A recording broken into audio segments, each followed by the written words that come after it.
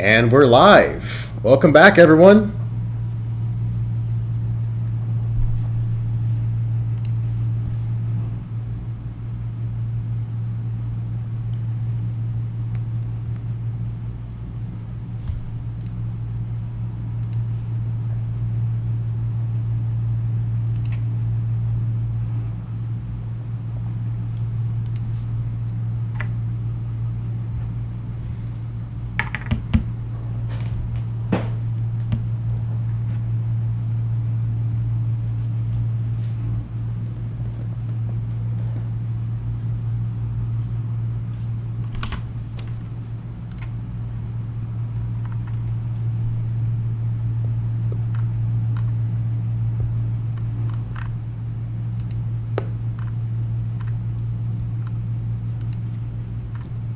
I do.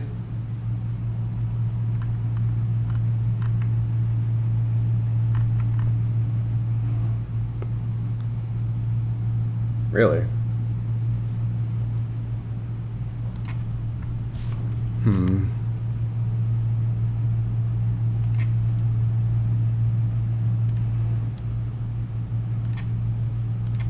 not remember. Try now? Okay, I hear myself and I hear the music. Yeah. All right, there we go. A little bit of a technical error, but in any case, welcome back, everyone. Yeah, hello. We are back with the 5th tier tournament. I'm very excited for this one. I'm Psyker, your tournament organizer, and I'm of course joined by Multi, who's here to help me commentate and help me organize and help us ensure this is a great tournament. We have a fantastic tournament ahead of us. We had just recently gotten done with creating our non-mentor cast tier list. And now is the time to start testing it. See if it needs any shifting around or whatever you have here. Yeah. And while the top of the tier list is usually pretty much uncontested, I feel like it's a great opportunity to show like why these characters really are the best of the best, and we're also getting a great opportunity to see the best players playing the best characters. So I'm pretty excited for that, and let's hope we see some fantastic Xenoverse here today. The rules are simple. Everyone entering this tournament was able to select 2 characters, one from S tier and one from Z tier. In our situation, Bluku was categorized as Z tier as well. And then they're just going to go at it with each other. Everyone starts out with their S tier player, and upon losing a round, they move on to their Z tier. And we're just going to keep on going like that throughout the entire tournament. Yeah, exactly. So people start playing with their S tier. Bluku, of course, will be Z tier because the only reason he's S tier is because we made that tier list for our tournament's purposes specifically, and preset 2 Bluku specifically is considered Z tier. So yeah, let's hope to see some great matches here. It's Multi versus Bruno, and I think it's gonna be a really exciting one.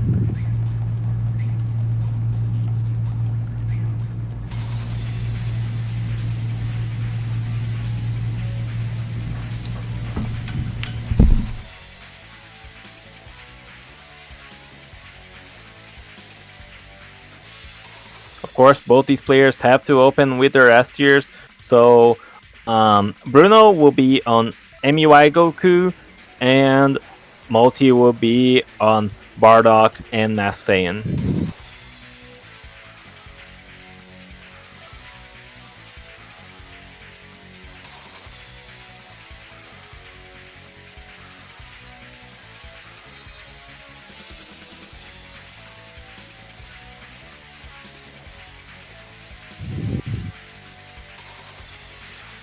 Alright, Bruno versus Multi, they start feeling each other out. Just Multi lands a very nice key stun on that live stream by MUI Goku. Bruno still trying to win neutral with those huge priority normals that MUI Goku has access to, but unfortunately for him, Multi is very savvy to it and is going to key stun them while they're in the animation. And as MUI Goku, you really have to watch out for key stuns in general. just because you can be forced to auto dodge as well, and that's just a very quick way to burn through all of your stamina. Multi forcing Bruno to evasive there with that with the teleporting string, gets his bloody sauce B blocked, and now Bruno's trying to wrestle some momentum away here from Multi, but will get back hit. Auto dodge allows him to recover to neutral for a brief instant, but Meteor Crash, Multi is just landing a huge amount of damage. Very nice P block there by Bruno. Gets some good damage in, forces a vanish. Oh, and the Meteor Crash is going to stamina break Multi, and Bruno does not evade it. Will manage to get him though with Burst Dash. That Super Kame a little optimistic there. Forces Multi to evasive, however, so that's not a full stamina reset, and now Multi is out of burst. Bruno, if he can score just a couple more neutral wins, he could be coming out of this match with a victory. Ooh, very nice perfect block there on the burst dash. Multi tries to circle around Bruno's block, but Bruno, heavy to it, does not hold the block for too long. Gets another Meteor Crash to force out the Break Strike. Break Strike, however, will give Multi a neutral win, and now it's anyone's game. Oh, the Key Blast forces the Self Break there. Oh, but he flies straight into Soaring Fist. Bruno takes round 1.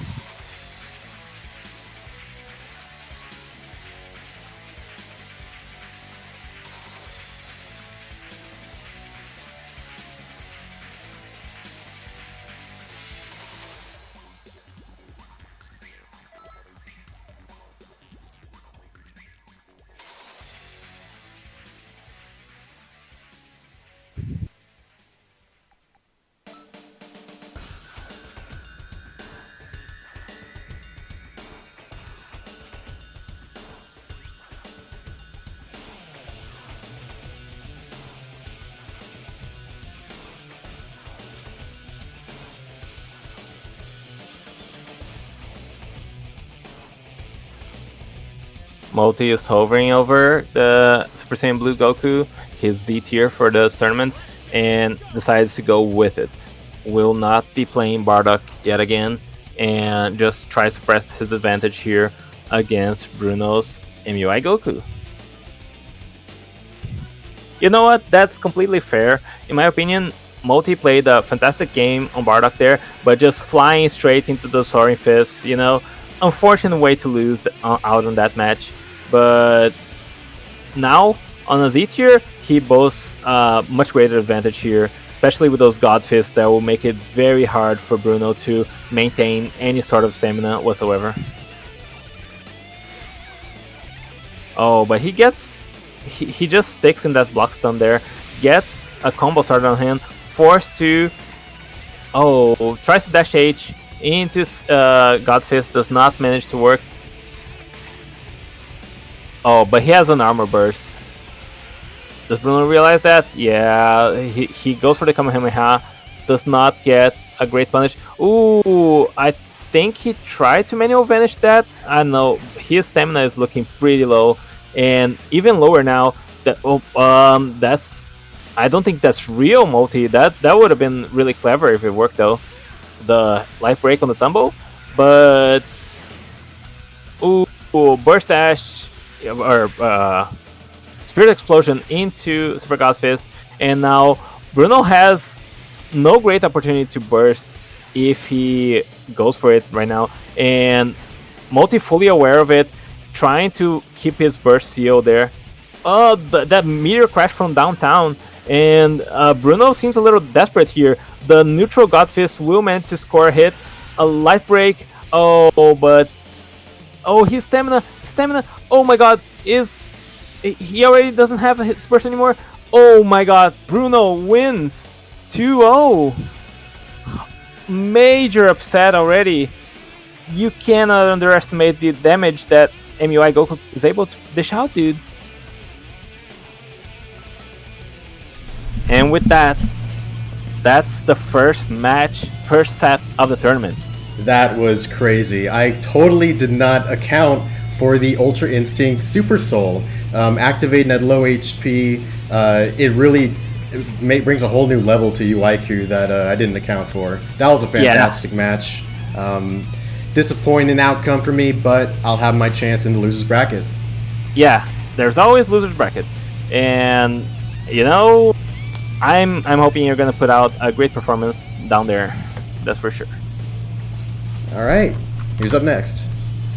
Up next is I believe we're gonna get things started on the other side of the bracket with Moto and Saber. Let's try to get them both in here.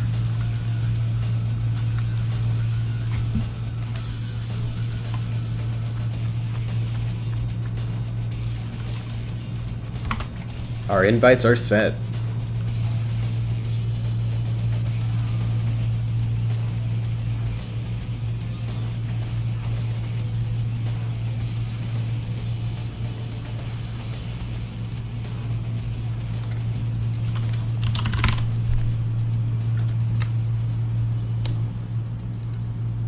In the meantime, I might try and see if I can upload the image of our tier list so people have an idea of what options our players had to choose from. Yeah, that's fair.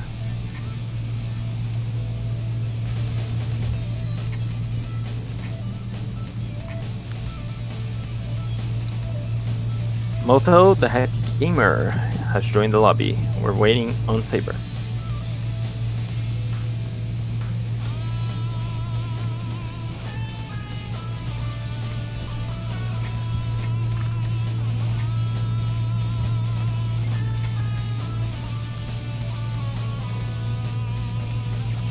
So taking a second to check out the picks here, it looks like Mountahouse is coming in with Master Ultra Instinct Goku and Final Form Cooler. Yeah, Moto is gonna be the other MUI Goku player in the tournament, and he has insinuated that he might be playing only MUI Goku. Even when his Z tier is available, he might stick to the MUI Goku. On the flip side, Saber is bringing Super Saiyan Blue Gogeta and Final Form Cooler. So it could be a very, very interesting match between these two players. I definitely agree. Mountahouse is kind of a player that I usually associate with, Fat Boo, but as he's an A tier in this tournament, and thus, not playable, it'll be an interesting opportunity to see what he can cook with other characters. Yeah, his Fat Boo is particularly nasty. He rocks a really good Jiren, I think full power Jiren. Pretty nice of him. But I have never seen his MUI Goku, so let's see what he's able to cook with that character. We already saw a glimpse of how that character can be very scary in your match versus Bruno, and I'd be willing to assume that Moto is definitely someone who's able to play that brand of aggressive character really well. So we'll see. Are we still waiting on Saber?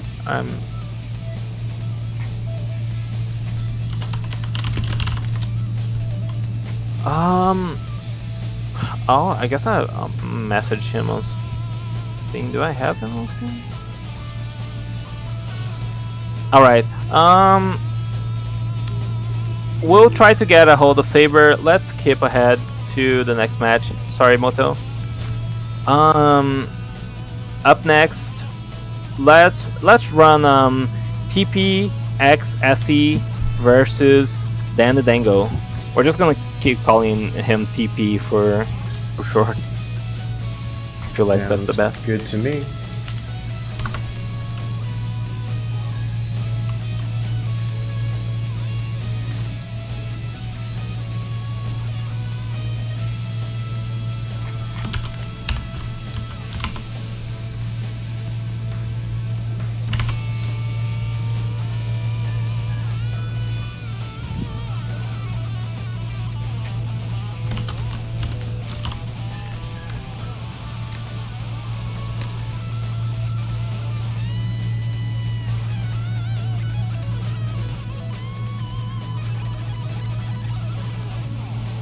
Morlanon, no, it's not. It's not better if they make the room themselves. Sometimes we resort to that, but to spectate someone else's room, we need to, like, the streamer needs to join and then leave because they will be put into rotation and then join again. So it's a big hassle.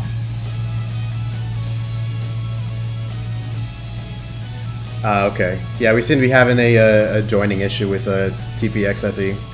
Oh, right. Okay. Okay. All right, TP. Try make your lobby. We'll do the shitty way.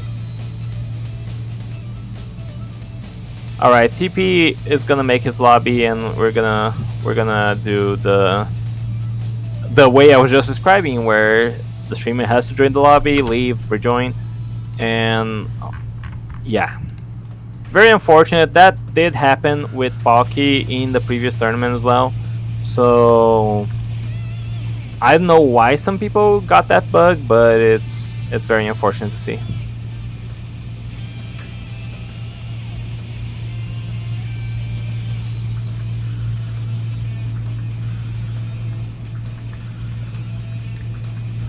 Just remember the lobby settings for here are 5-minute timer, levels on, and items off.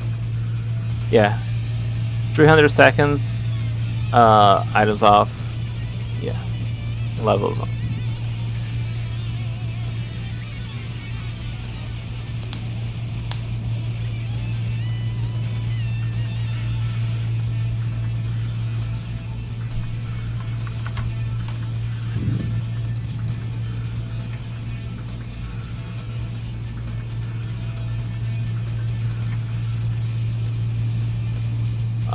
Shit.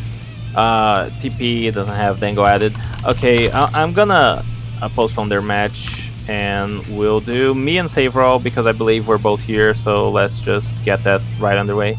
I'll join game when you're ready. Now that just leaves to whether or not Saveroll has me added. But Saveroll is here, so he should have you added. I don't know if he. And if he hasn't, that's just going to be a matter of like 2 clicks.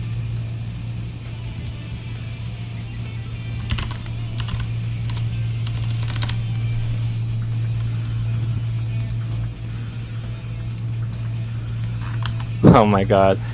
He said he said he's gonna turn on his PC computer. Come on, bro. How many more matches can we go to? I know, right? We'll wait. Surely he has a good computer that will turn on very quickly, and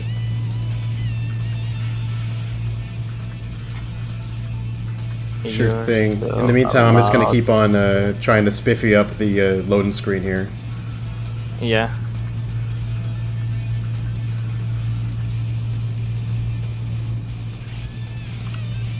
Oh. Yeah. Gonna show the tier list. Oh, that's really nice looking. I hadn't tuned on to the stream. Yeah, that's a good way for people to see.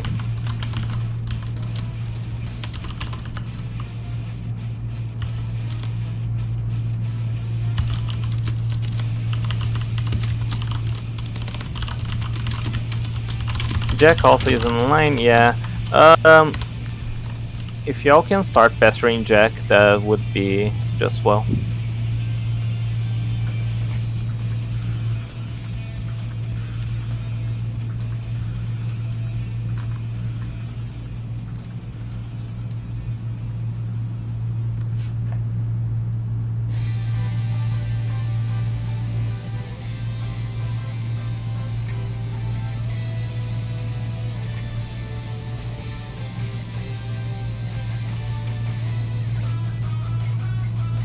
Yeah, I see you, iProperty.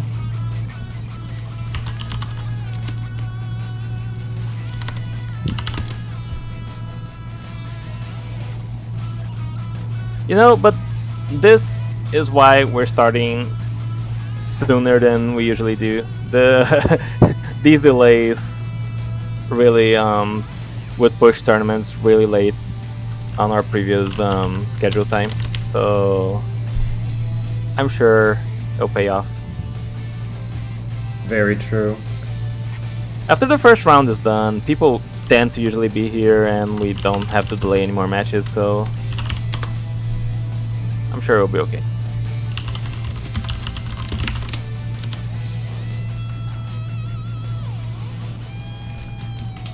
Alright, have him at it now.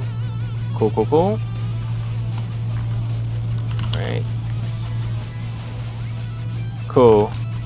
We'll do your match immediately after this one. TP, have the lobby up.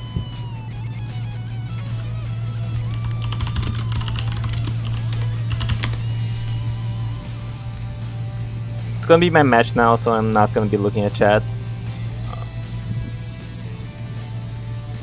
And probably gonna be muting myself after Saveros here. So let's look at his picks real quick. Saveral is bringing base Goku as his S tier and Hit as his Z tier. Meanwhile, I am bringing Gamma 2 as my S tier and Final Form Cooler as my Z. So yeah, pretty interesting matchups here, and I'm sure it will be a great match between the two of us. I'm very excited to see the performance of Gamma 2. He has some incredible longevity options, not to mention just a relatively high damage output just on his own.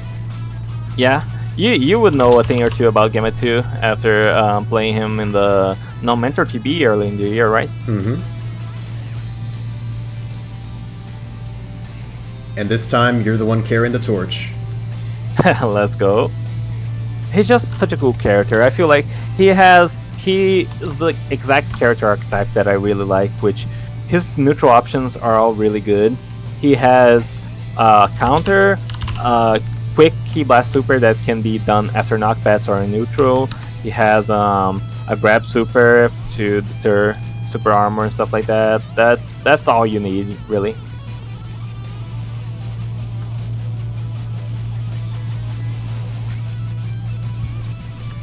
And Goku as an S tier character just speaks for itself. Particularly, we're looking at the Majin Buu Saga preset with the God Fist and the Health Burst. Yeah, very good stats on that too. Good HP, good good stamina. All right, Saveros here, so I'm gonna be muting myself. Let's make this a good one.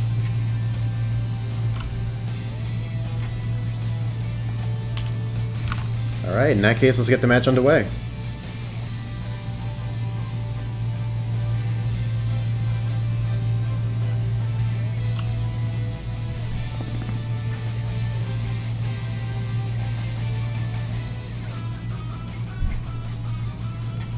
Indeed he did. Our last tournament was our Otherworld tournament, I believe.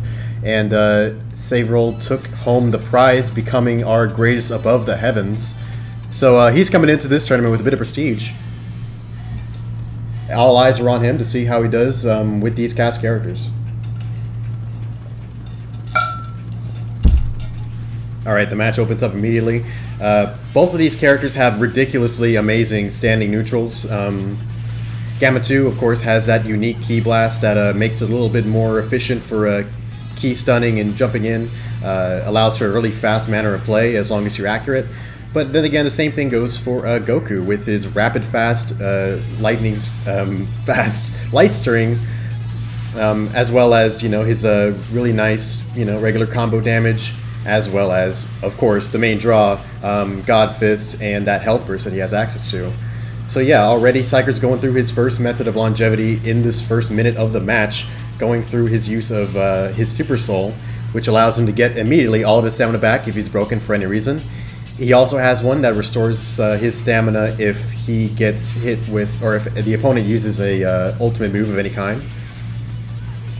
But a lot of people now understand the Gamma 2 matchup a little more. I doubt Cyberl is going to be pulling that out unless he's able to pretty much just get it off for free, which seems unlikely. But okay, Psyker's already going through his health burst now, making some use out of his counter skill.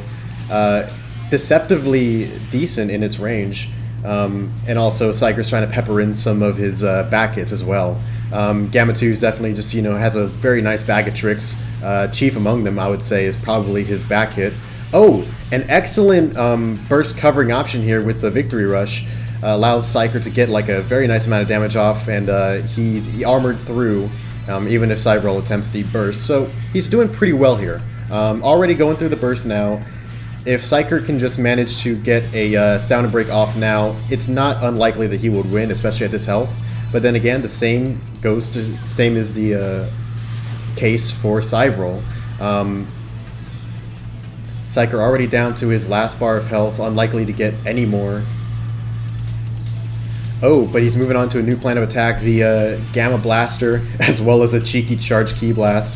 The Gamma Blaster is a ridiculously amazing zoning tool, gets a nice bit of damage off if the opponent's not able to P-block every single one, or is just caught unawares. Yeah, Psyker definitely bringing back the lead here in a way, but if he can just manage to get that one last, or two more, neutral wins, he could have feasibly taken this, but Cybral was able to just keep one step ahead, get the first point of the set.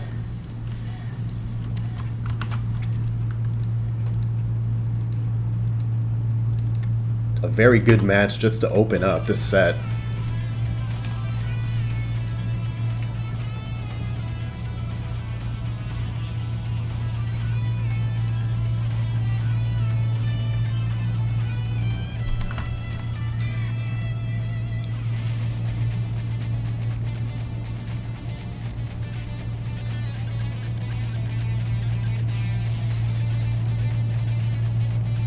I would say that Psyker's burst covering was really nice, even if he wasn't able to get that final hit off on his Victory Rush.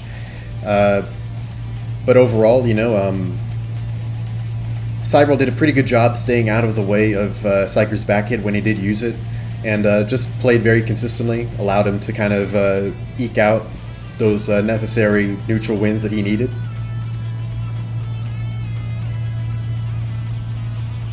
But it looks like Psyker's opting to stay on his Gamma 2 for this one, instead of going off to his Z tier. I say that's a pretty good call. Just depends on his familiarity with both characters. If he wants to do pretty well, or if he thought he had a pretty close match last time, understandable that he would move on to this. Very nice bait punish on the counter. Oh, but perhaps not the best use of the instant rise. But then again, depending on how that he would have gone, he probably would have been able to connect the Godfist after the Spirit Explosion, and then just compounded that on, so probably wasn't the worst use of Instant Rise. Smart use of that command grab that Gamma 2 has. Isn't the most powerful, but it is rapid fast. You can use it after a one light attack. Just a really good option, possibly even for swallowing the opponent's Vanish or Evasive.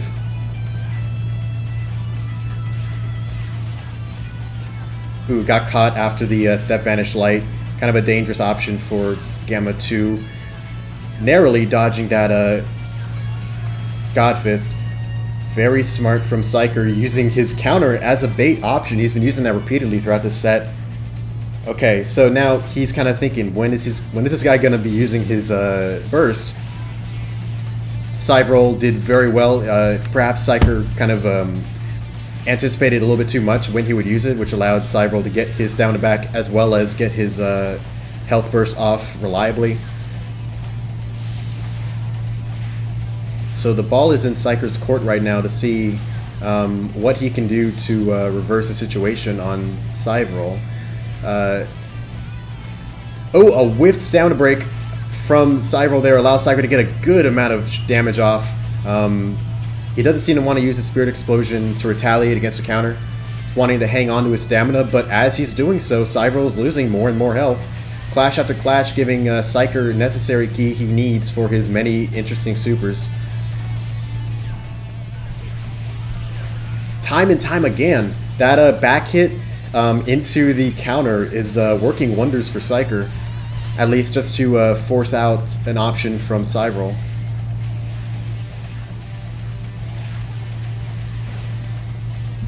Okay. Interesting follow-up with the God Fist, but it works out. He was able to get a few hits off of it from Psyker running into it. God Fist coming out from Cyvril. Okay. A P-block on the Spirit Explosion. Very nice. And the command grab to get some reliable combo damage off. Now, because Gamma's use grab is so ridiculously weak, one grab won't quite do it, but now a Gamma Blaster will be enough to even the set. This is fantastic. We can't count either of these guys out coming into this Game 3.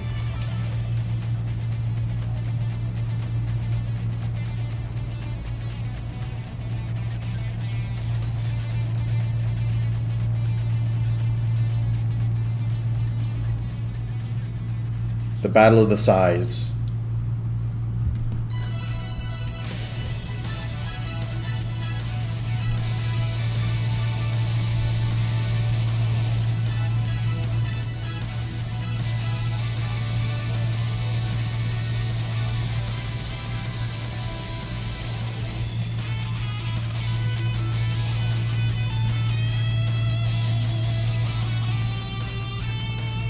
So now that Psyker has taken a point off of Cyvril, he has the option to go onto his Z-tier pick.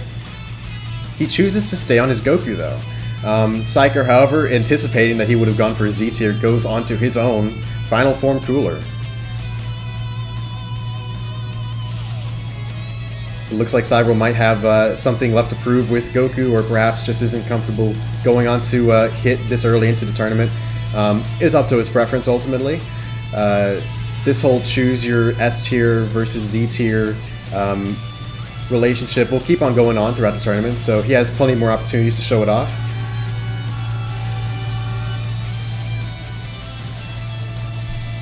Cyvril hanging on to his health as he continues to put damage onto Psyker.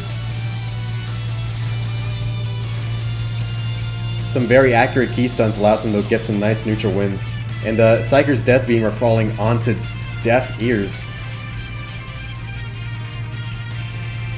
Decent Kamehameha damage as well. Not quite able to, or not quite willing to evasive out of there. But still, just means more damage that Cybril's piling on. Ooh, goes for that charging attack that Cooler has. Unfortunately whiffs. Deceptively powerful though. The God Fist into the Kamehameha, decent attack follow-up, especially at that range where you're probably not likely to be able to get the follow-up dash light in order to continue the combo string. And the LB punished, and of course, no health regeneration, no armor that Final Form Cooler has. I would say possibly a situation of character familiarity allows Cyvril to take this first set. Psyker will have the opportunity to continue fighting in the loser's bracket, but for now, we continue with round 1.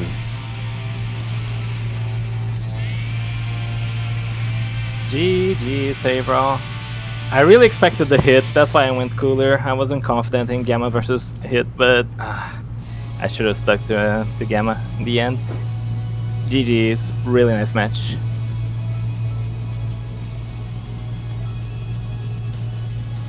Alright. Who's up next? Up next is let's do TP and Dango. We can do their whole lobby shenanigan to get it out of the way already. Alright, if they're interested in doing that, then yeah. They added each other and it was they should have the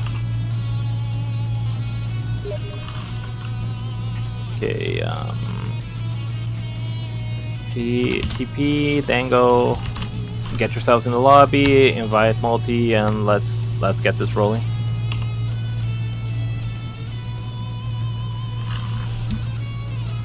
Alright, I'm in. Cool.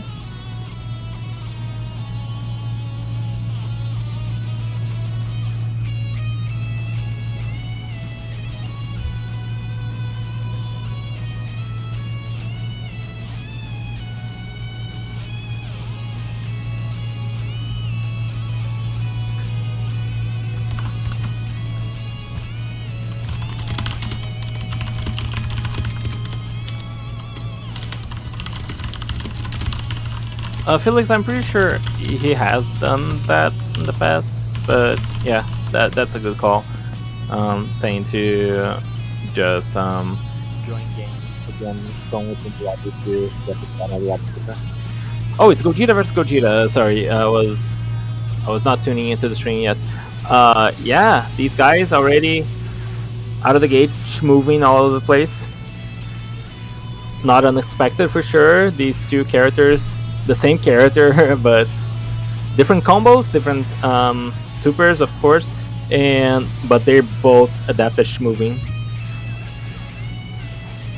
Very nice. We don't often get to have this kind of matchup, even though these are very popular and powerful characters. Yeah. Just getting to see both of them, how they tick, how they compare with each other in terms of what they excel at. It's kind of interesting to see. Both have pretty much identical steps. Oh, man. But, of course, we all know the insane damage output potential of base Gogeta, but also just like the reliability of Blue Gogeta. How would you appraise like this relationship that these two have? I think definitely while base Gogeta is a little more damage oriented than his blue counterpart, the damage in blue Gogeta does not fall behind in the slightest. Just the fact that he's alternating Super Comet deals so much damage, and yeah, we see that right out of the gate. TP gets the first win, very dominant fashion, of course, but yeah, their main differences will be, I guess, a little bit in the neutral. I give Blue Gogeta a slight edge in the neutral just because of his step cancels towards the end of his strings. If I recall correctly, base Gogeta on his bread and butter gets his step cancel a little bit late, so definitely a differential there. They both don't have the greatest burst. The BS Gogeta has P block burst. Base Gogeta, Blue Gogeta has an attack burst, but they're both very phenomenal characters and very similar in the way that in the things that they can achieve. But of course, Dango, after getting washed on base Gogeta, he just chooses to go hit, and let's see what his hit can accomplish. The first hit of the tournament, we'll see here if he can overcome TP's Blue Gogeta. Awoken hit. Is there anything that hasn't already been said about this character? Honestly, I guess we haven't gotten to mention him too many times, considering we don't have him in too many tournaments. But yeah, the only time he was really made available was in the Universal Tournament last year. But other than that, Awoken hit, of course, one of the premier characters in the game, straight up, possibly the best character of the game, the entire game by some metric, and we can see how he can combo start off his grab. He has a jump spike, he has those very oppressive key blast cancels that just will track your opponent, so they double as a key cancel and a key stun, and his animations end very quickly, so he's very slippery, very hard to punish too. So all in all, this character is just a menace. But TPXSE is doing a pretty good job at treading water against him. But man, if you give him a second, Dango will just be able to get a nice amount of damage off on you. Yeah, for sure. And that's the thing about Hit, right? He isn't lacking in neutral nor in damage, and we're about to see that here. Oh, he tried to burst lock him with the Flash Skewer, does not manage to get it. Oh, the spaghetti is starting to spill, and Dango, just walks through the Punisher shield, alternating Molotov, quick and done. A nice recovery in what otherwise could have been a disaster situation. Dango evens up the set. Yeah, and that's what's important, right? These players playing at the high level, one misplay can spell the end of the match, so it's very important to keep your cool, just be collected, and try to do your... Oh, he got it. And just try to maintain your advantage so that you don't lose it altogether. And then just did just that, rather, and that's the result. Dango gets A win evens up the score, and now we're getting to that all-important game 3, where TP will also be able to pick his Z tier, which I believe is Blue Goku.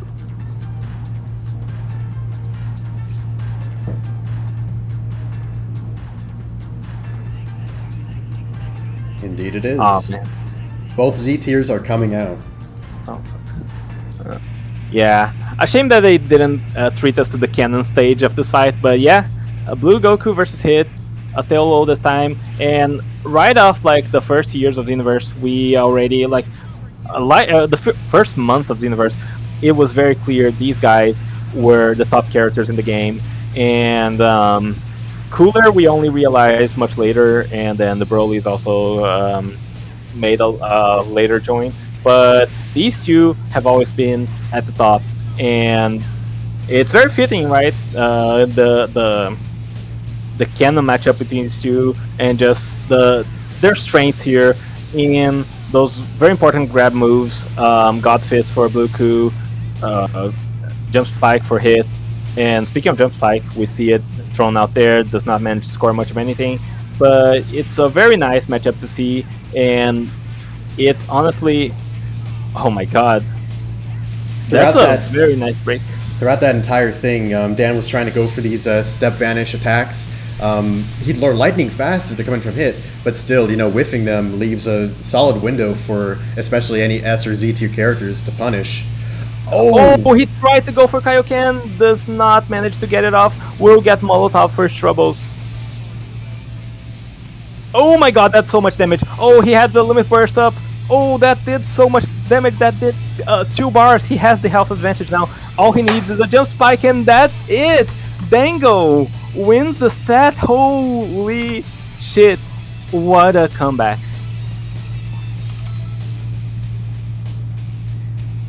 No accounting for that Molotov soul. Dude, that Kaioken there, yeah, someone said in chat greed, and it was greedy. There's no other way of putting it. He didn't even have his armor burst on. Easily broken by the reverse burst dash, and Dango takes the set. What? Well, that was a nail biter, honestly. Absolutely a game that could have gone either way. But really, when it comes to these Z and S tier characters, as we will see throughout this tournament, it's really going to be coming down to like one interaction that's going to make or break it. Because that's just how close these are. Up next, we have Selena's and Zenomesa. So let's get them both in here.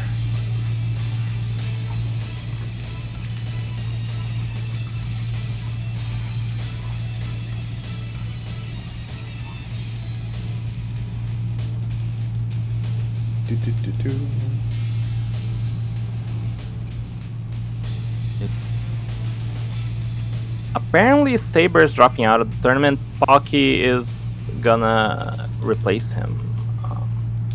So, oh my god, Pocky has the bug too, doesn't he? That's gonna be... Yeah...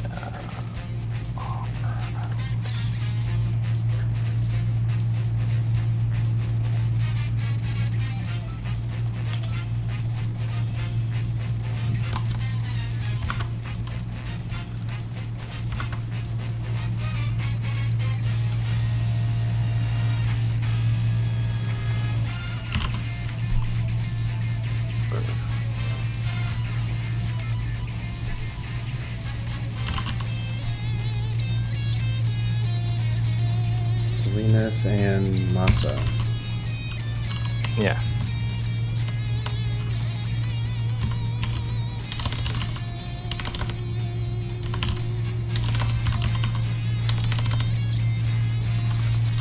Okay, he's not coming up on my friends list. Let's see.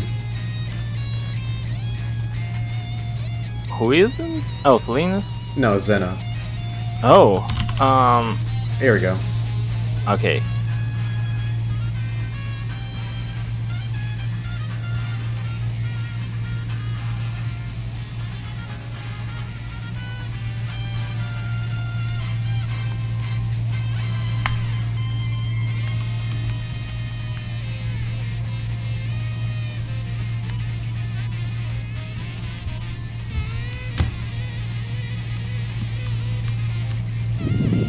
I hope they're on.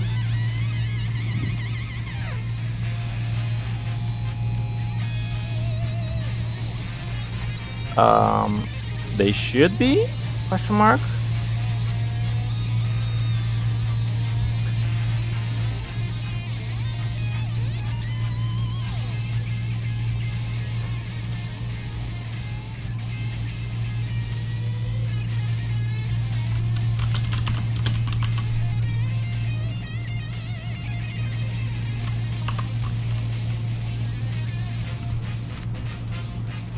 Any word from Arcadescence on Discord?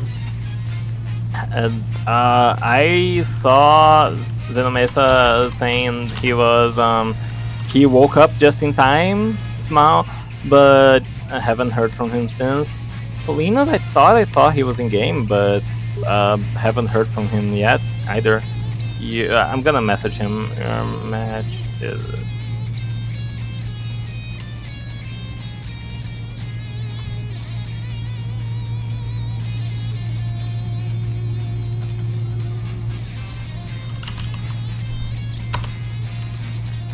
He said he didn't get an invite, but he's here now. Huh? Oh no! Don't tell me. Do not tell me.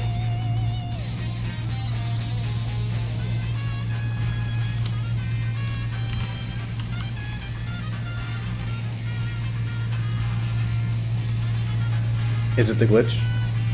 It might be. Try inviting him again. Salinas. He hasn't said anything about being disconnected, but Fingers crossed? fingers crossed. Here's hoping. No, Okay. bro. Alright. God damn it. Okay, we skip over this one. Oh, we'll skip. Okay. Alright, yeah, let's skip. Let's do Moreland and Paradoxon. They're both here, and they should be ready to tussle. After that, we'll do Moto and Palki, and in the meantime, we'll try to fix that. Moreland and Paradox? Yeah. Okay.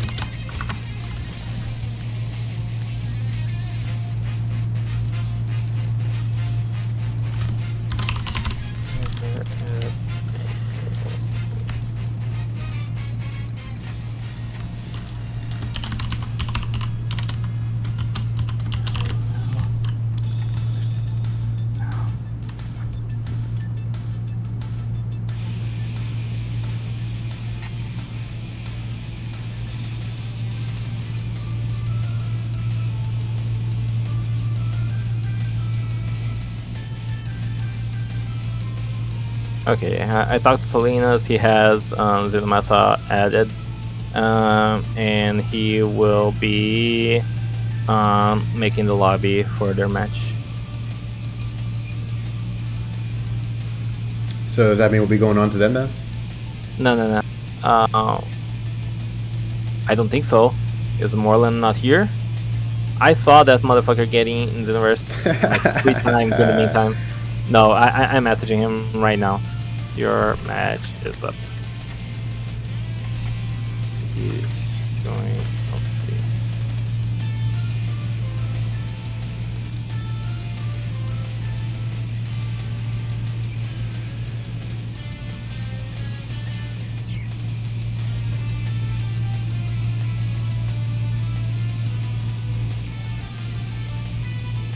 Okay. Okay. We are here. We're good. Hopefully it's a good one. Moreland versus Paradoxon. Let's get it. All right.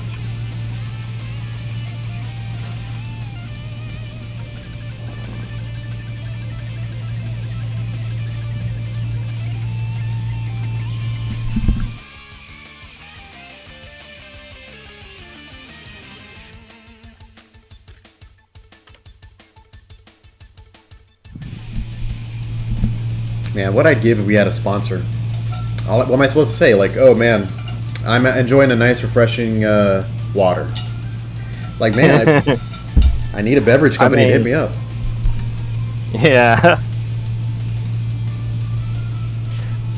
Yeah, since we don't have any sponsors, I'm just gonna drink. I'm gonna crack a cold one and drink this unspecified drink. Oh, Gamma 2 versus Gamma 1. I didn't even realize this was the matchup where we were staring at here. Yeah, yeah, Gamma 1 versus Gamma 2. That's hype. Eager to see these two play it out. Oh man, almost got a cheeky break right off the rip there. Between both of these characters, they're both excellent. I would say where Gamma 2 has some ridiculous longevity options, high damage, etc., etc. Gamma 1 is a very excellent counter. Yeah, Gamma 2 definitely is a death by 1,000 cuts kind of character. He wins neutral ever so often and tries to make progress slowly. Gamma 1, on the other hand, he just nukes your whole health bar if he gets going. He's just so strong in terms of damage.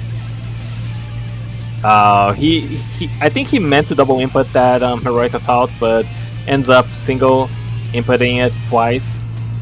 Gets comboed a little bit of a desync there, but seems like we are fine now. And ooh, the Gamma Blaster tickle his health bar a little bit. Well, Paradox doesn't have burst anymore, while Morland still has access to that armor limit burst. But so it's anyone's game. Goes for a burst dash into a break. You have to imagine that has to be a miss input. And right now it's looking to be Paradox's game to win. Armor burst comes out from Morland. That broke him. He's wait, what's happening right now? It was was it a Phantom Burst? I don't. Is he gonna employ the tri-burst technique? He flew into that, I think. Did he? I don't know. Oh, netcode sama. Is the simulation getting destroyed? No! Connection error. Well, let's get Morland back in there. Holy shit, that was something. How should we count that? I mean, it is a disconnect post-match start, so even had Paradox not won, I think we ruled this in favor of him. Man, this is rough. This is unfortunate. I'm getting pinged. Oh no, that was just lucky earlier.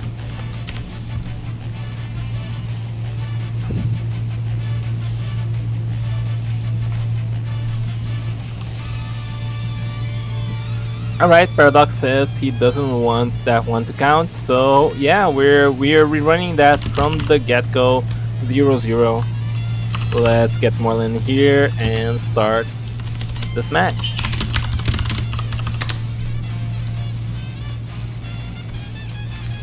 Alrighty, the invite sent.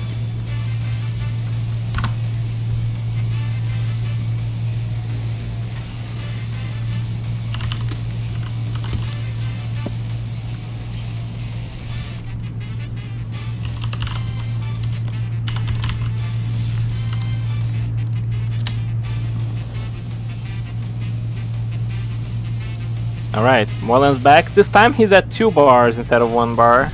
That's what I like to see. Yeah, no, this gives us way better prospects. No joke there. Good odds that he's just gonna be able to play a proper game of the universe here versus Paradox. Gamma 2 versus Gamma 1. I'll tell Zoe this time. Let's see these two at it. I would say the Gamma 1 has even particular tools that make him excellent against fighting Gamma 2. I mean, obviously he can put out an insane damage output without needing to rely on his ultimates. Yeah, without needing to rely on his ultimates, and without needing to stamina break, even though it's very easy for Gamma 1 to just core stamina breaks, he does not need them in the slightest. So challenging those combos has been really rough for Moreland so far. He just... Oh, but he got a really nice heroic assault. And you see how much damage that did already. Health situation looking kinda even already between these two. Ooh, 5L 3H gets the key recovery boost, Paradox. Goes for the counter, managed to score one, and now Moreland is in a tough spot. We haven't Still seen... has that armor burst, but go on. Yeah, we haven't seen a burst or any of the Super Soul activations from Gamma 2. So, I mean, that'll be something that Moreland will have to keep in mind if he wants to turn this match around. Yeah, absolutely. Oh, here goes the Android Rush, forcing a burst, but that just means Paradox will be taking more damage. So he's got to watch out for that.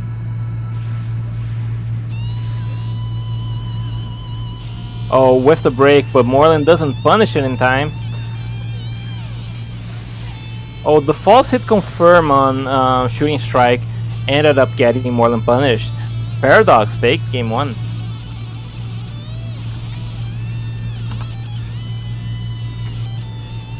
Alright, now Moreland will have access to his Z tier, which is Final Form Cooler. So let's see if he's gonna stick with the Gamma 1, if he's gonna go for Cooler. I'm glad you clipped that, Felix, as you know.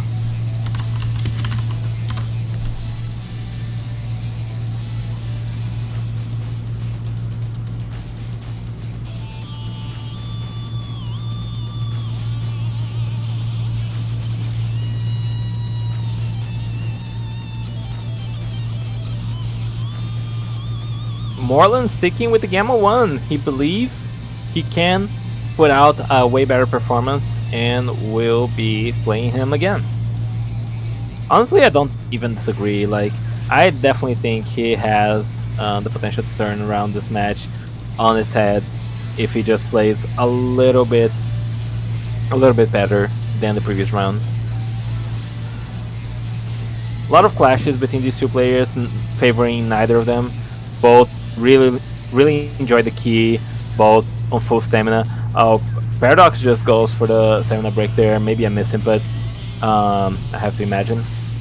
Oh, he was going for a command knockback, was Moreland. Gets Gamma Blaster to the face, and now he's losing neutral over and over. This is a pretty precarious situation. He's getting some decent damage off, repeatedly, but it's a shame to not see more alternatings coming out, because in my experience, it definitely seems to be like his biggest bang for your buck damage combo string he has. Absolutely. But the results speak for themselves. Moreland's stamina looking concerned. Yeah, no, definitely so. Moreland now. If I'm Moreland, I'm thinking of going for a self break, but it's so hard after that clash because his stamina is just a little bit too high for that. Ooh, very nice perfect block by Moreland though, and a very nice neutral win at that.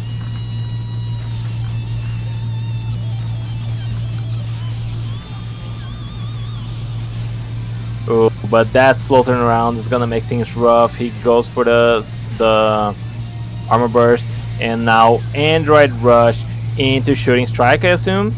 No, just follows him to the ground. Another Android Rush. That one into Shooting Strike? No, but triggers the counter. Paradox still on very low stamina, and his baby is basically in baby stamina jail here. Goes for the raw. The raw core breaker does not manage to score much of anything, but still, Moreland a little bit on the outside looking in here, trying to make something happen, and it's being tricky for him. One Gamma Blaster should do it, but Moreland's upping his movement in order to try and stay ahead of that. Oh, he could have blocked that. That would have been so nasty. Oh, it whiffed. Oh, but that one landed. He's definitely not out of it yet. Oh, the back hit saving Paradox from that burst dash. Oh, you have to be more careful. Goes for the raw burning strike, does not manage to get it. I definitely I understand the Hail Mary Burning Strike, but unfortunately, Paradox wins 2-0. Marlin will be sent to losers bracket.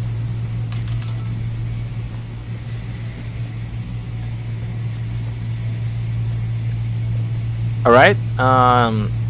Up next, we'll get Salinas and Zenomesa. Let's just get him to invite you. Invite. And we'll run your match.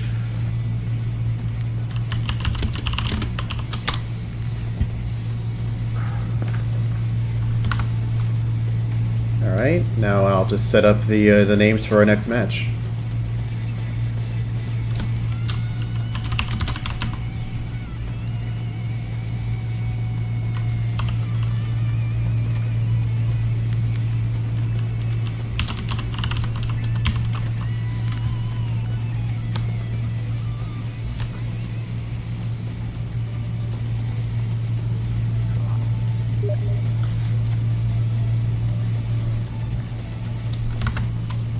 Multi, so he can. Okay, Salinas was a little confused, but he's getting the lobby set up. Got it. And in the meantime, what do you think of the tournament so far?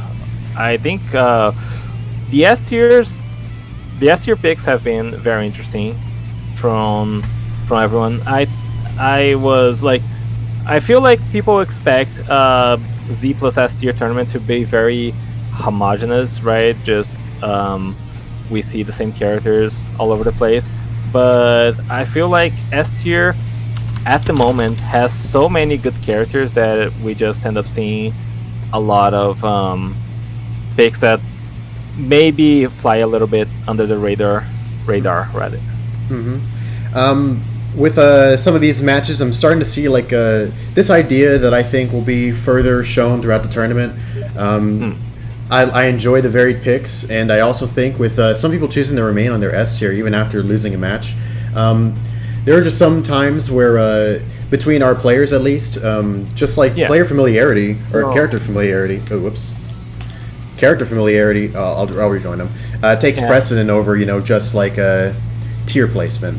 It's kind of an interesting relationship, but I'm also really impressed with how some of our players have been doing with the characters that they have. Yeah, absolutely. We've always had fantastic player quality throughout our community, and I think letting them loose like this just show their proficiency at the best characters in the game is a fantastic way to see just some fantastic Xenoverse altogether. All right, so Salinas versus Zenomesa.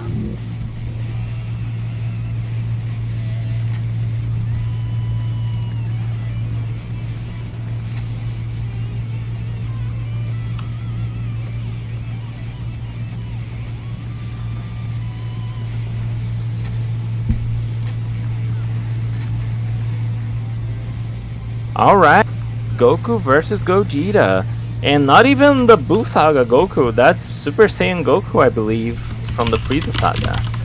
He does have access to God Fist and an attack burst, but I'm a little skeptical on this choice here by Zeno. I guess it remains to be confirmed which preset is this, because I know that they're very similar. I'm hoping it's the Super Saiyan preset with the God Fist. Are you wondering if it might be the Kaioken one? Yeah, that would be bad manners, honestly. I'm not sure, but could definitely be. Zeno's definitely one of the better players we have at Goku, and the God Fist revealed that is the Super Saiyan Goku preset. Whoops. Goku, the legendary Super Saiyan. A little bit of desync there. It seems like it might be registering mostly fine on their end. Never mind. That's a fat desync. All right. Seems like we might be back. Question mark.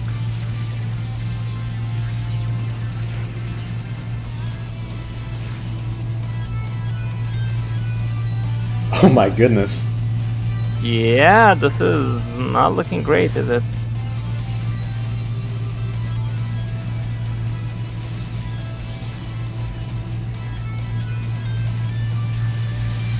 Woo! My. I am at a loss. It's very hard to commentate this match. I guess we can get creative. Oh wait.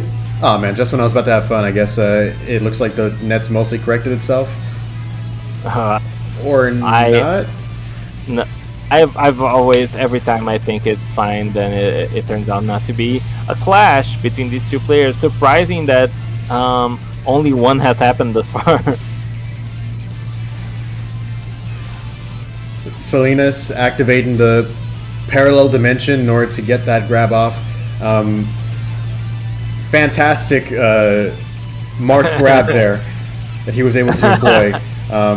You can't teach that. You just can't teach that, dude. This internet connection is just built different.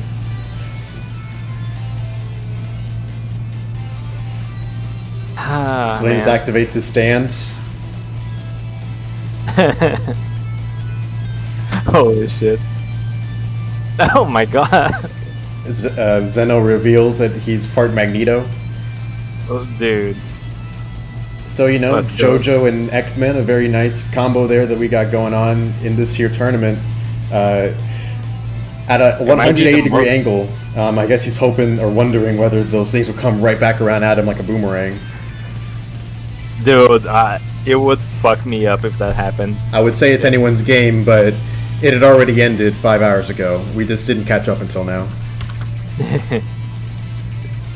So for those at home, that was Zeno who took the first point of this set. Yeah. I mean, I'm not sure what to do about that one. These two, who has the worst connection? It's a little tricky to tell.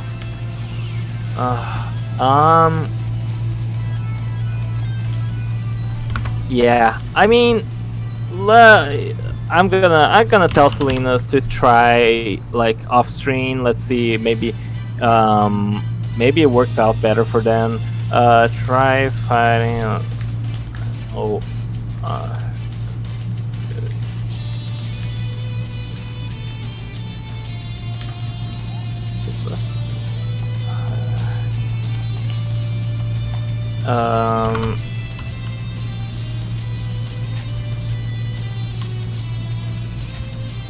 Alright, I instructed him to let me know if it's less laggy, if it's between the two of them.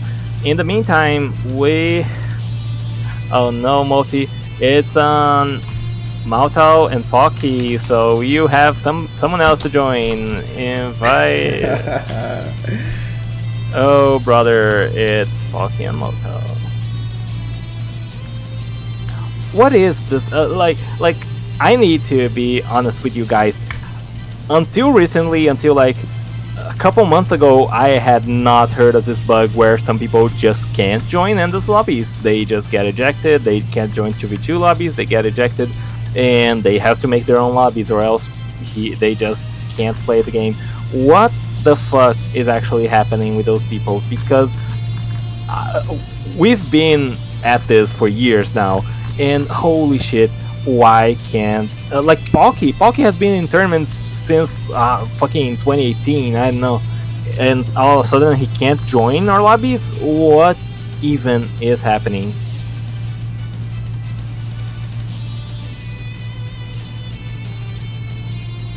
Don't look at me. I'm just the yeah, no, I'm just rambling.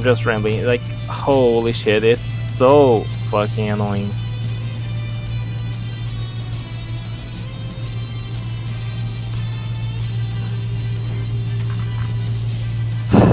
I'm messaging Pocky, who should have been on standby. He even messaged me on Steam, and no reply. So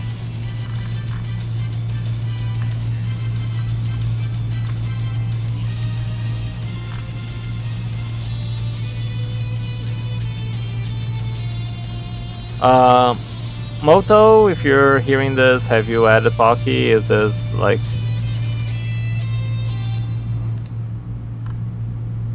Firewall issues, you think then? That I guess I could see that. You know,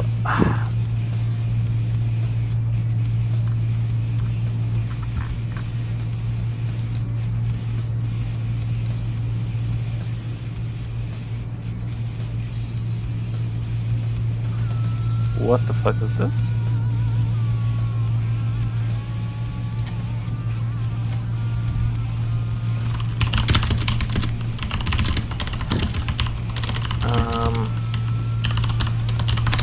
Yeah, fuck. I'll hit you up with profile Moto.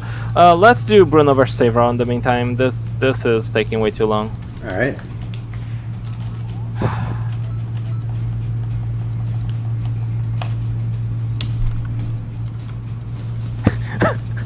You just progressively adding gifts.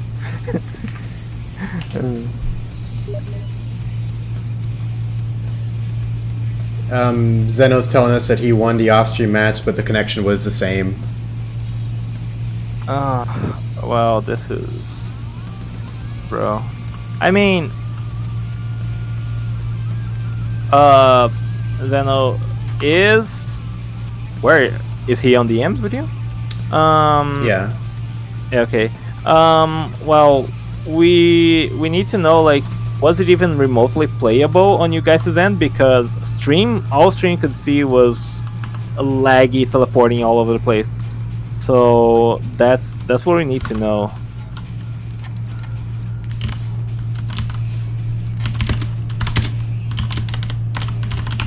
Oh, now Pocky replies. Oh, but...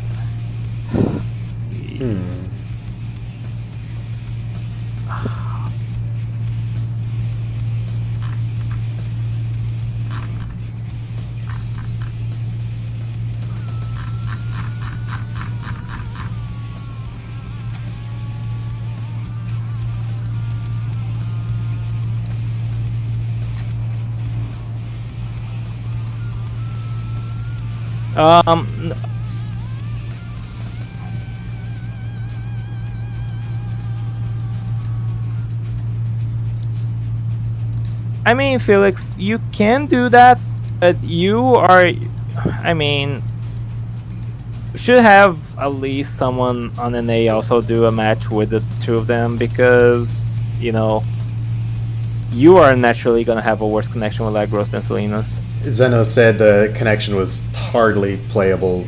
Lots of desyncs, only synced back up for a few seconds. Yeah. That's what I'm hearing from Salinas as well.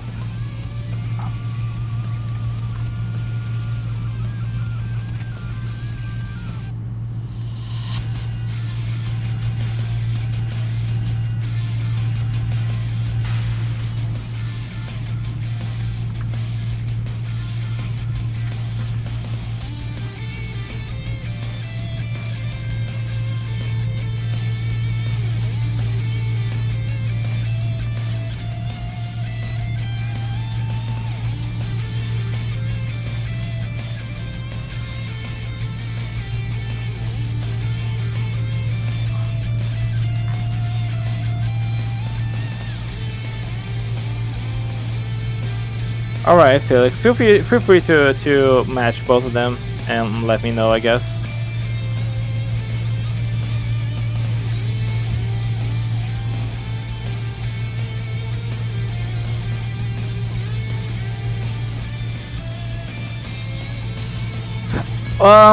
Probably thing is, your opponent doesn't seem to be here, so very likely you were getting bumped to the second round, and your match is gonna happen there, because you might be getting the bye.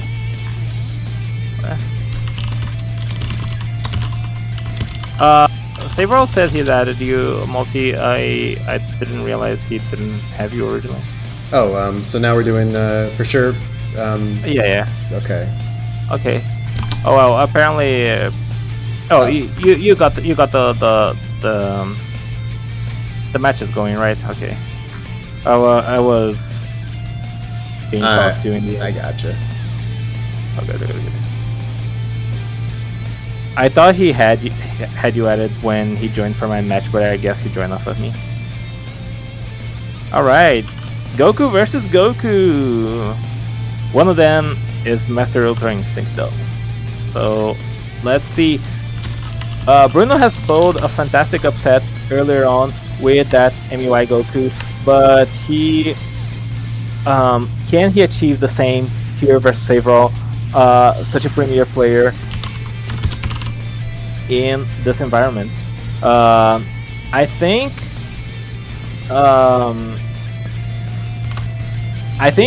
base Goku is definitely worse than Blue Goku, but not by a lot. So it goes to the how well can it be piloted by. Oh my god, that meteor crash on attack burst.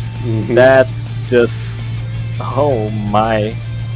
And that's even with, oh, and he's doing it again. Never mind. Just depends on how well Bruno's able to keep up this catching that he's been doing. Yeah, if he can catch Cyber just a couple more times, that's gonna be curtains for him. Oh, but Cyber's letting these hits. Yeah, he just ate that combo because Bruno was not doing enough damage. That's when you really want to go for something like those Soaring Fist loops, buddy. And a break combo into Super Kame. Oh, he lives! Can he withstand that? No. Unfortunately for Bruno, no recourse is had. And Savrol takes game 1.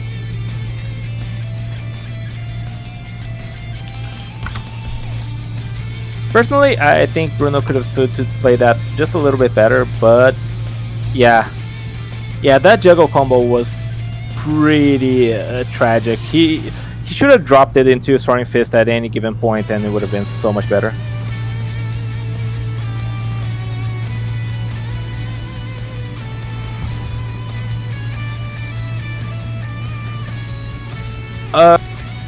Prince of Jesters, Juggle is when your opponent is being comboed. If you drop your combo, they fall to the ground. You regen more stamina if you sit in a Juggle combo. That's why that was a mistake by Bruno.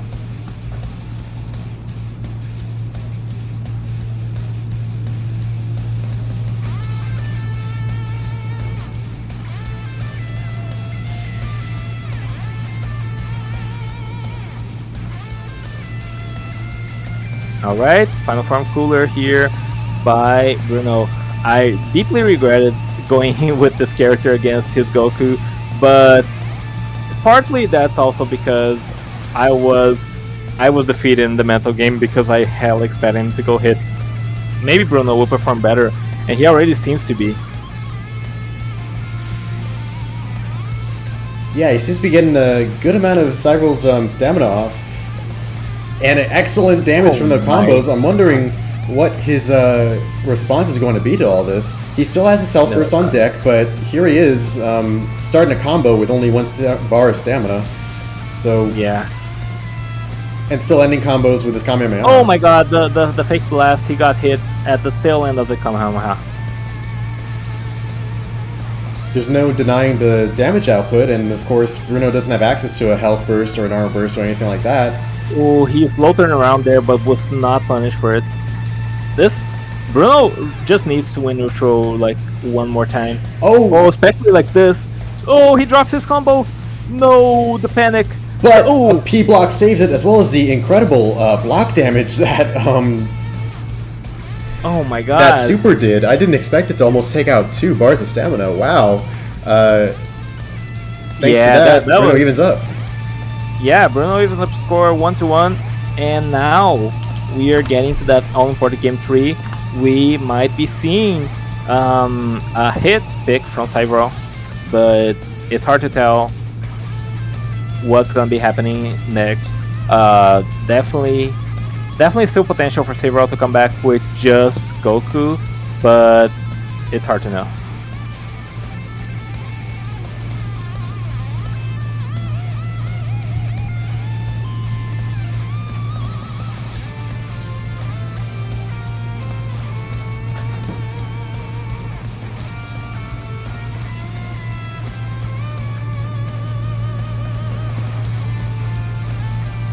Alright, staying on the Goku. Let's see if his play tightens up, because otherwise he could be going on to the loser's bracket. Either of these guys. A lot's riding on this match.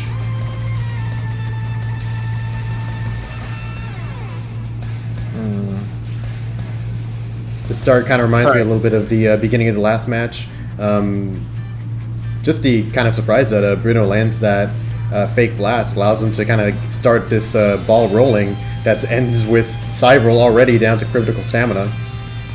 Yeah, Cyvril goes to the ground to regen some stamina, gets punished for the fact, and another bomb key blast. Death Crasher this time will not hit, but already getting a substantial health lead is Bruno. Oh, he could have P-blocked that. I think he tried to. Oh, he's really trying to get those P-blocks, just fishing. A little bit too much stamina to try and go for a self-break. Probably wouldn't have really... it's kind of a dangerous prospect regardless, but still. Oh, he's gonna have to burst. Oh, Cyvril was animation locked. He couldn't... Oh my god. Wait. Excellent burst read. Burst read. Oh my god. Bruno takes game 2. Cyvril gets knocked into loser's bracket. Holy shit. Just goes to show you cannot sleep on attack burst. You really cannot.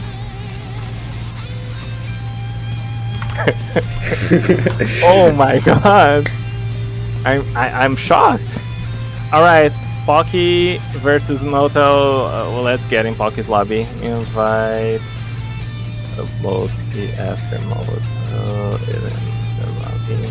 Your match is up. All right, message Pocky. He should be aware of the fact. He should be here. No issues.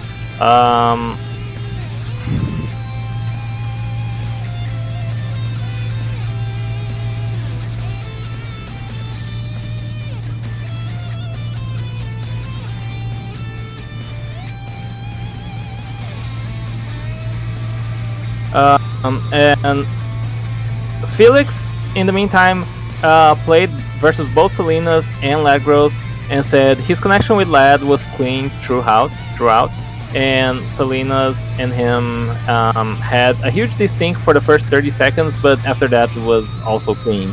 So we are seeing that the two of them are able to test again, see if like the issue has fixed itself, or if not, maybe it's Salinas who will get the disqualification due to connection. An unfortunate prospect, but it might be possible.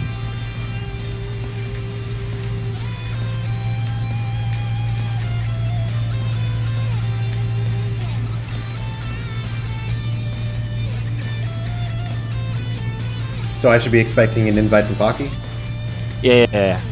Got it. Oh, yeah. He's gonna invite you. He's gonna invite you after Moto is already in the lobby. That's the perspective, at least. All right.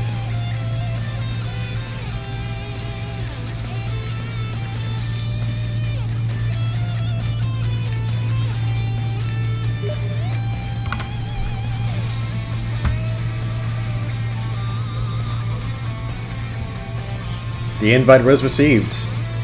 Alright. Let's dance, says Pocky.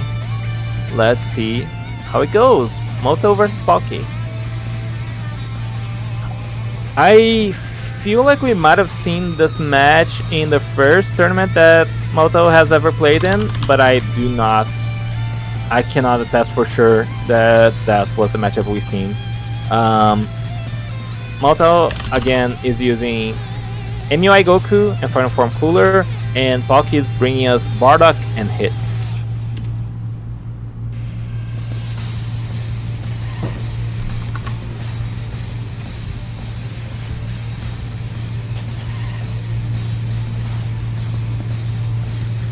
Anyone else feeling deja vu?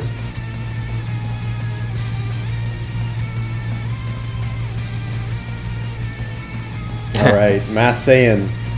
Math Saiyan. Incredible LH, step cancel. Very nice, pressure with the teleport as well. Just a reliable H string, not to mention my God. my favorite move in the game, Phantom Fist. as long as he doesn't get caught too much by Uiku's priority, then I should say he has a very nice advantage here. Yeah, and he seems to be utilizing that neutral advantage like to the fullest. He was just catching Moto time and time again in those LHs, and it was working on wonders for him. Oh, smart! Triggers the clash while broken. Unfortunately, wasn't able to get that extra damage from the meteor crash, but it's all good. Yeah, but attack burst on. Gets his stamina back with very little repercussion there from Pocky. Oh, that's such nice damage there. Just a regular combo string almost does half a health bar. Pocky wisely does not want to get caught in any of this. I'm surprised that Mountao isn't throwing out some more surging fists while he has the attack burst on, while it lasted at least. That would have been incredible. Oh, that back hit. He back hit in place there and caught Pocky. He back hit twice, I believe. Oh, this is looking pretty dangerous now. Now it's all over, says the Super Soul. Oh, whiffs the stamina break. No. And he has plenty of ki to Phantom Fist with. Can he kill? He could have, but Pocky's able to escape at the last second. Oh my god, this might go down to a grab, and it does. Oh, it's not enough. Burst dash. Oh, very little stamina between both players, very little health. Force and evasive. Who is gonna take the cake here? Oh my god, a trade here. Oh, the super key explosion.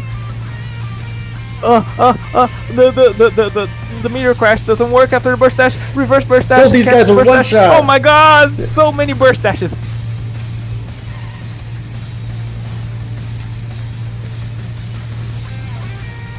He burst harder. Mountao takes the first point of what I already know is going to be the most insane set. Right? Holy cannoli! He took the first point, and that was crazy. That was honestly that could have I'm speechless. It could have gone either way so hard.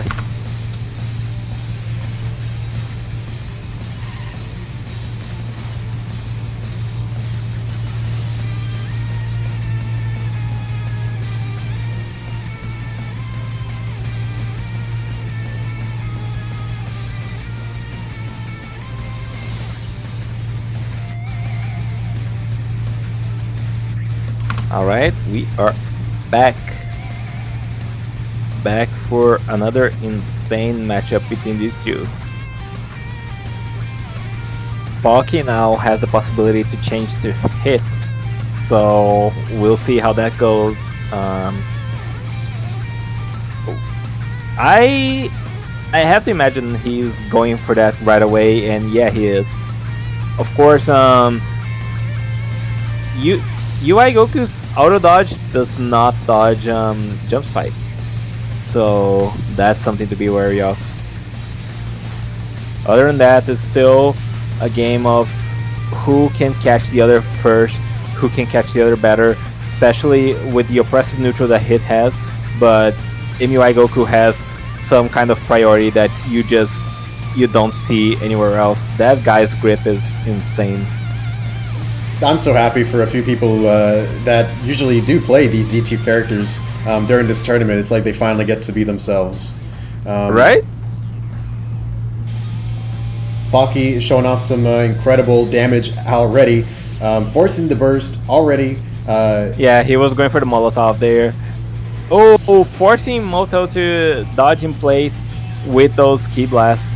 Really tricky situation now for them. Oh my god. One neutral win could turn this around, and spell doom for Mountao. Yeah. Self break. Oh, he tried to clash so badly. He really wanted it. And in a clean fashion, Pocky wins game 2. Now is the moment of truth. Will Moto go for his final form cooler, or will he stick with the MUI Goku till the very end? Alright, let's see if this works. It should.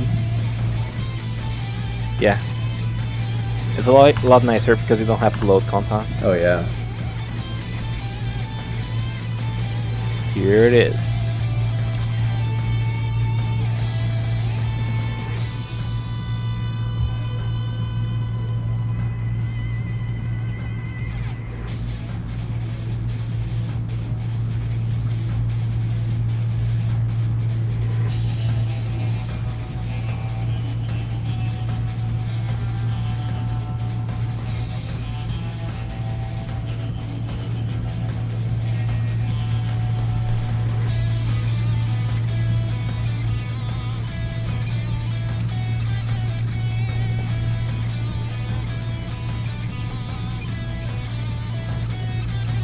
I don't know how to play either.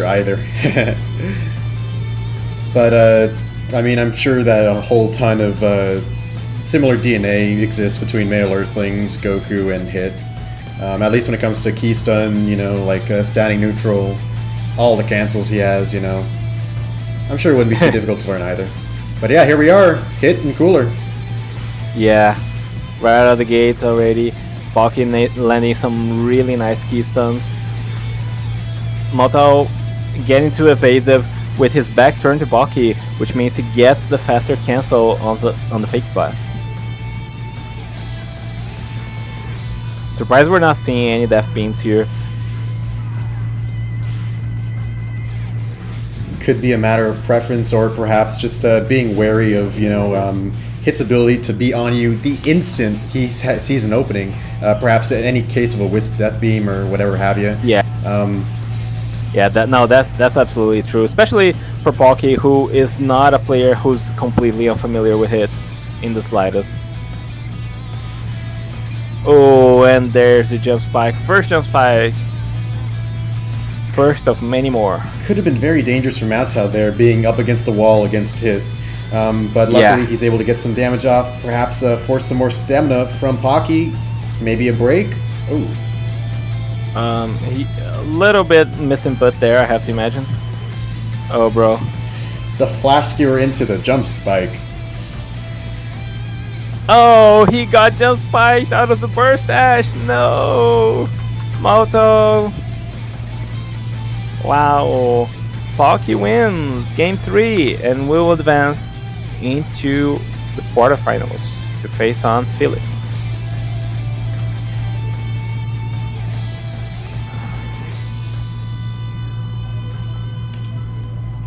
Well, in the meantime, let's see if we have any news of Selena's versus Legros. Alright.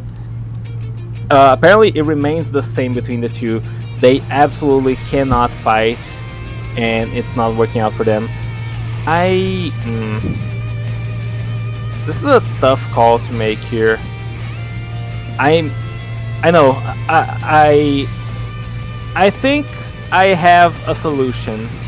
Yeah, Felix is saying I can send one of them to losers. Well, the thing is, Jack is not here, right? He's already missing winner's bracket, and I probably will advance. So I'm gonna switch Ladgros and Jack places, and Xenomessa, and he will fight iPoverty, and Selena's will get the bye and will get to fight Dango. I think that's the most reasonable solution, where both of them get to stay in winner's bracket. So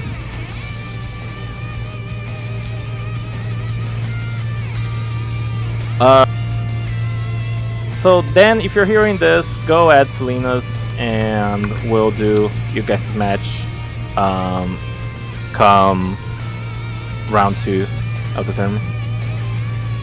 Gonna iPoverty and Xenomessa.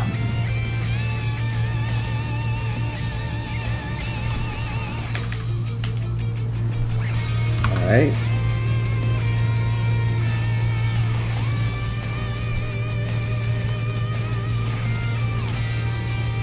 Alright. The invites are sent. We give the bye here. Let's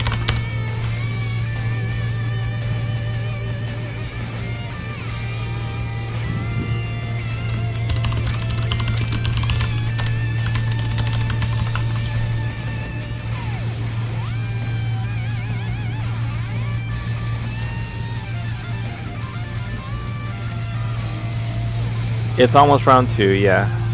We're finally getting there. I think after this we'll have no greater issues. We just gotta remember TP, Selena's, and Palki all need the awkward lobby join, but other than that... Oh yeah, Beast Gohan versus Base Goku. Let's go. Such outrageous damage potential on Beast Gohan, up against just the straight up masterful standing neutral from Base Goku. Yeah. It's very important to note that while Beast Gohan doesn't take increased damage unlike the Awoken skill, he does have a very low health total, and we already see that in full display here by how easily Xenomesa got health lead here and forces Limit Burst, and I'm already in a sticky situation here. Oh, don't tell me they're distinct. No, I think he's just messing with him. Okay, yeah, it doesn't seem like a desync, just floating around. So a win condition for iPoverty from this point on, just being able to, if he's able to get like an 8-string loop going, that'd be amazing. Just to get extra damage off before he would even need a break. He would have to build up enough ki, but if he did, he would also be able to have a super special beam cannon lined up for outrageous damage, but that doesn't seem to be the case. Yeah. Zeno takes the break, he starts wailing on him.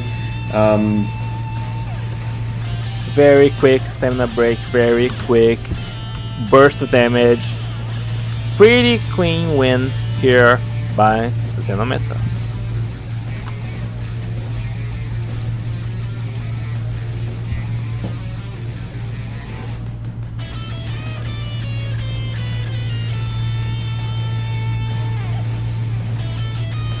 Oh, iPoverty's from Texas? Neat. Oh, that's really nice. Oh, no wonder, everyone's 4 bars. Yeah, good point. Oh, he's not. Oh.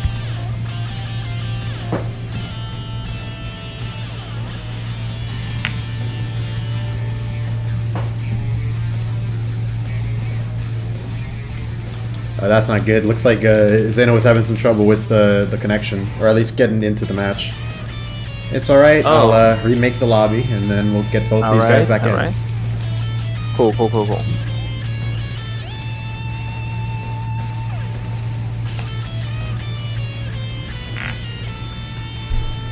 Invites coming out soon.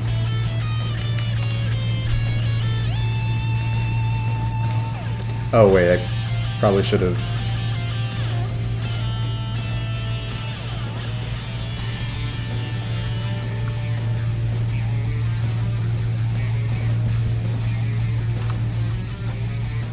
I kind of wish there was a way to switch the player order. You just kind of have to make sure you invite them in the right order. Oh, switch to player order. Oh, right. Yeah, I see what you mean.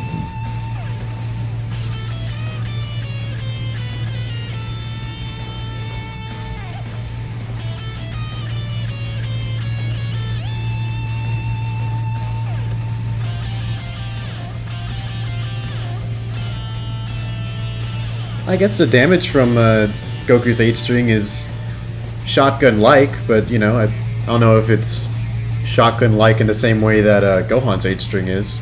Because that is fast. Yeah. That's almost instant. That's a real shotgun. Yeah, it's so fast. It's so good.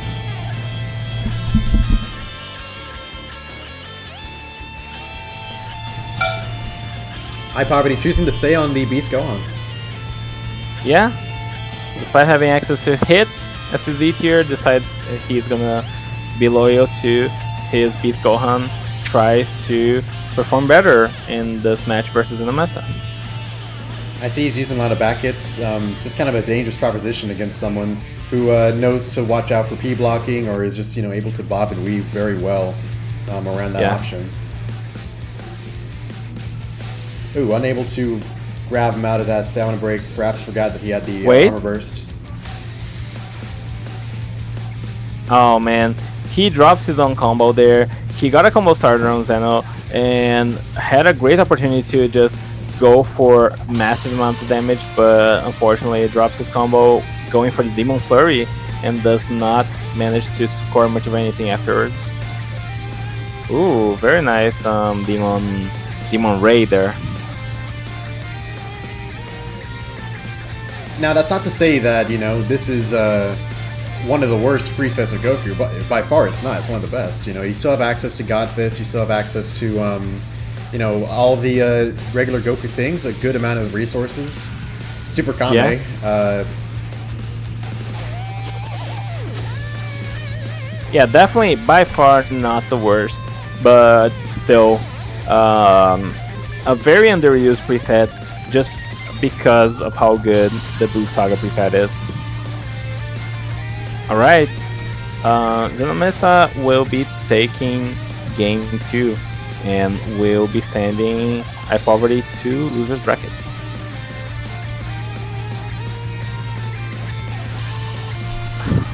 Oh man. Keep it in the lobby and let's do him versus Paradox Sun right away. Paradox and Zeno.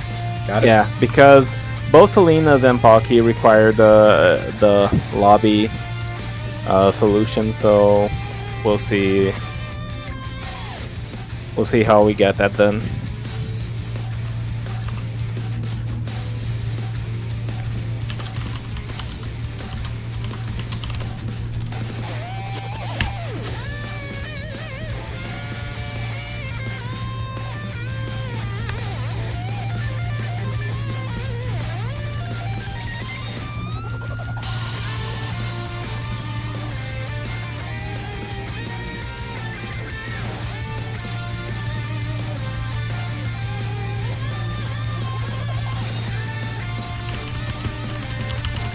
Already, I hear you, Pocky. It's just because it's more work to create the multi-hosted lobby again after. Alright, so let's get Paradox in here and we'll get the show on the road.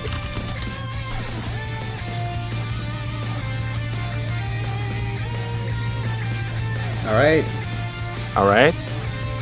Looking good. He's in here. He is totally not disconnecting despite... Okay, he's TP loaded. Okay, he's here. Alright.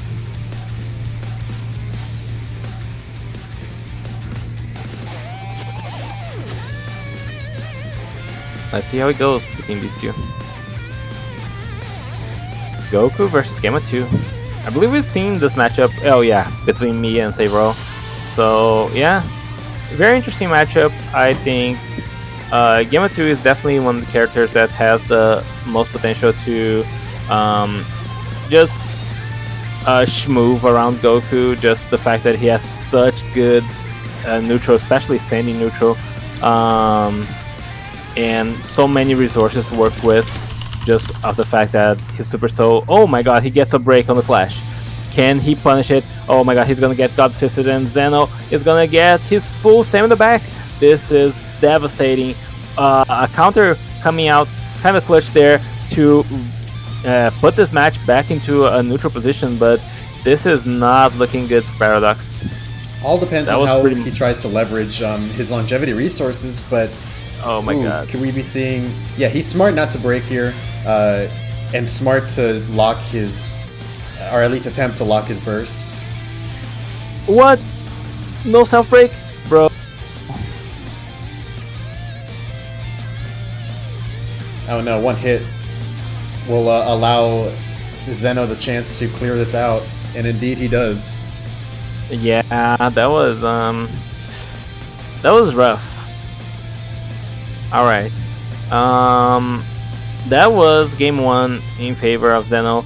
Paradox, of course, has access to his Z tier now, and he might be able to swing back here. Even, like, had that break clash not occurred, and had he self-broken himself, that could have turned out a very different match. So let's see if he's gonna decide to stick with the Game of 2, if he's gonna go to hit, and how he's gonna perform on either of these characters in this game 2. Staying on all the same. Yeah. I mean, I definitely don't disagree with this choice by far, but he definitely needs to step it up if he wants to beat Zeno in this match and bring us to the conclusive game 3.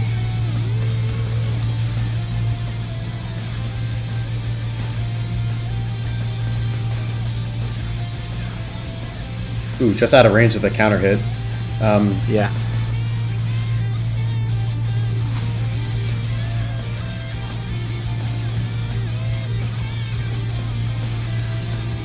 I'd say a pretty decent use of the manual vanish there in order to kind of stay away from that punish that he probably saw coming from Zeno.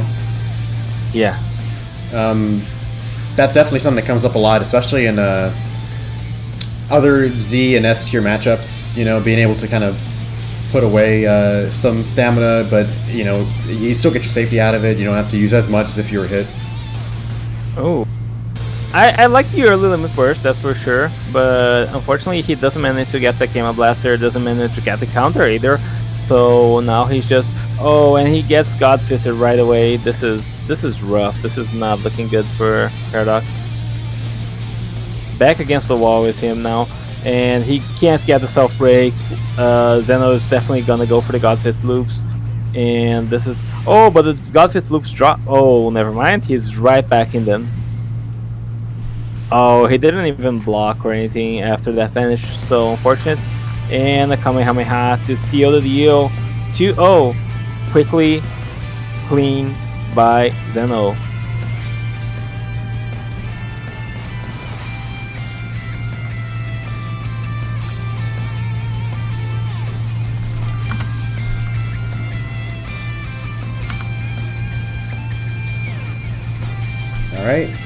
All right. Balky said he already has the lobby up, so we'll have him invite Felix and then yourself, and we'll get it right on the way. Sounds good to me.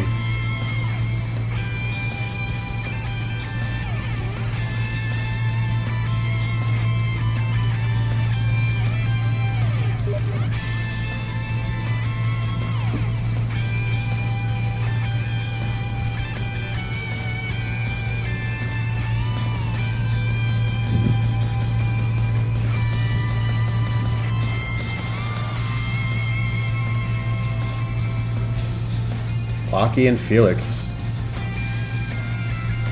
Balky and Felix. We've seen this match time and time again. I think it's an interesting one. Balky definitely has potential to just schmooze sometimes, but sometimes he also just kind of fumble, kind of lose to really unimpressive stuff. Felix, of course, one of our most consistent players in the history of the server, but let's see if Balky has what it takes here to topple Felix. He's playing really good characters in Bardock and Hit, and he's going up against Felix's signature topo, the only topo in the tournament. So let's see how he fares in that kind of matchup. So, Felix, of course, such a topo specialist. He's brought him time and time again in several tournaments in the past, and every time he was just fantastic at the character. So we might see here a very clear statement of why topo is S tier. Balky's gonna have to be wary of self breaks and the fact that topo, of course, is immune to key stuns, which form a pretty decent basis on Bardock's standing neutral. Not the most important thing compared to his LH, but still a thing that he's probably used to using. Yeah, absolutely. And that's the thing about topo, right? You might understand that he's immune to key stuns, but every player is so used to using them and relying on them that it's really hard not to when facing off against a character. At the beginning of the match, I thought there was a bit of desync between these two players. I was a little concerned, but it seems that it's very stable now. Pocky unfortunately drops his combo, but does manage to catch Felix. Will be forcing him to use his super armor limit burst, and goes for the self break. Here, Felix will have access to all his stamina back, and managed to land the destructive fracture, which will be instrumental to giving him a health lead there. Destructive Flare gets punished, goes for the grab, does not manage to score it. Pocky here already looking poised to wrestle the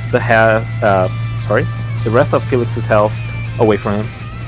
It's just a matter of trying to keep your nerve in this situation, because trying to play it safe against Felix right now is allowing him to get his stamina back. Yeah. And it's so hard to chase him down. Not only he has huge priority, but he also, like, oh my god, because he's immune to key stuns, it's so tricky to actually catch him and manage to deal damage on him. You basically gotta force him to attack in the first place and then punish that. If he gets a break, he might be able to kill from here, but of course the same goes for Felix. Yeah. And it's kind of difficult. He doesn't have the best killing options, Matt's saying. He has Super Key Explosion, Meteor Crash, you know. Ooh, that Phantom Fist was really nice. Pocky was sitting on 0 stamina for so long, and it was very precarious for him. But the Phantom Fist giving him another lease on life here. But Pocky is still on the outside looking in here. Forced to limit burst. Can he catch Felix? And it seems like he cannot. He will be destructive fractured into dashing heavy. Yeah, Felix takes game 1. I saw him get a little bit greedy with that step vanish light string he was trying to go for. That was just like the beginning of the end. I agree. I definitely agree with that. Felix is just one of those guys, you know. He plays so consistent. He plays so good that it's really hard to overcome.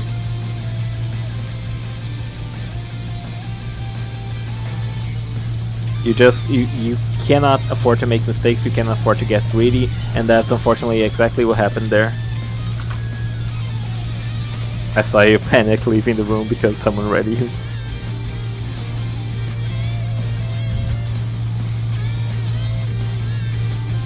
But yeah, this next match I still think Pocky can do quite well. It'll just be a matter of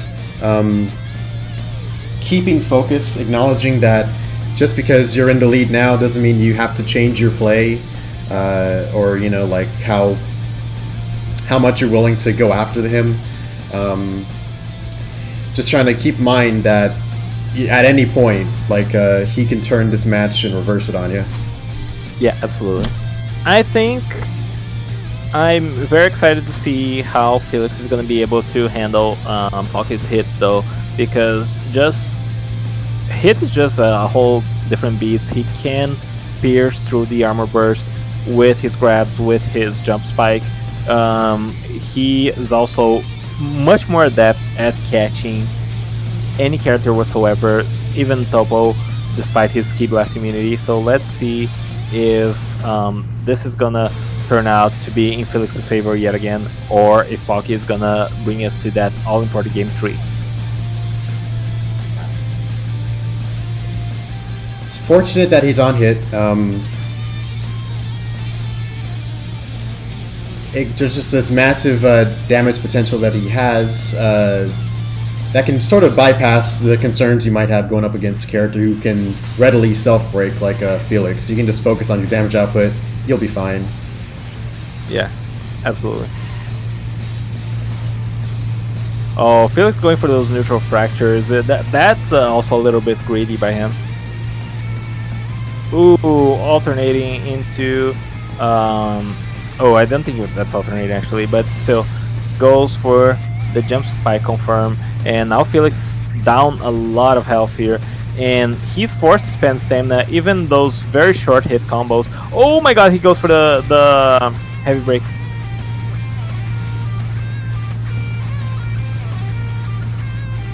Oh, he tried to key confirm off the off the destructive fish and does not manage to get it.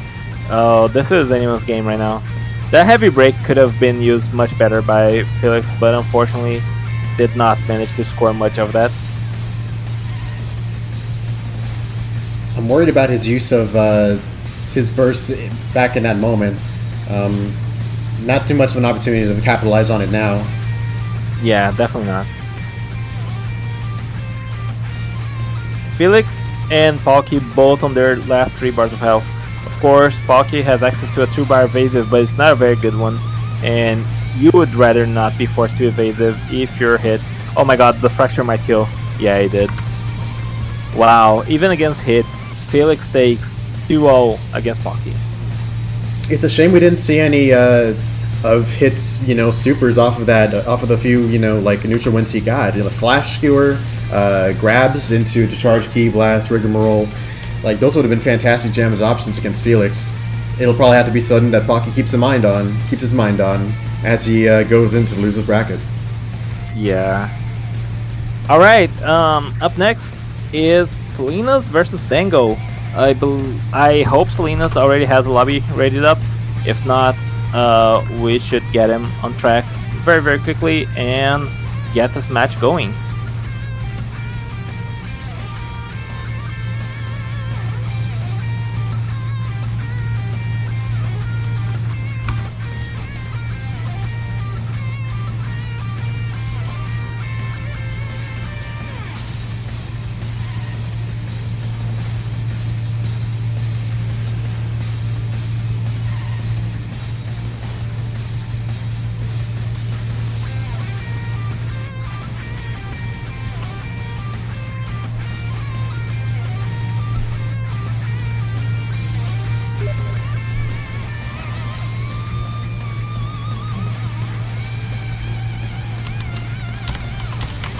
Alright, seems like you've been invited, everything ready. Okay, let's get the show on the road.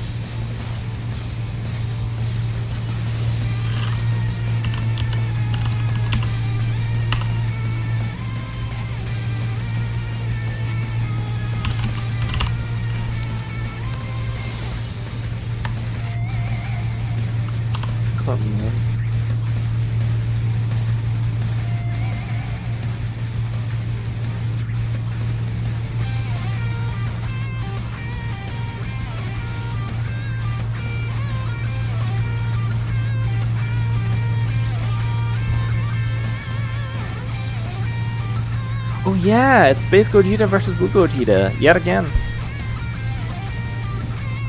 We've seen this from TP and Dango. Of course, Dango did not win his match as Space Gogeta, but maybe he'll perform better here versus Salinas.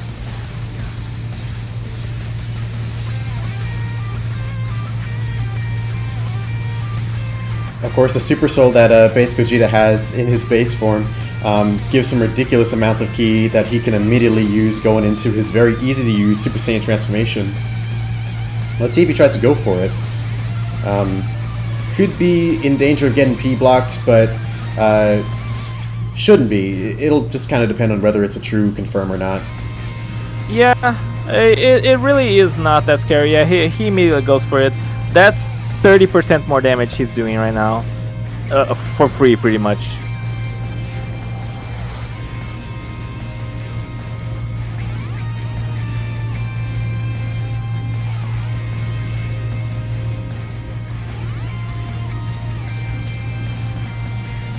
Gogeta Blue versus Gogeta Yellow. Who has the advantage here? Salinas is doing much better on stamina, but his health situation is looking pretty bad.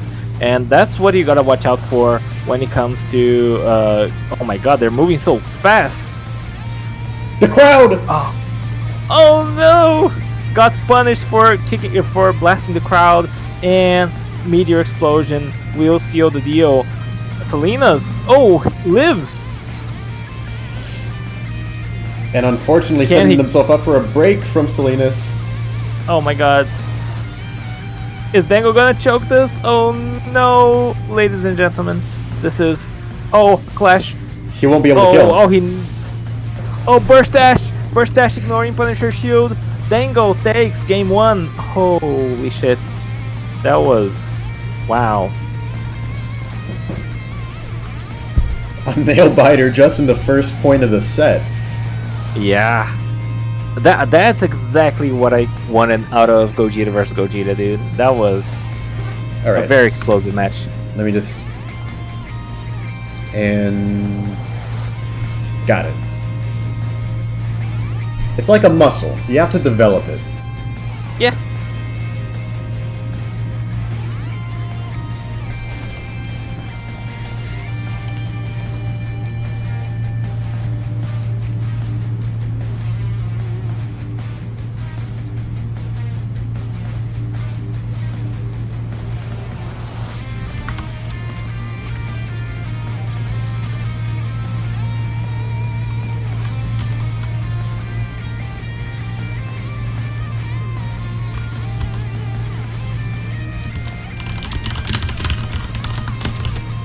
Alright. Blue Goku from Salinas versus Base Gogeta from Dango. Of course, Dango still locked to his S tier.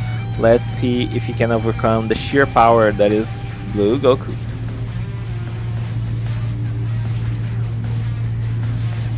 A new preset choice. It looks like preset 3?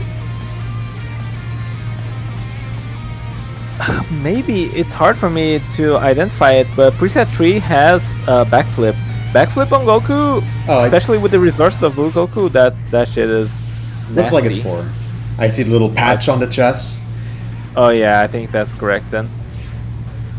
Then he still has access to Kaioken, but no armor burst, and burst Kame I believe he gets here. Yeah, burst Kame. There it is.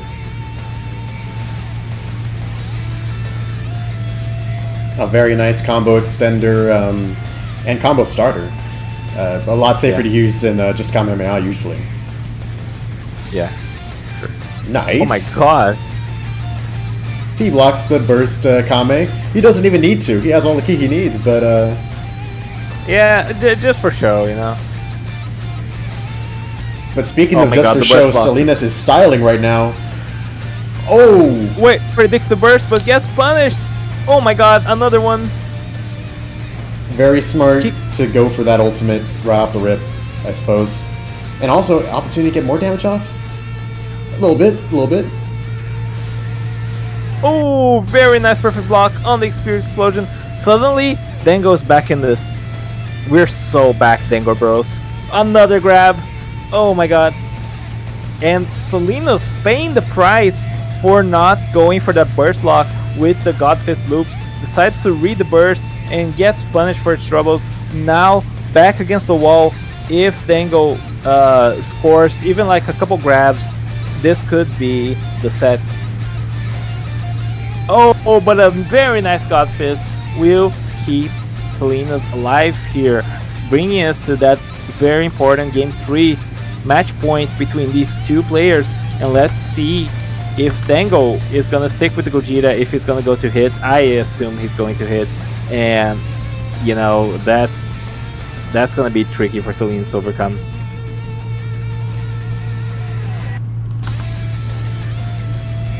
Dango totally had a window there, particularly if he had used Punisher Drive as he was, having the guy knocked away into him. But just wanted to be a little bit safer, I guess, to try to overly anticipating. I would say is probably what decided that.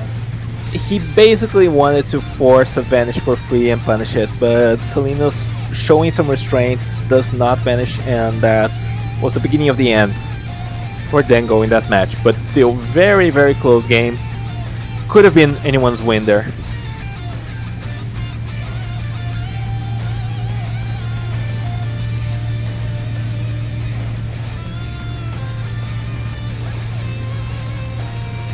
Oh my god. An early vanish to start off the match. If I'm Dango, I probably want to kind of hang back a little bit to try and negate that. But Salinas is not letting him rest, not letting him try and recover his stamina.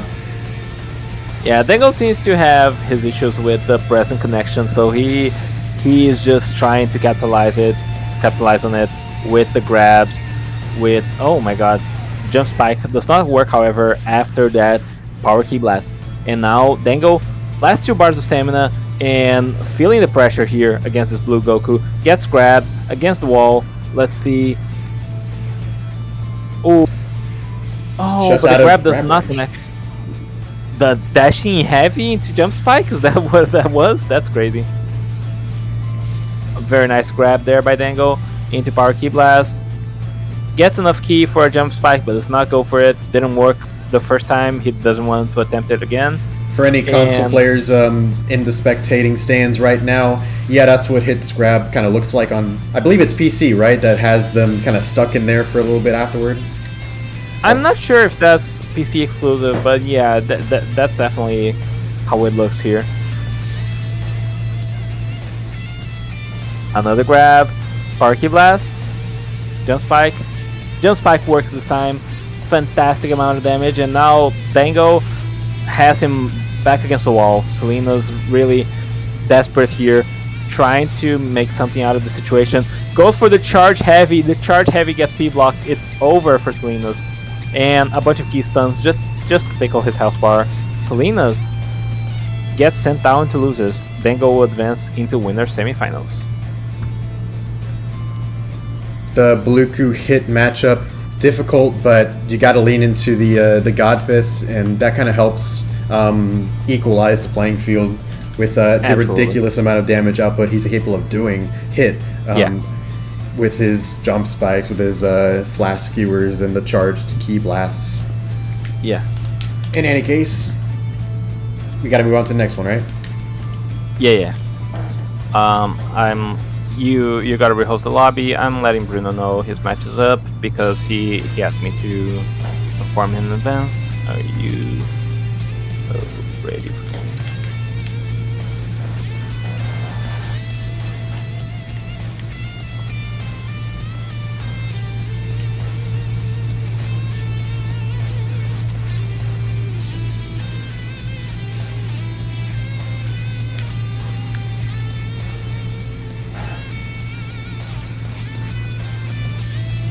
Yeah, okay, Bruno's here.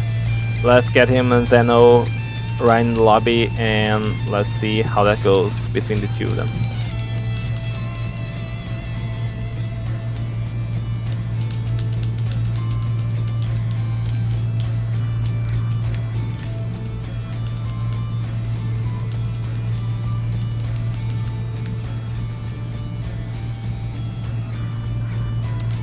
Oh shit, pillar, let's go.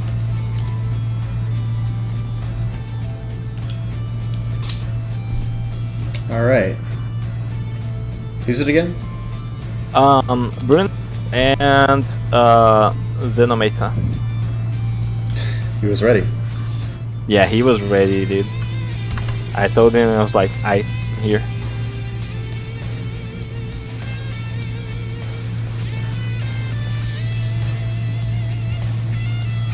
Bruno has been getting all the upsets this tournament. He's beaten you, he's beaten Savrol.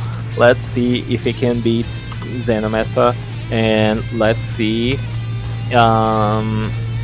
if he can make it to winner finals. That's going to be a very interesting top, definitely.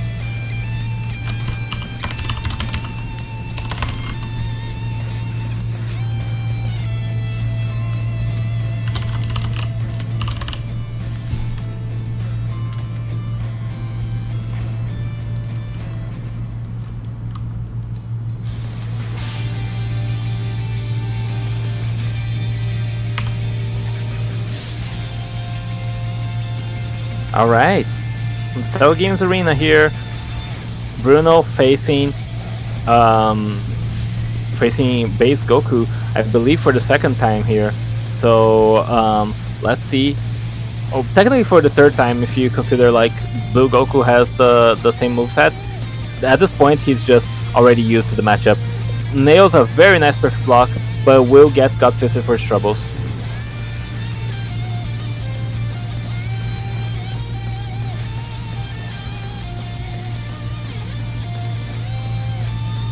Nice break there, but will get after image and will, well, gets to force an evasive, but not not the amount of damage you were expecting to get off stamina break like that.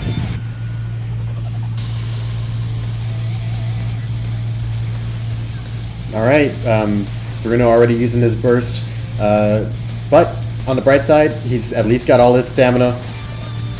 Yeah, He's at least got attack burst on. Yeah, attack burst with that super soul. If he catches Zeno, he'll just deal so much damage.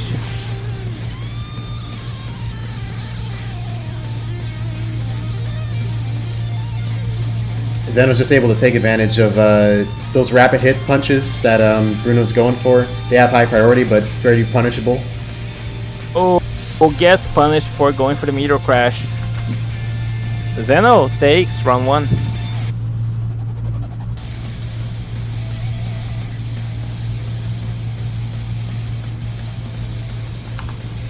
Bruno, of course, gets access to his Z tier now, and will be able to play Final Form Cooler. Let's see if he's gonna go for that, if he's gonna stick with that MUI Goku, and if he's gonna have success here, triumphing over Zeno.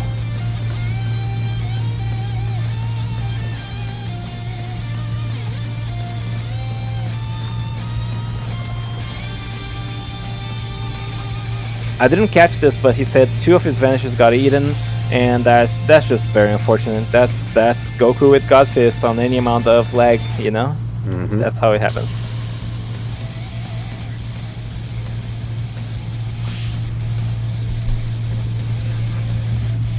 So this is a test.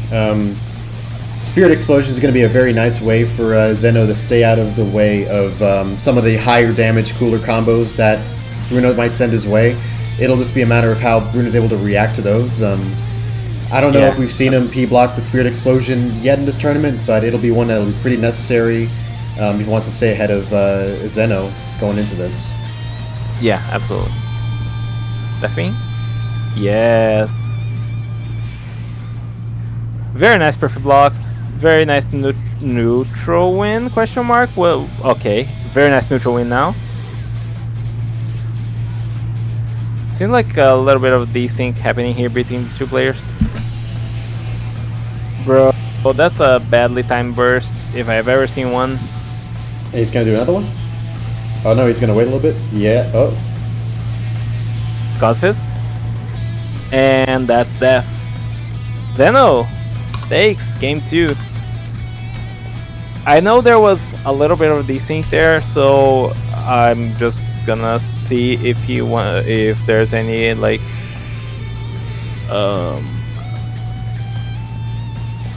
if you wanna ask for it. Okay, seems he's left the lobby, so this doesn't seem like he takes any issue with any of the connection there. Yeah. Alright, so we move on. We get Felix and Dango in here and get the other match of winner semifinals. Sounds good. Dango and... Dango and Felix.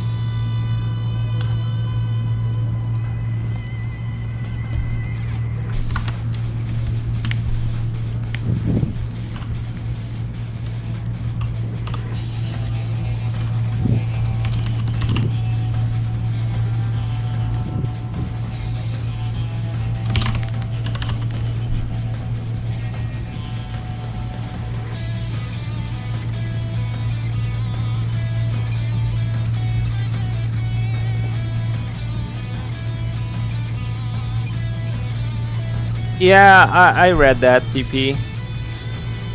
He is messaged me about it too. Said he was sorry. We'll see. If he's back, he's back. If he's not, he's not. You know.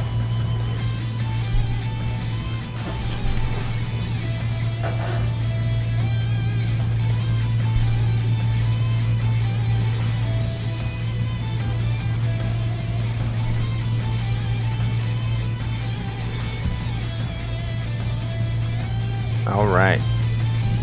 Dango versus Felix, dude. These guys are gonna have some fantastic connection, you already know.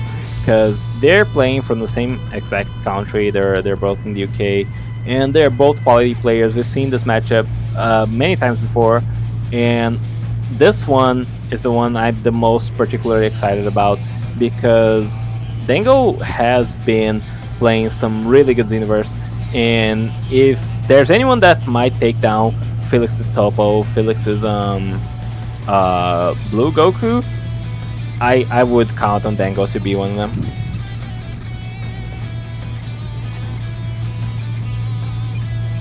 And it looks like we might be about to see it coming into this match.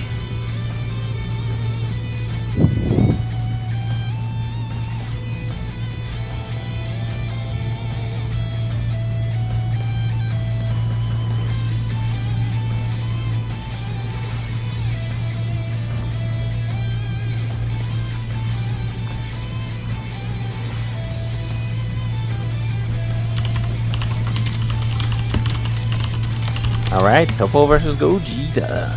These characters are fantastic, and I would dare say there's a bit of an advantage here for Gogeta, just off the fact that he's able to output so much breakless damage and force Topo's minimal stamina off, but that's catching Topo to achieve that is another matter entirely. It's just so hard.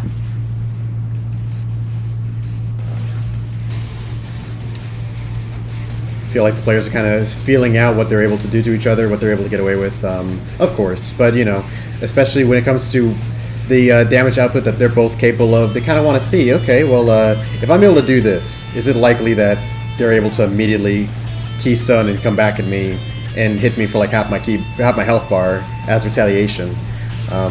Worthwhile information to gather. Dango going for those keystones, I'm not entirely too sure why, because as we see, Topo just nullifies them. It doesn't work.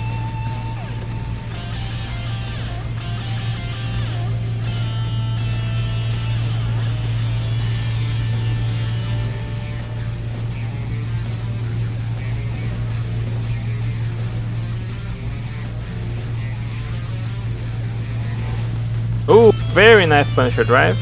Excellent grab punish, grab with punish with another one. Yeah, this is looking really nice for Dango. Despite having to have used his burst already, I mean, you're not gonna get a great chance to burst versus Topo in regular gameplay anyway. Ooh, very nice grab after the P block, and accruing a health lead here. 3 minutes on the clock. Oh, but eats a bomb key blast and a destructive flash. That's just so rough.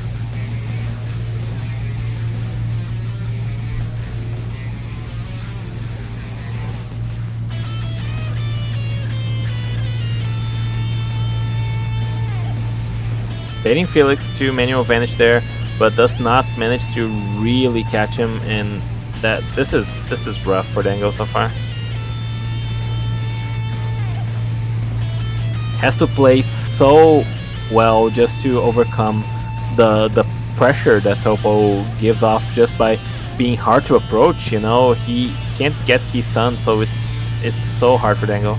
We can't count out just how evasive he's being with the steps. He's not stepping like crazy, but the ones he is doing are doing a very nice job at. Oh, this time he got the key confirm. Keep it away. And yeah, just the damage output Topo is capable of is just crazy, and Dango loses game 1.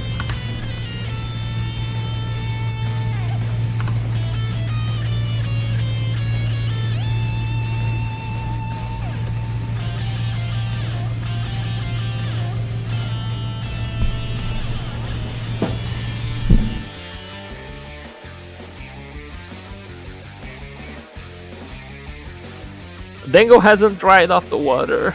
Dude, I mean, if you wanna ask for Felix to wait just a sec, that's fine. My hair is drumming again. Bro, just do like a fucking towel hat, you know? Just wrap your hair in a towel.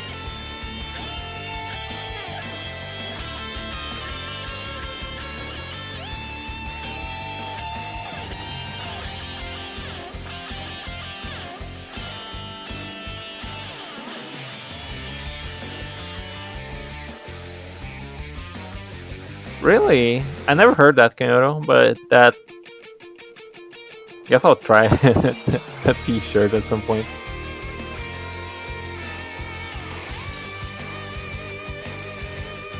Alright. Dango versus Felix. This is match point for Felix of this other round of winner semifinals. Whoever wins this is going to winners finals. I'm very excited to see if Dango is going to be able to overcome Felix's might as hit here in this matchup. I think Felix kind of recognizes that boxing with a Awoken hit probably isn't his best course of action as a Topo. And he's kind of saying, okay, well, I can just take advantage of the whiffs that I see hit do. It's kind of trying to build a game off of that. Yeah, that definitely makes sense for sure.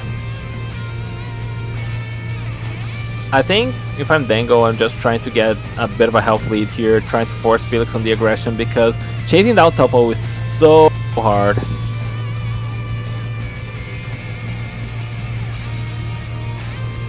Yeah, he can't be going for these burst dashes that, he knows that he'll be vulnerable if they whiff, and all things being equal, they're likely to whiff. That's... Huh? He didn't get the grab frozen? Must be because it was near the ground, but yeah, that's interesting. I didn't know it behaved like that. Alright, I think Dango realizes the situation, so now he's happy to just kind of stay away. But now, Felix isn't getting an opportunity to regen his stamina, which he knows he's going to need, or else the tables just get turned immediately. How did everyone watching? We are enjoying this Z plus S tier tournament. Yeah. I'm very excited this is getting as much attention because I think this is a fantastic tournament to just see the potential of some of the best players on BC on some of the best characters in the whole game, and exactly now we are seeing if Felix will be able to overcome. Oh my goodness. That charge key blast could have hit still, even through the tumble. That was precarious there for Felix. Or the charge key left fall.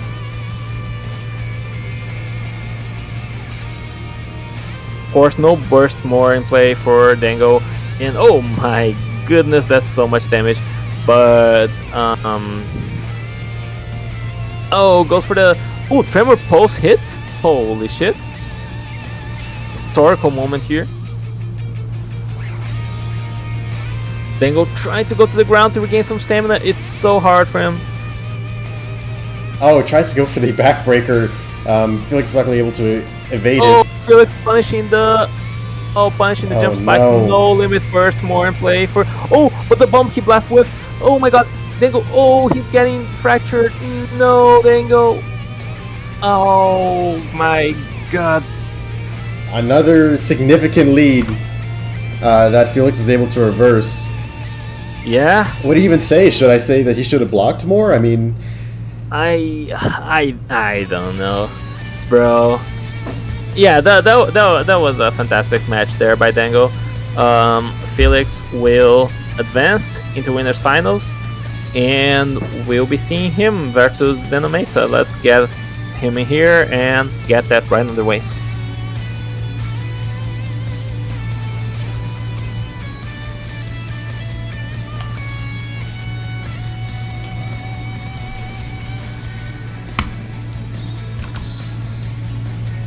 Let's see, him and... Oh, okay. Yeah, just get Zeno. Cool.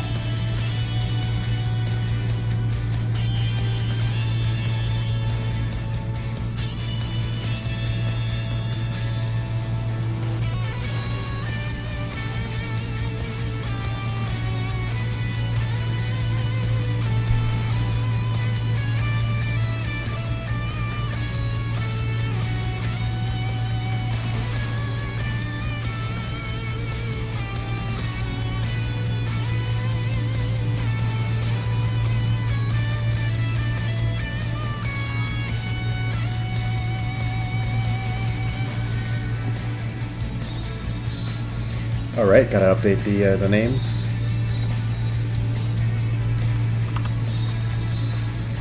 All right.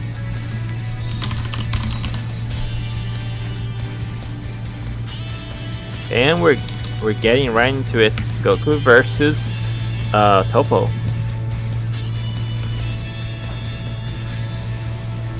If anyone can, it's going to be the incredible standing normals of Goku that'll be able to crack this shell.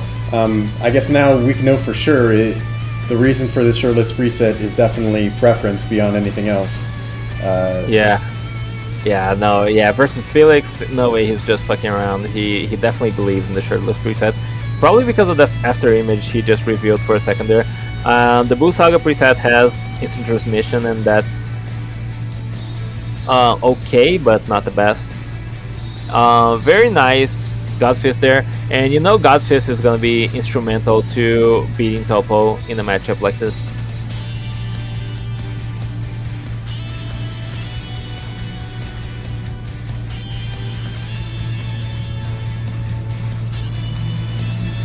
Good use of God Fist there. Very nice. And punishing the sub break. But not enough ki to do anything about the armor burst. And then he ate the charge heavy into the block. He didn't even do anything about it. He didn't even try to unblock. Bro, that's the freest health equalization Felix has ever got in the tournament. Oh my god. And we're back to even. Full stamina, pretty much even health. Oh my god. Goes for the God Fist, does not manage to get anything. Oh my, you know, if you're Zeno, you're just kicking yourself a little bit.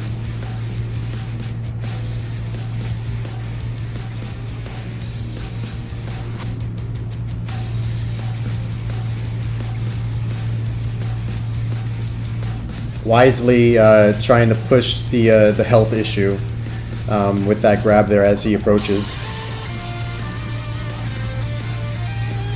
Bro. Ooh, eats a vanish, I believe. And now Felix on very little stamina, no burst to work with either.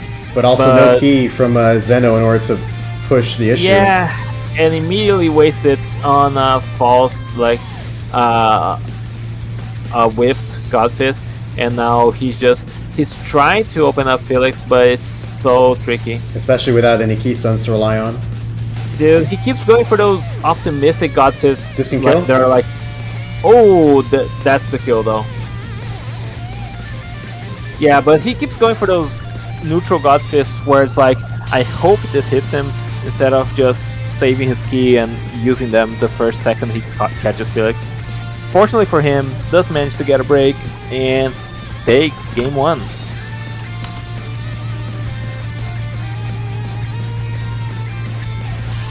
Reminder that this is a best of 5, so this one is going the distance.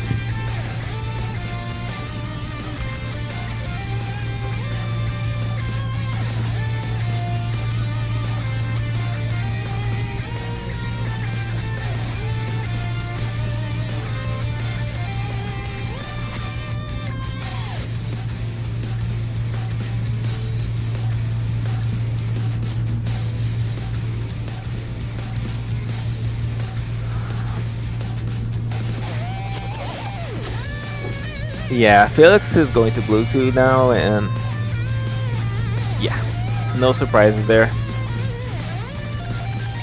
Supreme Kai World, kind of a based pick there by Zeno. Let's see this Goku mirror match, what it's gonna be end up looking like. Of course, Blue Goku has more stamina, more health, more damage, and I guess the key pool is pretty much the same, but other than that, just the superior version. But if there's someone that knows Goku, that's Zeno. He just is, like, some people make fun of him for it, but this man is a Goku loyalist. He plays the fuck out of this character. So, let's see if experience on the character will be enough to triumph over the sheer difference between these two Goku presets. You can tell his confidence is just off the charts, for better or worse. You know, Toppo, you have to have a specific game plan. You have to always be careful. But you know, as good and amazing as Blue Ku is, at least when you're fighting them, you know what to expect. So you are just able to kind of let loose. But Felix knows the matchup just as well. He's able to do quite well. Oh boy. He won't be able to burst lock though. Oh, goes for the evasive to punish the burst, but I'm not sure if that was the best idea because Zeno is definitely living this. Oh my god. Never mind, he's not living this. Not after the P-block slowdown into a grab. Very nicely played by Felix. And now we're bringing us to the fully fledged match between these two where both have access to their Z tiers, but it's still a couple more wins for each to determine the true winner. So yeah, Zeno will be able to pick hit and Felix is able to pick Blue Ku, and of course they can also go back to their S tiers, but I very much doubt they're gonna go for that when the stakes are so high on this winners finals here, the final round of winners bracket.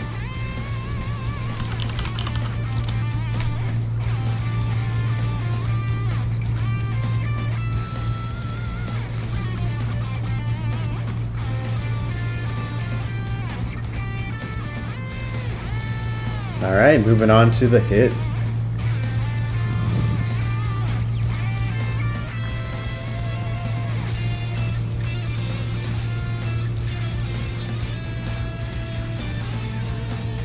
Alright.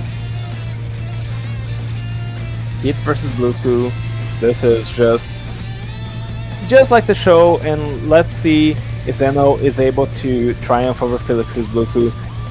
Felix already showing great confidence on the Blue Ku, and Zeno already knows pretty much what to expect after the get-go, having already played versus Felix's Blue Ku. He knows those God Fists are coming. He knows he has to be very patient if he wants to punish them, but just goes for a random backbreaker there. Does not get the P block on the Spirit Explosion either. This is but gets the Tremor Pulse. But Felix is able to immediately go off after him after that, nailing some extra damage. It's really going to come down to whose super skills ring more true. You know, which ones come out more, which ones are used the most. Because he cannot rely on backbreaker. Yeah, he keeps going for that, but has not managed to score even once against Felix. And backbreaker, don't get me wrong, is a good super, but not if your opponent is not gonna be aggressive. And Felix just knows his window so well, he doesn't try to be optimistic to catch Zeno with his back turn, expecting the backbreaker, and now he's just, oh my lord. Oh, unless Felix drops the punish, and well, this is Zeno tries to get some. Oh, gets jump spike punish with God Fist, a single light puts him down for good. Felix, match point now. Will he be able to just keep on this domination against Zeno? Ever since he switched to Blue Ku, he has not lost yet. He's winning those very confidently. Let's see if Zeno is able to bounce back with a reverse sweep.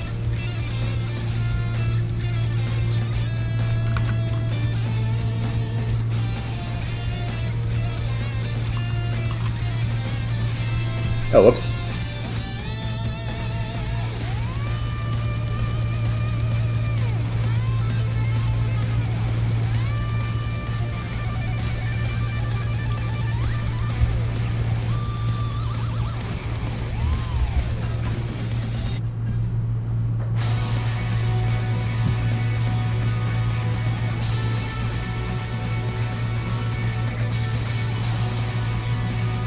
Alright, here we are. Back to the Goku goes Zeno. It's a shame that he's... I mean, when it comes to this particular matchup, it's tough, you know, staying on this preset in lieu of the Majin Buu preset, still having access to a very nice health burst. A lot of the same skills aside from After Image, I believe. Yeah, he really values that After Image that much, but it's, I mean, he hasn't really used it that much. Is all. Yeah, and doesn't get great opportunities to use it versus Felix. He's just not the kind of guy that is accessible to counters in general.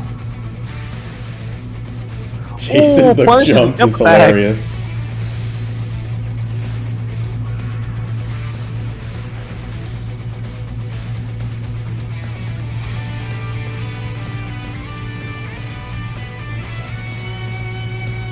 Oh, that's a break. No, not even. Just trying to keep him in low stamina, Joe. He has his attack burst now. Extra key regeneration. It's kind of... let's see what he does with it. This not could much mean so some far. very powerful God Fists if he's able to go for them, but Felix is aware. Oh, dashing heavy into God Fist as the burst ended. Still managed to get a little bit of the damage there, but now back to regular damage we go, and Felix still has that armor burst in the tank. Unfortunately, missing that P block on the Spirit Explosion.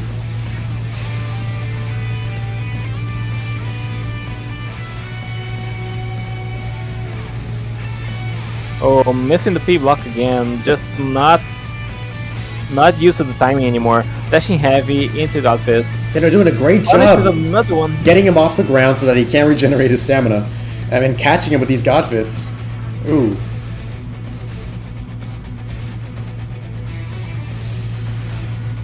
Smart. Very nice, very nice. Waits for him to get up. Another God Fist. Waits for him again. Oh, another God. Oh, grab tech, but the damage still goes through.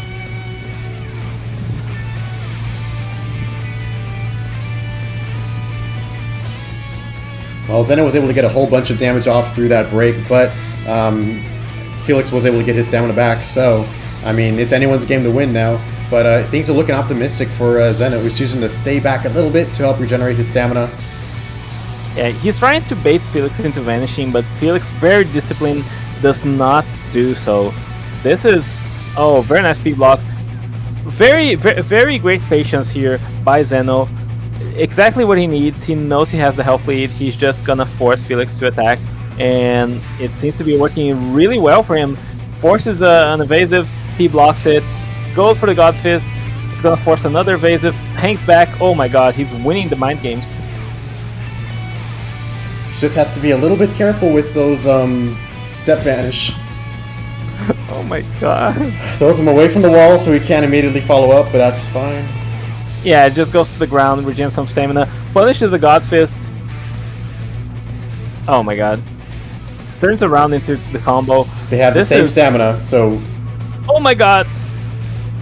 Dashing heavy, why not? He's stunned. Okay. He stuns, dashing heavy, something.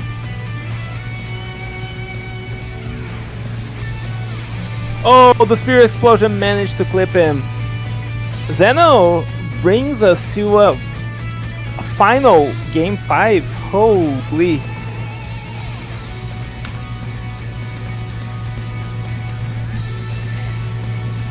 You definitely have to be careful with the dashing heavy, depending on how you're able to do it. It really just, like, these guys are so... Felix and Zeno, very consistent about P blocking. They know to generally expect it. Of course, there's the mind game of, am I going to go for that, or am I going to go for the dash into them and grab? But they probably just feel more comfortable playing the standing neutral game regardless. No, it was a fantastic match. I am surprised at the show of discipline here by Zenomasa.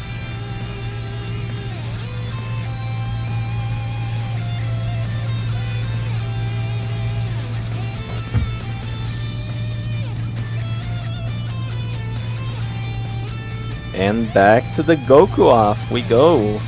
Let's see if he's gonna be able to replicate the miracle here, or if Felix is gonna be able to overcome him in the end.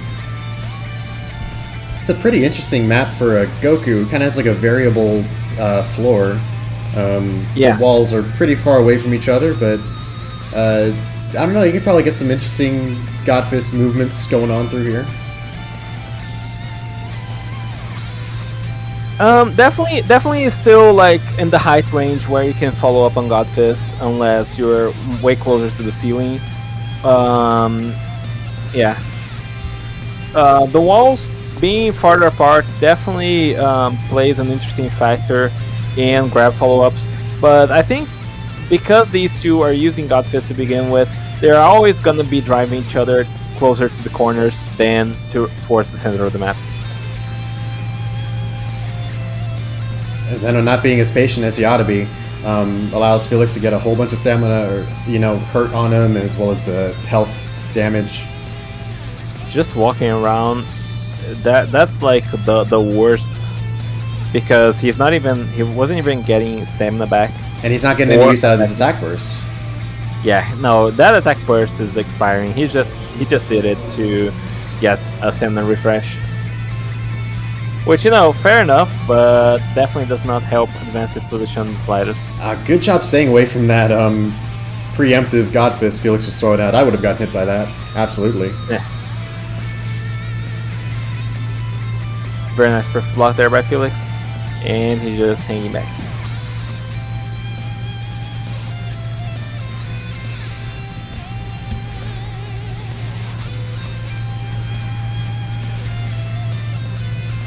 Continually winning these Spirit Explosion offs, you have enough time to step out of it and P-block it if you see someone else retaliating with the same move.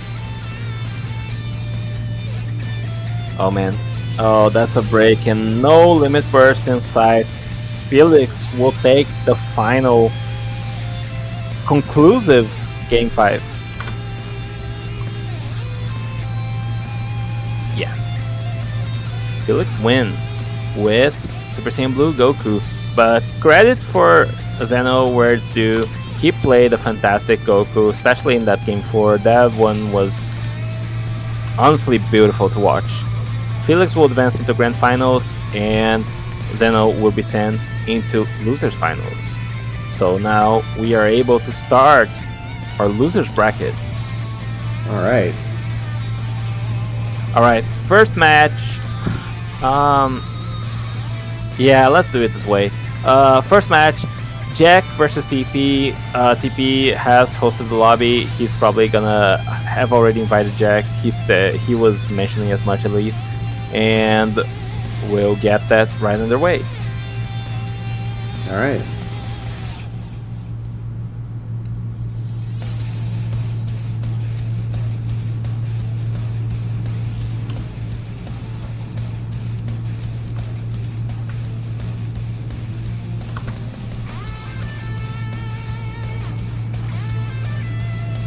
Just waiting on TP's invite, and we should be in just.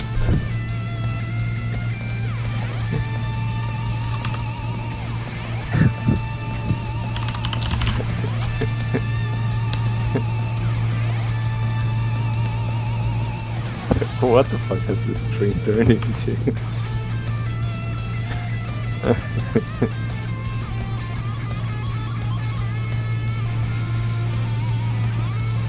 Alright, still waiting. TP, are you hearing this? Like, are you setting up the lobby? Is Jack coming? Hello? I'm gonna add him just in case.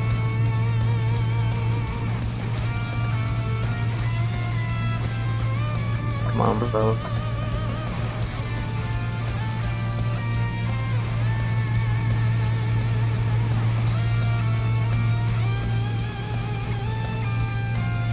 Waiting for Jack. Jack.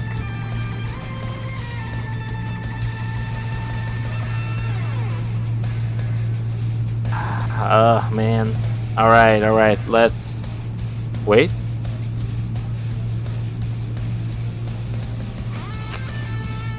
But I gotta join TP, right? Yeah, you gotta join TP, and so does Jack. Jack is not paying the slightest amount of attention. You need to join TP, your opponent. He can't join this lobby, he'll get ejected. He has the Pocky bug.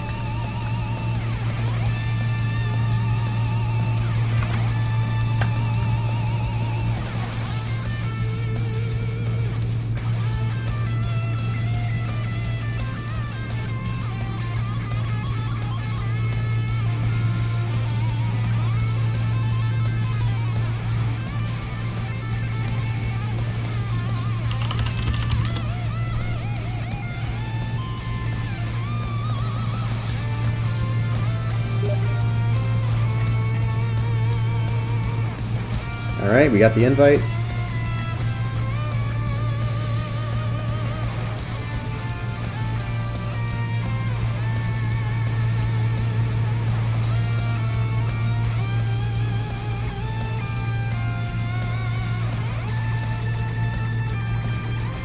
Alright. Let's get this show on the road.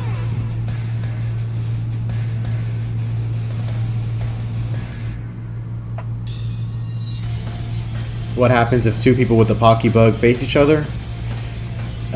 We hope they can be in the same lobby. Surely it's the same strain, you know. The same illness will just allow them to host for each other. I mean, in the 2v2 earlier, when he found out TP had this bug, Lehigh was able to invite him, so it works for some people, but when it doesn't work for certain hosts, it just doesn't work altogether. And Super Saiyan Blue Gogeta versus Few, let's get it!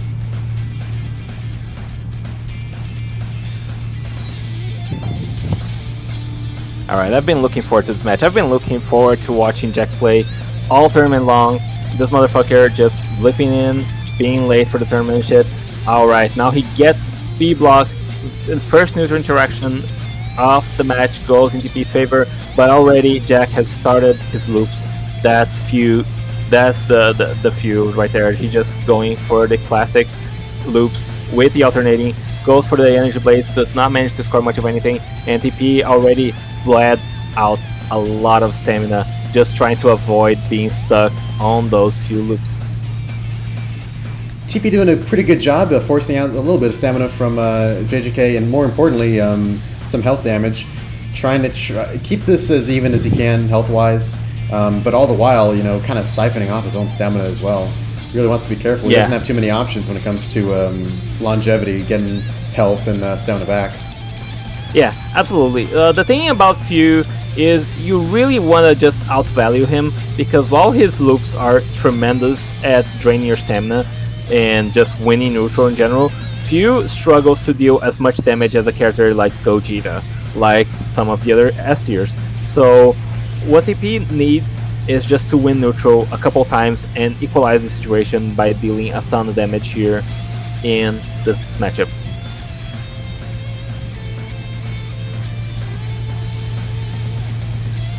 Oh my god, the alternating yet again. Caught trying to step vanish away. Yeah, it's just so hard. Jack is just such a good Few player too.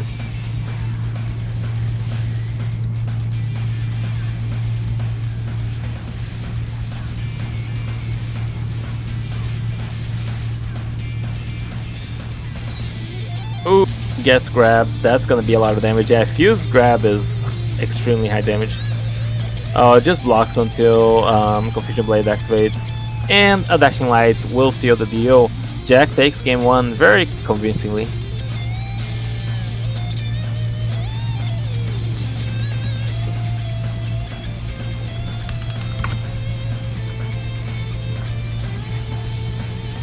TP now has access to Blue Goku, I believe it was. Let's see if he's able to bring it back here against Jack's Few, or if he's just gonna perish.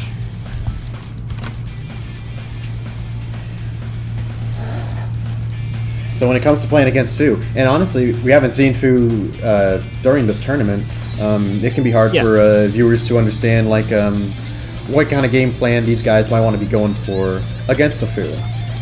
Yeah, so Few has a very nice step cancel on he has very nice step cancel on his Dashing Light, and that allows him to just keep approaching with relentless aggression, and leads directly into his alternating, which is unvanishable. So what you really need to do is either block his Dashing L, or P-block his Dashing L, or block his Dashing L, unblock to P-block his second light. That's the only recourse you really have to stop his approaches. Both that and winning the war neutral through key stuns, but it's very hard And Jack is one of the best to ever do it on Few, because he's just so mobile, so fast, and so aggressive, utilizing the character to its full potential. Setting up the remote serious bomb, but instead following up with the full power energy wave volley. Not bad. It kind of gives him an opportunity to use it later on to throw the opponent off, extra bit of damage. Yeah, he really doesn't want to be in range of his opponent, considering TP has access to the armor burst. If he procs the remote serious bomb, he could get his guard broken for it. So wisely chooses to full power into blast volley, and now just trying to keep TP on an awkward amount of stamina.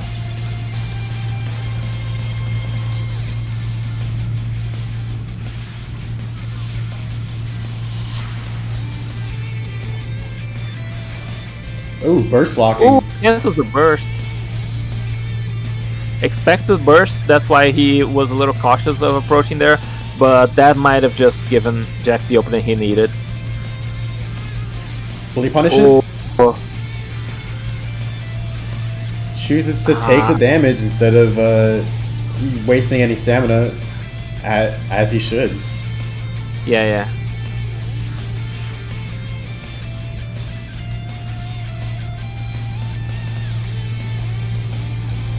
Both players just regaining stamina. I'm not sure I agree with letting Jack regen both stamina and health in that situation, but he was really cautious of the grabs, so he just figures, okay, we'll go back to neutral and I'm gonna force him out of his 8 bars of stamina yet again. And he's already doing a good job at that, because Jack's already spent half of that, but those last 4 bars are gonna be really hard to knock off if he can't consistently win neutral. It's so hard against you.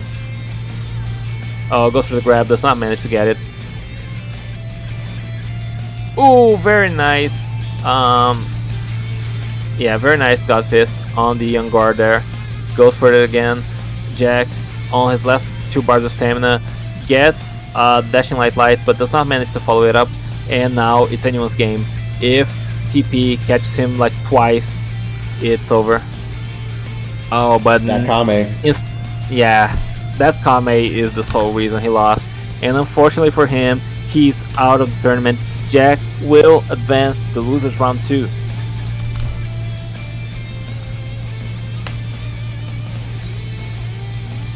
Alright, that was a really good match. Very explosive, very movement oriented, and very fast paced. I really enjoyed it. Let's see. Oh, and good games, TP, good job in the tournament. I hope to see you more in future tournaments. Don't get discouraged after going 2-0 or 0-2, because you are a quality player, and I think anyone watching those matches can recognize that. Absolutely.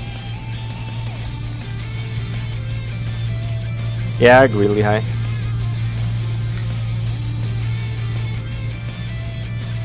Alright, next match. You make a lobby with yourself set to battle, because it will be me versus you. Really? Yeah. Let's go!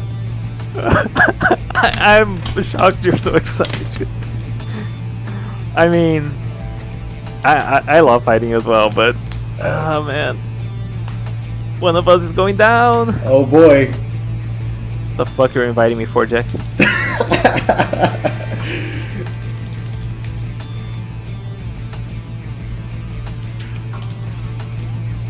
Wait, how do you want to do this? Because who should commentate? Should either of us? Should neither of us? Should both of us?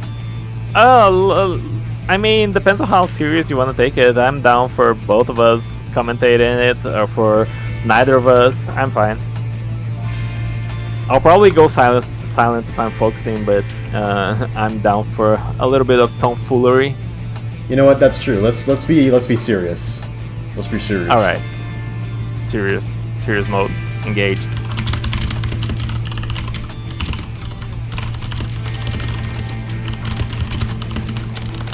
Join game. Here I go.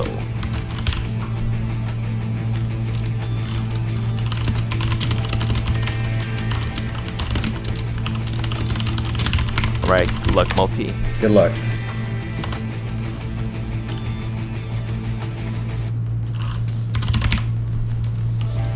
So of course, for those who are trying to follow the character picks, I'm rocking Gemma 2 as my S tier and Cooler as my Z tier, and Multi is rocking the Bardock as his S tier and Blue Goku as his Z tier. So let's show him a good match. Yes, sir.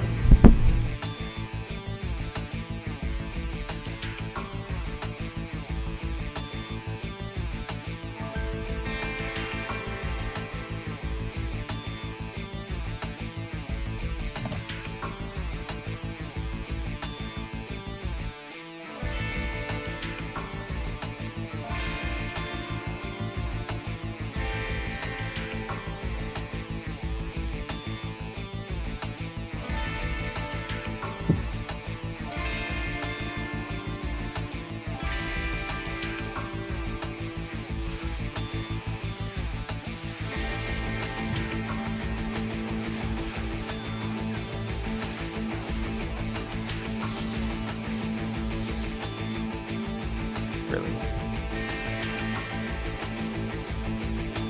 Huh.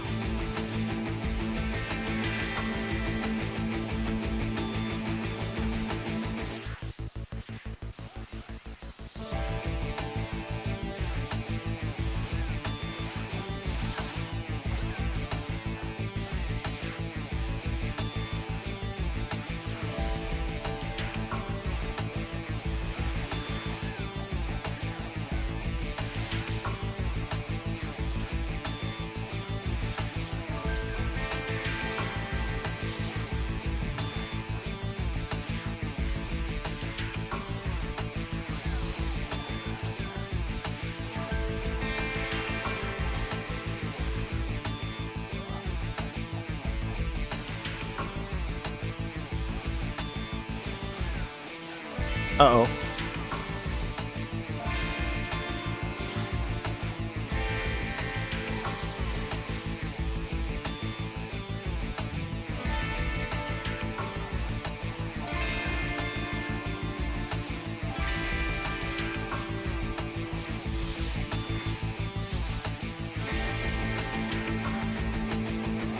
Oh no.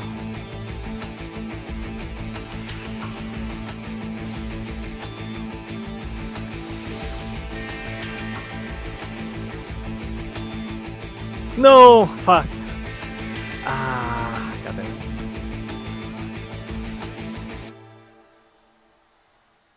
I didn't realize you had enough time to react.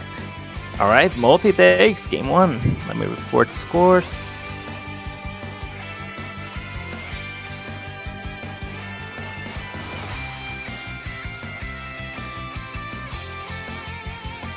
What do you... What, Lehigh? Because I thought he was coming at me, right, you know? Okay, never mind.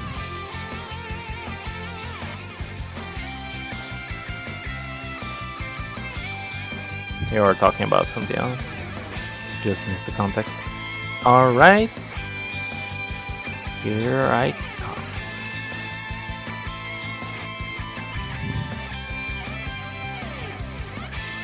What?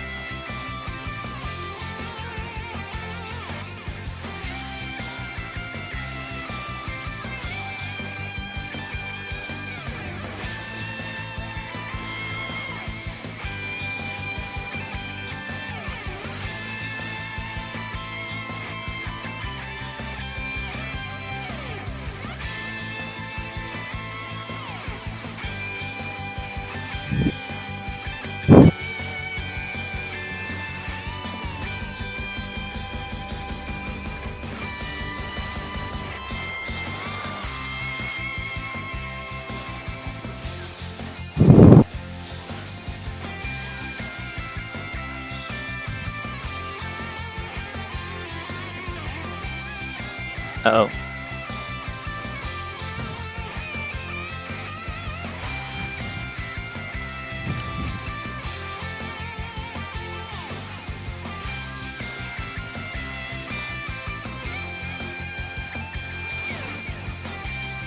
Oh my god. Jesus Christ. That was so scary.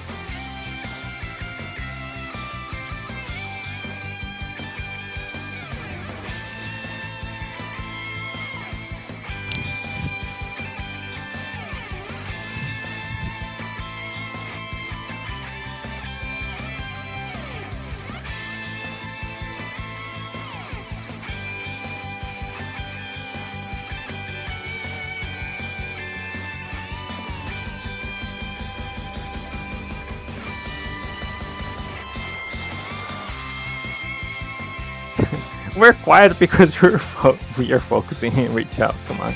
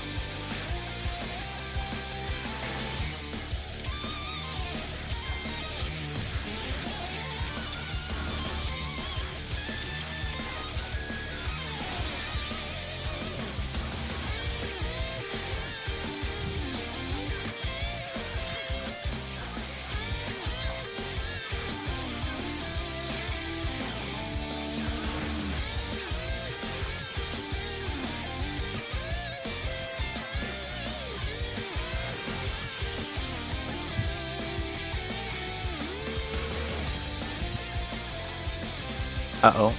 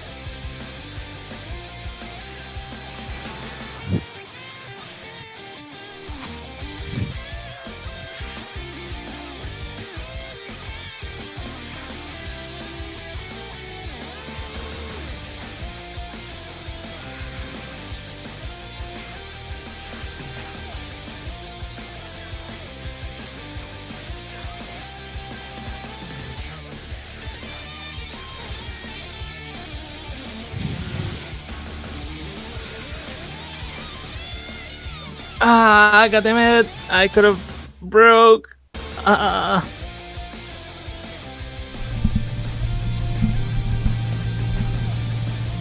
GG's multi. GG's. I wanted you to have a very good match. that was a very fun one. I know I could have played better at points, but oh man. All right, who's up next? Reach out. Yeah, you rehost, and it's I Poverty versus Moreland. I'm gonna ping them just to make sure they're here. Bro, I'm shaking after that match. It was so tense. Me too.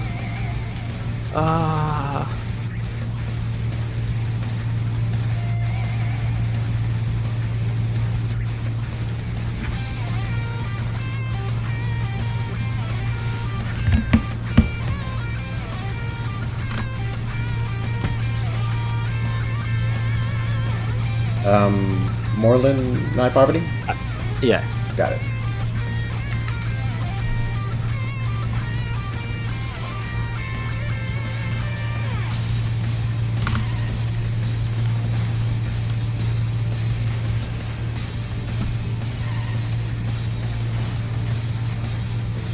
Yeah, I didn't have time to bring the gifts back up. Alright. They're in.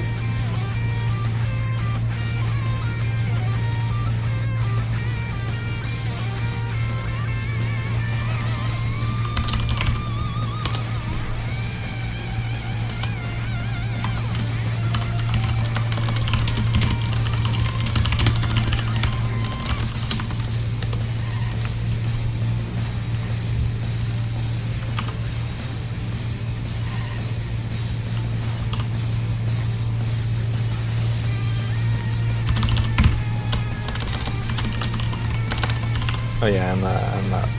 Fuck, I gotta get into the stream again. Alright, right time. Gamma 1 versus Gohan Beast. Almost canon. Yeah. Oh man, they're having the greatest unique right now. Anyway, Moreland versus Night Poverty. Let's see how these will get fair versus each other. Just two characters with outstanding damage potential. Kind of interested to see whether they both tap into that as they go up against each other. Yeah. Also very important that both of them have an armor burst. So very similar characters altogether in terms of what they can achieve and the best resources available to them.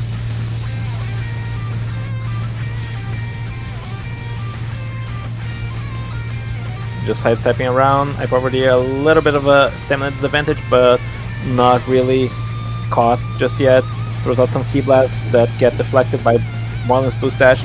Marlin trying to... Oh, gets caught by the Demon Flash Strike. Just an amazing counter, both as an offensive tool and, you know, as counter for itself. I was so worried that stamina, that raw break would land there from Night Poverty, but Marlin managed to grab him out of it. Goes for the raw shooting strike. Raw charge key blast, not heavy. Oh my god. 3 times. Oh, almost. No. Not quite just yet.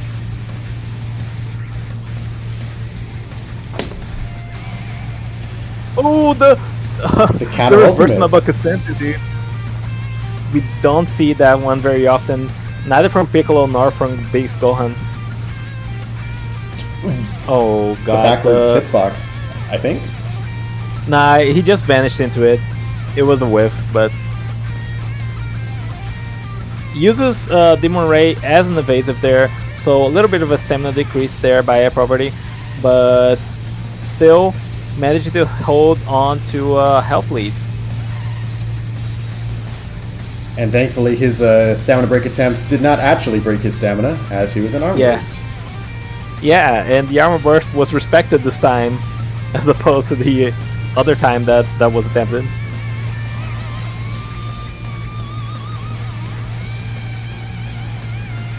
The Hail Mary Burning Strike. Ooh. Wait, this is... Oh man, the regular Flash Strike does manage to get him though. That was very, very close between these two. I already takes game 1, but I would not be shocked to see Moreland coming back in this.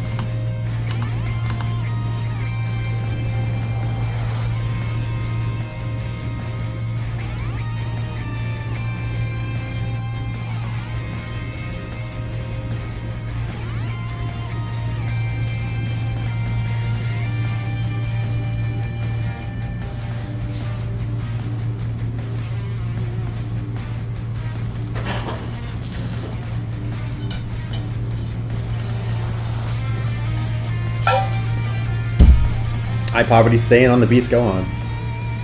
Yeah. Wow, Moreland is the one who had the option to change. He could have access to his, I believe, hit or Final Form Cooler. I'm not really sure. You're right. Yeah. I've already won the last step. Excuse me. Very narrow. Avert your eyes from the top of the screen. Yeah.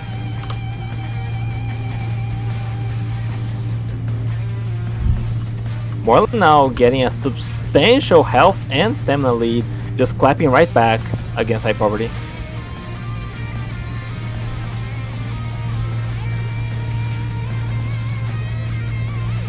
Already forcing the armor burst. Yeah.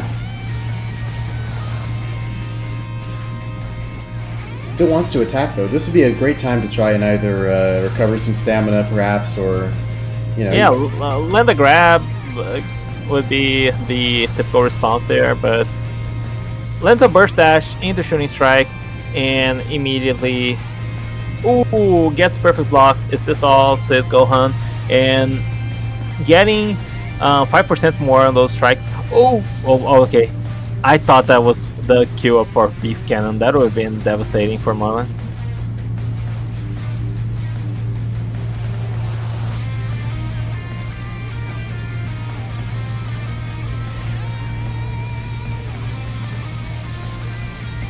Both contestants have a decent amount of ki to use to throw around at each other.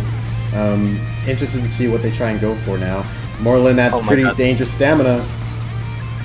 Dangerous stamina and getting to pretty dangerous HP as well.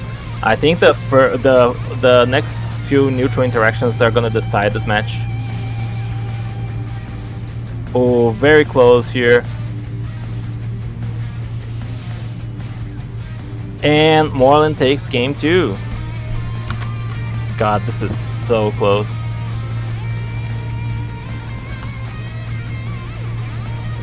I would not at all be surprised if they stay on these picks, both of them.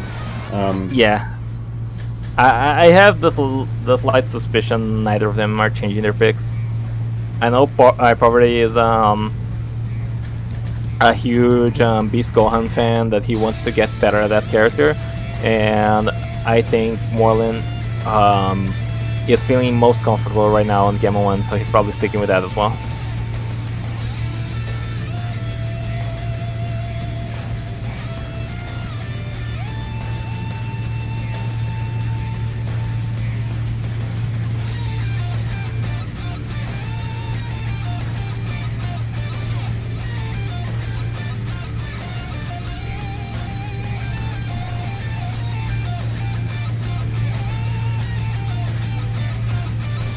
Alright, the final form Cooler versus the Beast Gohan.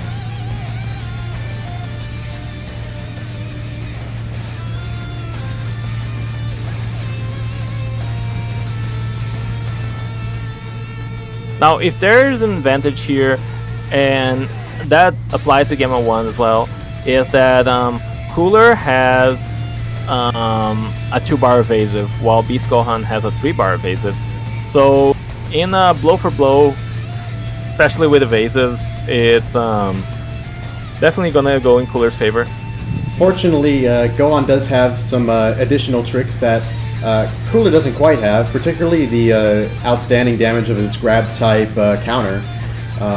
Able to kind of go blow for blow, not necessarily, but has similar damage output to his... Wow, he's going for the full charge, and it hit! Oh my god, it hit! It hit through the burst dash. Just very powerful skills on Beast Gohan to counteract the incredibly powerful combo strings that Cooler has.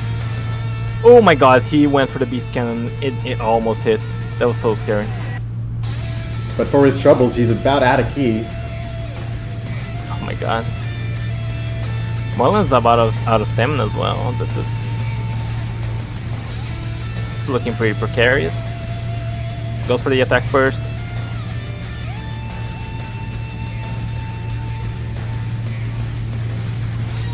Ooh. Oh, the second hit of Demon Flash Strike fails to connect.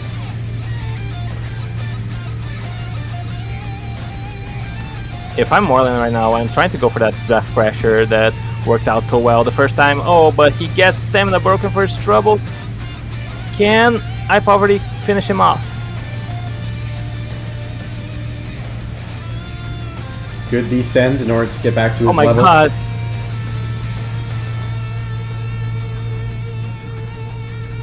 Oh no, this is so scary. The reverse burst dash punishes the Death Beam. I Poverty takes game 3.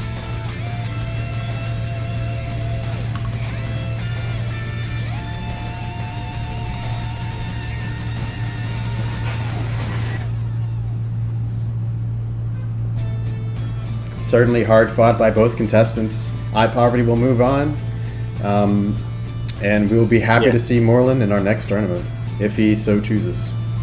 Yeah, absolutely. We've seen Moreland in a few already, and I think he's been making steady improvement. I hope to see more of him in the future, definitely. Up next, I guess, I don't think Moto has returned. I think he elected to drop out, so I'm just gonna double check that I've not missed anything, but I believe we're safe to continue with Jack and Sabro. Alright, that's an interesting match. That's gonna be a banger. This match is gonna be like winners finals level quality for sure. Will he switch off Goku is what I want to know. Yeah, I've been eager to see his hit, and he has not graced us with him so far.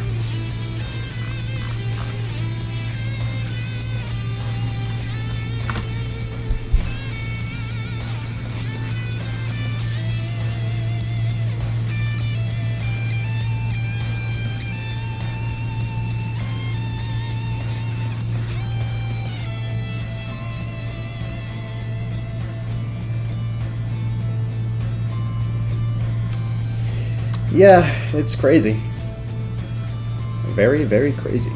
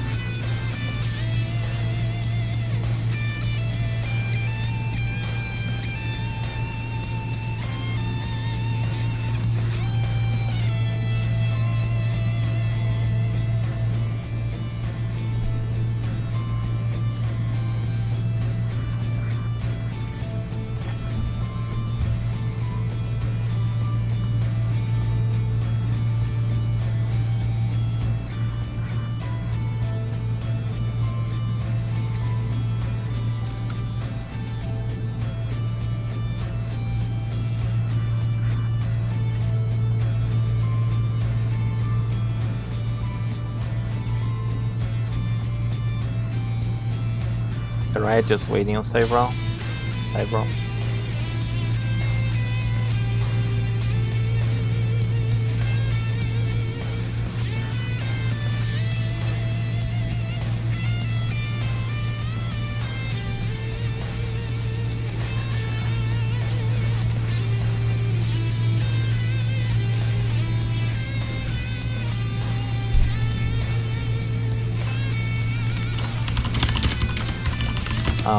I guess I'm gonna wait. It's offline on Discord. I don't know.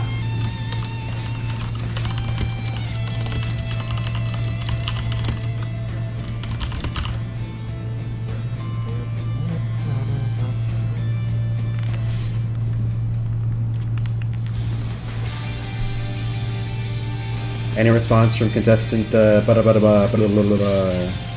Okay, he said he's coming. Okay. Yeah, I guess he was waiting on someone to let him know. Weirdly enough, well, he'll be here soon. And honestly, out of all the people that could keep us waiting, this one is the one I'm most fine with, because I know this match is gonna be like a hyper banger. It's gonna be. Or at least I hope so.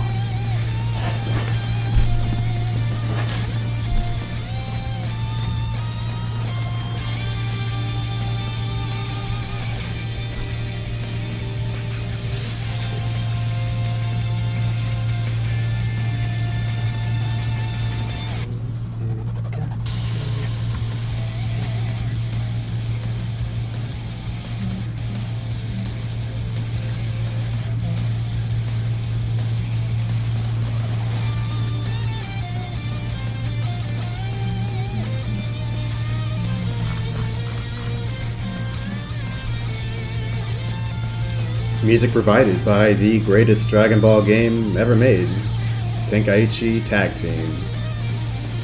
Dude, it's so good. It's actually so good. He's in! He's in, let's go!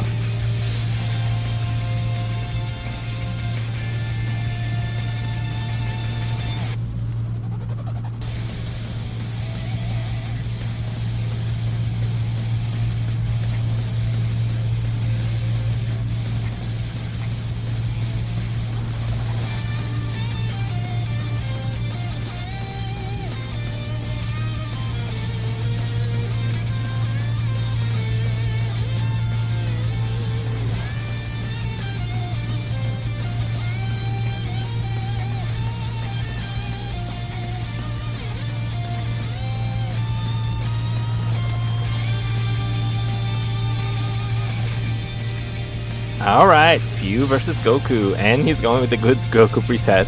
This man does not want to lose in losers. He's definitely taking this one seriously.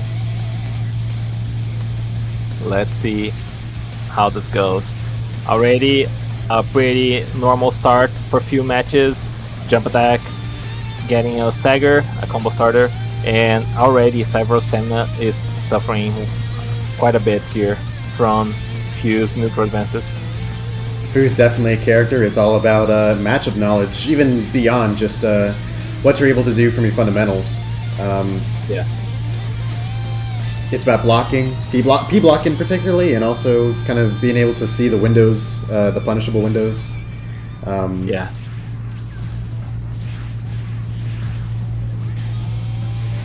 Ooh, very nice back hit into Super God Fist. Forces Jack to evasive. Does not want to get the combo follow-ups on that. Get another back hit. Smart use out of the evasive after the God Fist. It's a pretty decent way to get out of the range that he could not possibly punish you or go after you again. Already a limit burst here by Jack, and all of a sudden the match has taken a turn in Sabre's favor.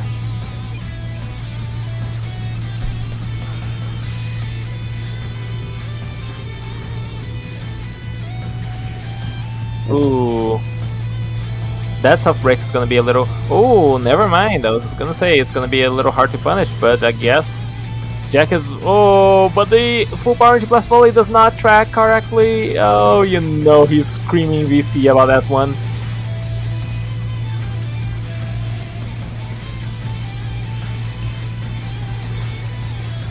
Match has become a very even fight now. JKK out of his burst, low on his stamina. And Cyberl has definitely got the tools that he needs. If he's able to get a burst break here, he could very well take this.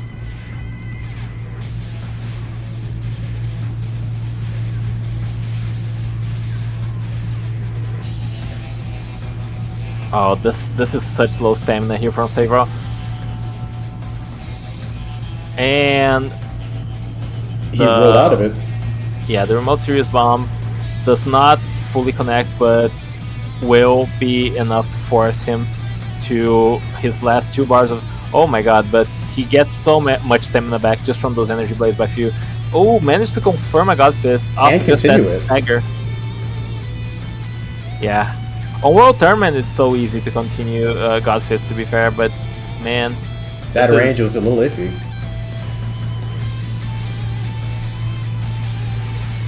Ooh, does not get caught in the burst knockback. However, very little stamina here. Sabro was gonna be able to Spirit Explosion and perfect block, and now Jack is deceased. There's no way he's coming back from this one.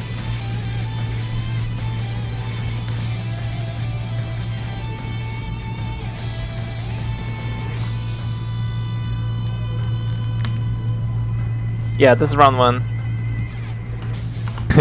Jack says he simply forgot he's Brazilian. He will adjust accordingly, I assume. Round 1 goes to Sabro.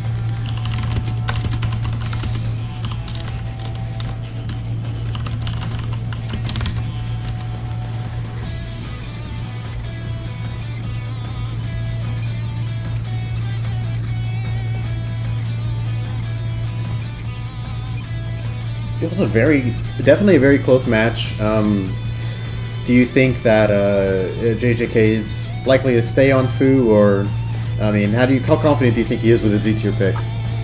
I think he's going to hit 100% of the time here. I think he's gonna go hit and stick with it through the end.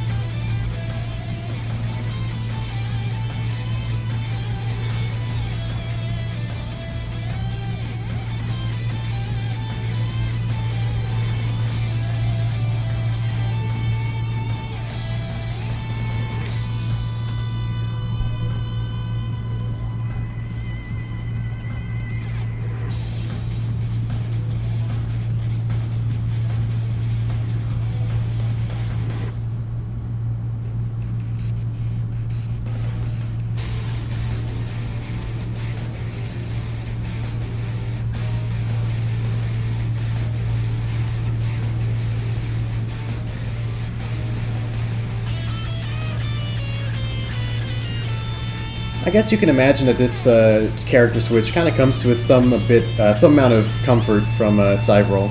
I mean, compared to Fu, I guess you can say the fighting hit's a lot more regular. Yeah, no, I was thinking that. I remember it was California, I believe, telling us that very few people picked Fu on PS4. Of course, Cyvril comes from Xbox, I believe, so it might be a different story, but overall, I bet he's not as used to fighting Fus. But that being said, Jack's hit is spectacular, and you know he's gonna be making the most of it, and especially this connection. Yeah, he's just taking advantage of the lag and going for those jump spikes. So we'll see if Jack's able to outplay Cyvril in this matchup. I like that Cyvril just stopped at the elbow when he chased after the God Fist, knowing that JJK would vanish. I think the elbow gives him a little bit more time in order to recover and get away, as opposed to doing the dashing light key cancel. In any case, though, the stamina situation for our Goku here is looking pretty dangerous. Of course, he still has his health burst. He still has a few little options should he need them. Yeah. If I'm Cyvril, I'm probably thinking, when can I health burst before getting broken? But I don't think Jack's gonna give him the opportunity to at this rate. He is just smelling the blood in the water here, and he's just relentlessly aggressive in case the burst does come to punish it. Yeah, he expected the burst there. Goes for the jump spike, goes for it again. One more for the road. Nah, he just goes, floats away, tries to bait the aggression. Got punished so hard for it. I like that. Yeah, he tried to bait Cyvril to be aggressive, and Cyvril just aggressed successfully. Jack had no stamina to vanish that, and no way to really perfect block it, so he just lets the health burst come through, and now he's just regaining stamina. It's going to be a pretty even fight in terms of resources after this burst expires. Absolutely. Wow, it's like down to the number. Yeah, pretty much.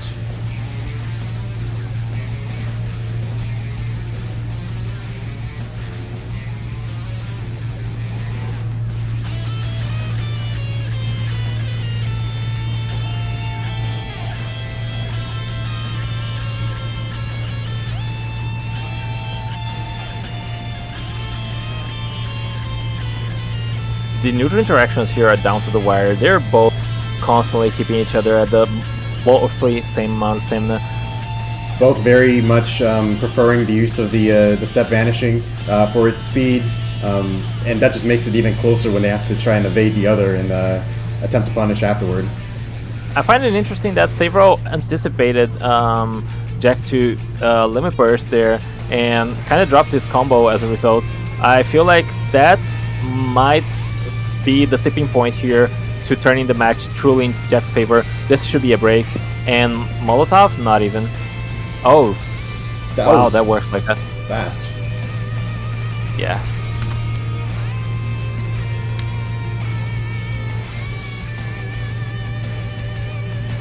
All right, Jack takes game 2.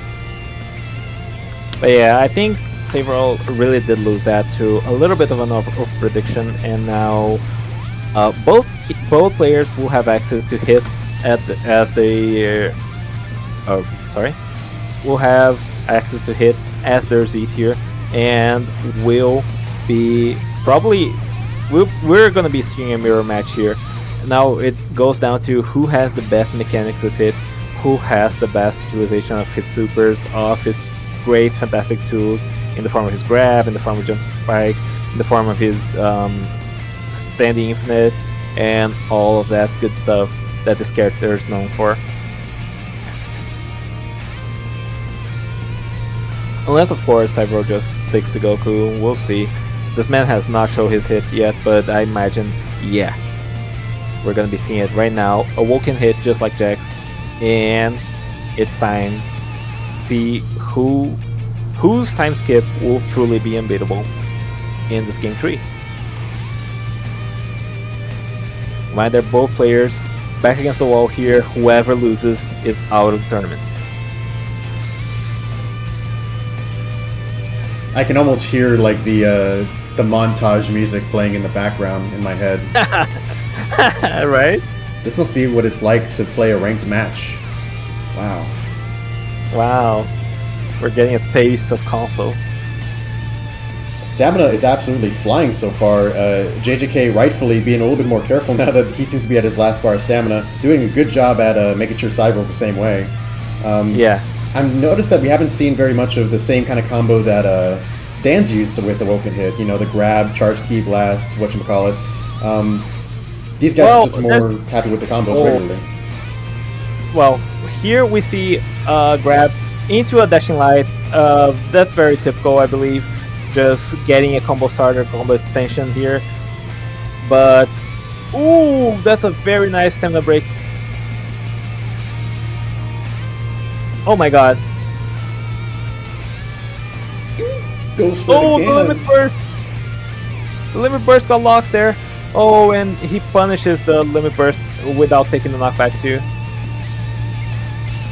Of course, oh, he pops his own limit burst, does not want to get semi-broken, does not want to get pushed to the limit because he knows what he just did. Saverall is able to do right back to him. Another grab into dashing light. Jump spike does not manage to catch much of anything. Jack's jump spike, however, will work, and oh my god, Saverall is one jump spike away from death, but Jack is really critical stamina right now, will get stamina broken. This is it!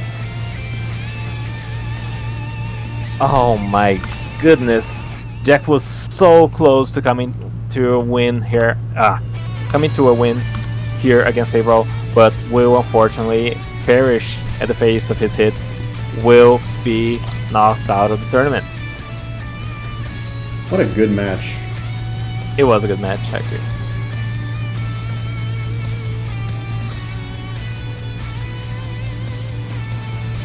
Yep. Alright. Up next we have the dynamic duo which need lobby resets. Palki and I Poverty first, and then Selena's and yourself. Got it.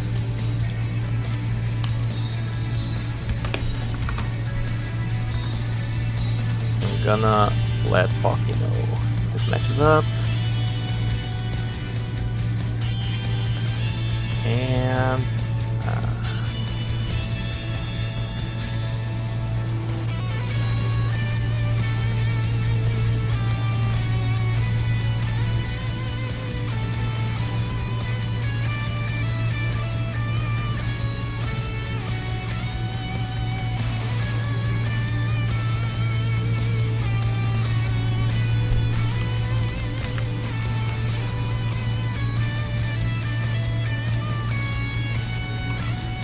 right, Palki is notified. He's saying, give me a minute. Right? Suppose we can wait. So, what did you think about that match? Did it live up to the hype? Multi? I really enjoyed it. I don't know. There's definitely a few. I was very impressed by the back and forth there was. Yeah, they felt so even, the two of them, honestly. That much I would definitely say. Probably Oh a my match I'm going to God. want to see like a few more times just to make sure that I can tell if there were like mistakes made or blunders made and where they were. Right. Because in the moment it was just, you know, so fast.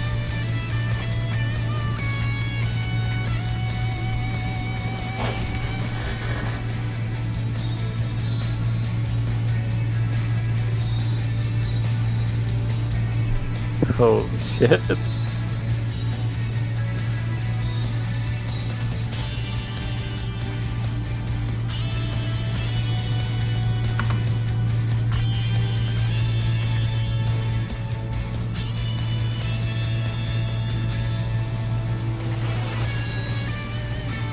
Howdy. We're about to move on to the next match of the next round. Not the next round. Oh yeah, well, yeah, it looks like the next round, right? Of oh no, we Yeah, already did say ball and check. Okay, yeah, then the next Yeah, match. the second match of the second round, losers. Let's go. Absolutely. Hockey and I Poverty. Bardock versus Beast Gohan.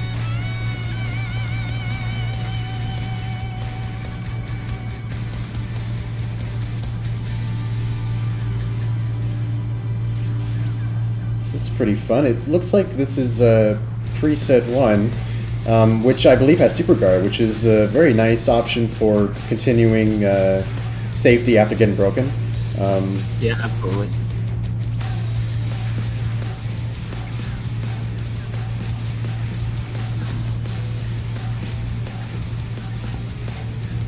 The only downside is that you don't have the most damaging follow-up super. You got Tyrant Lancer. Yeah.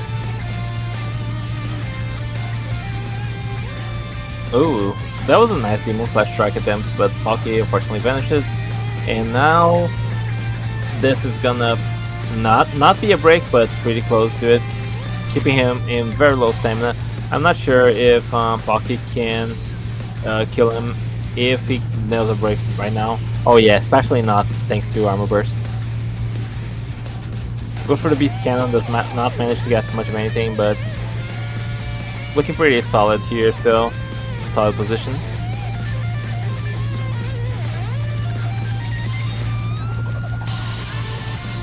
Good job staying away from those grab type counter moves.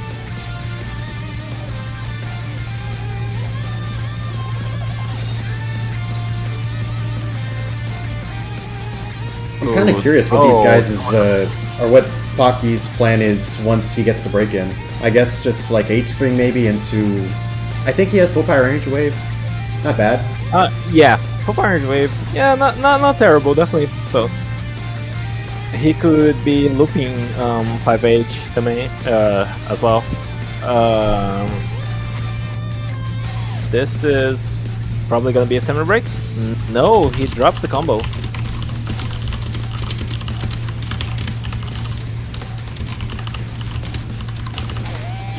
Oh my god. That was a pretty nice loop. Does he have Meteor Crash? Yeah. Okay, that's not bad. That's good damage. And will be enough to seal this match. Pocky takes game 1.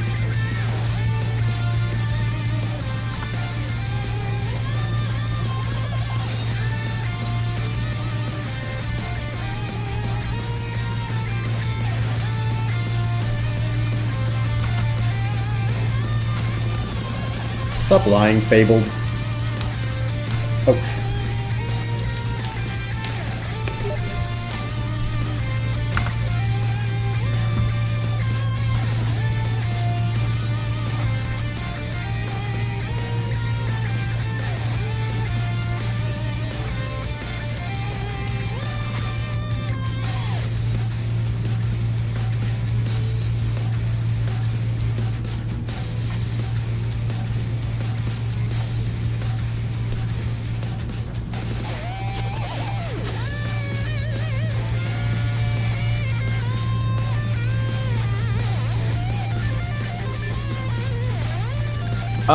Next tournament is next week as Ankila. We're gonna be having tournaments every Sunday, pretty much.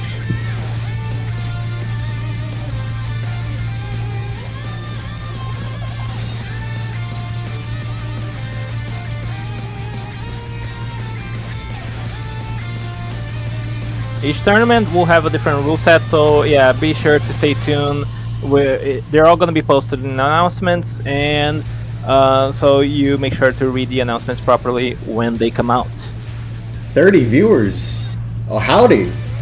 Hello. We are in the losers bracket of our Z plus S tier tournament.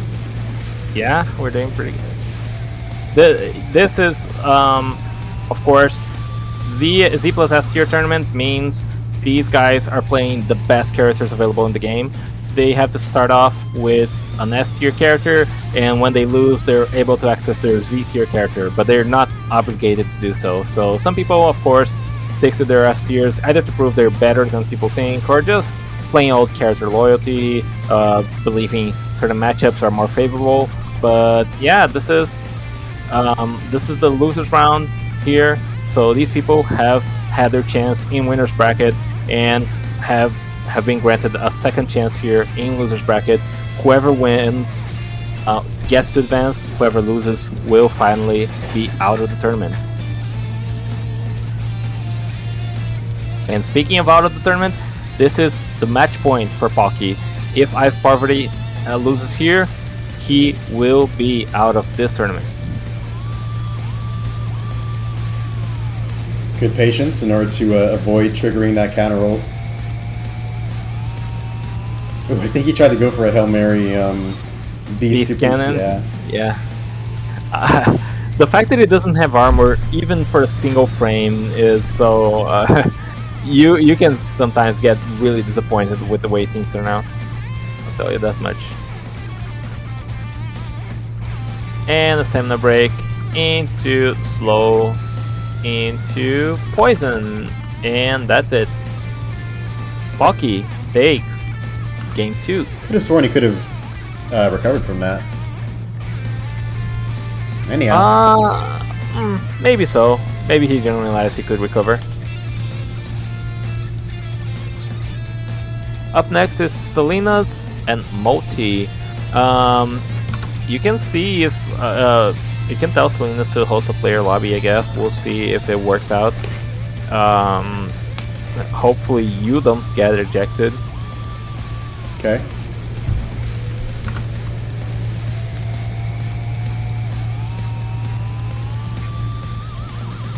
He's on payday? He's on payday? Payday 2. Bro. There was your match in lose.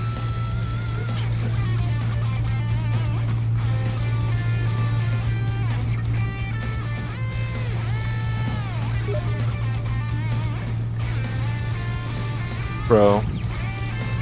Well, either way, Moto is not back, so he forfeits. He's playing something else. Sorry. Okay, he forfeits. Okay. No worries. Good games. No worries. I guess you. Pocky makes a lobby, and you get to join, and it's you versus Pocky. Great.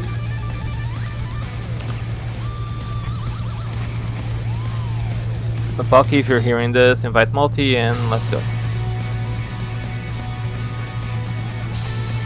There it is. Cool. This is gonna be interesting. Bardock versus Bardock. Oh shit, you're so right, actually.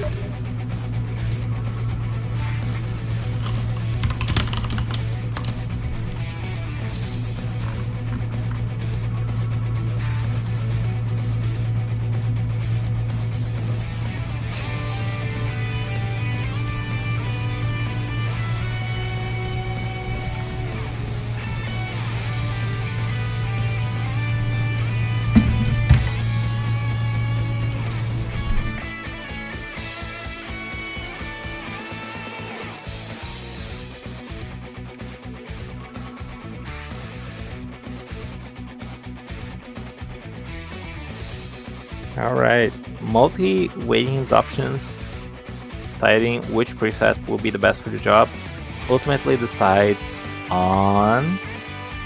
In case Pocky is just listening to the stream, Okay, Max Saiyan versus Pocky, who's probably on preset 3 product? Maybe that is preset 1 still with the Super Guard.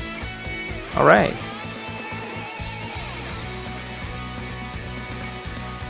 That's a lot of stamina. What part of preset is that?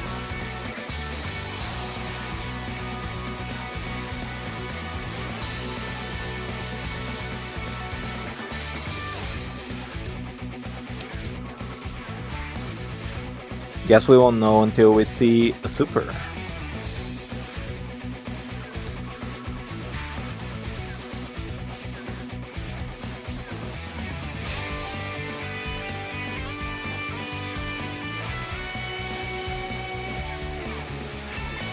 Ooh, tries to go for the heavy string there, gets punished with a heavy string of Pocky on.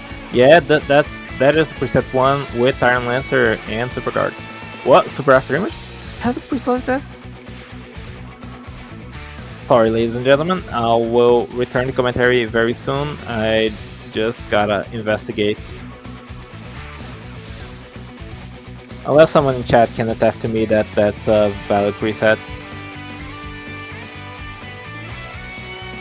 Preset 1 has Super After Image? I could have sworn it was Super Guard.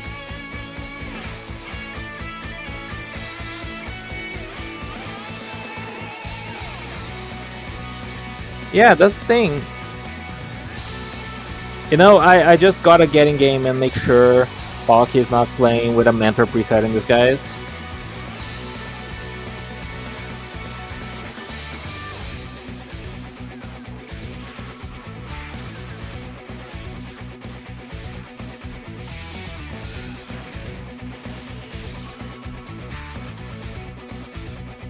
Multi goes to the ground, trying to gen some stamina. He blocks the Tyrant Lancer and regens more stamina. Pocky's poisoned, of course, so he can't regen as much stamina as Multi no matter what.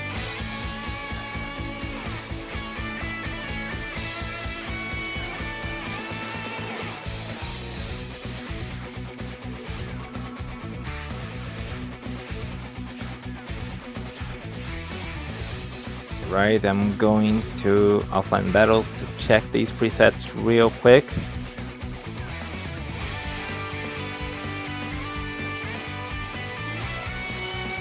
The second preset? Okay. Okay, cool. Sorry, I wasn't. Oh, Pocky wins! Game 1. Very narrow victory there by Pocky. And apparently he's rocking the second preset. That's what had us confused. So 1 point on the board for Pocky.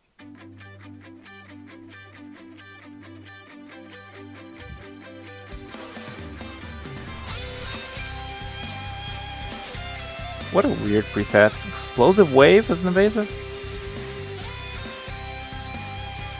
And you're choosing that over the Energy Wave combo 1? Okay. I mean, it worked for him.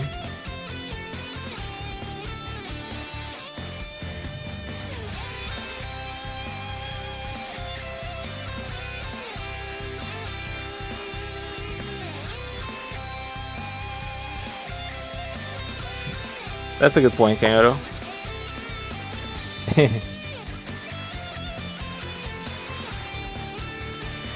Alright, Blue Goku versus Bardock.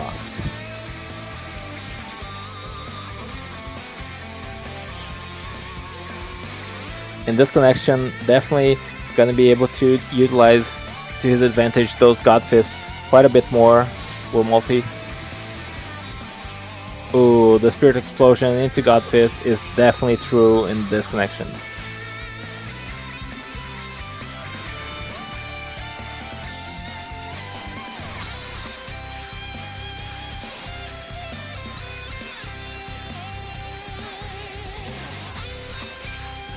You know, if I'm Multi, I'm considering popping the Armor Burst at some point into Kaioken. I feel like Pocky would let him get away with it.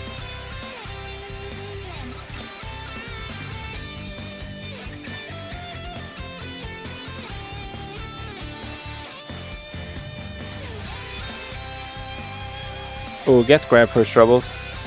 Gets almost all his stamina back though. Ooh, and the raw God Fist will hit even though the Spirit Explosion didn't.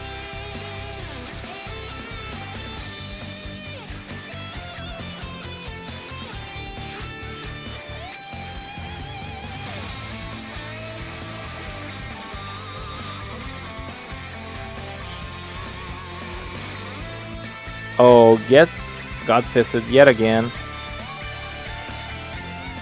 They're against the wall now, and Multi both figuratively and literally.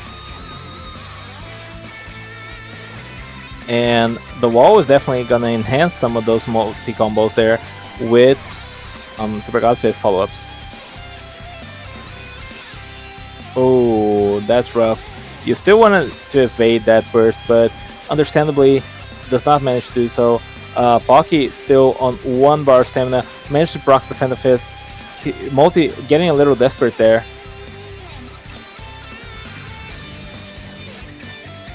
Ooh, that's a very nice confirm there. Into a stamina break, into a grab. Multi takes game 2.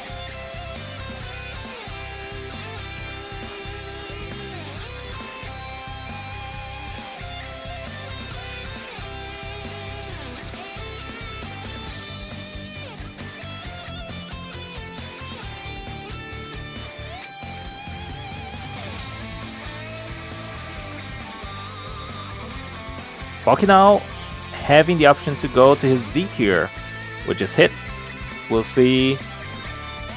We'll see if he's able to overcome Multi's Blue Goku, or if Multi will keep pressing his advantage with that Z tier pick of his.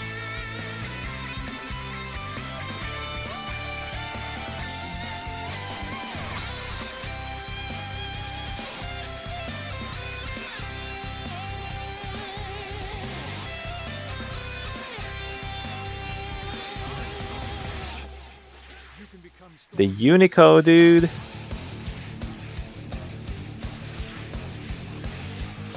He really is strong.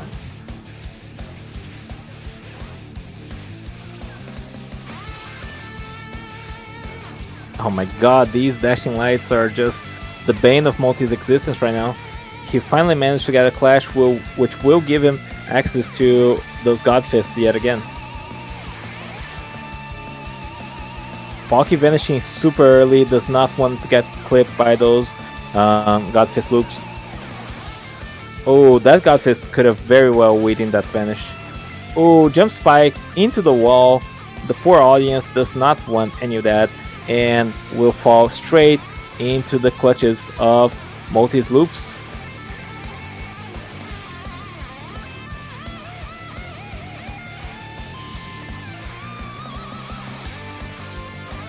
Evades the jump spike.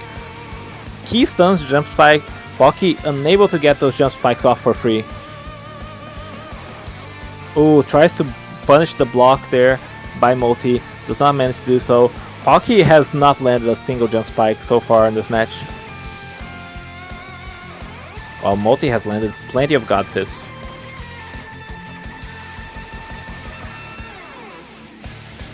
Oh, tries to go for the break there. Does not manage to achieve it, but still pretty nice attempt. And now Pocky, no limit burst in play. No stamina to speak of either. Even had he broken Multi stamina by pre-blocking the burst, this is such a disadvantageous situation for Pocky.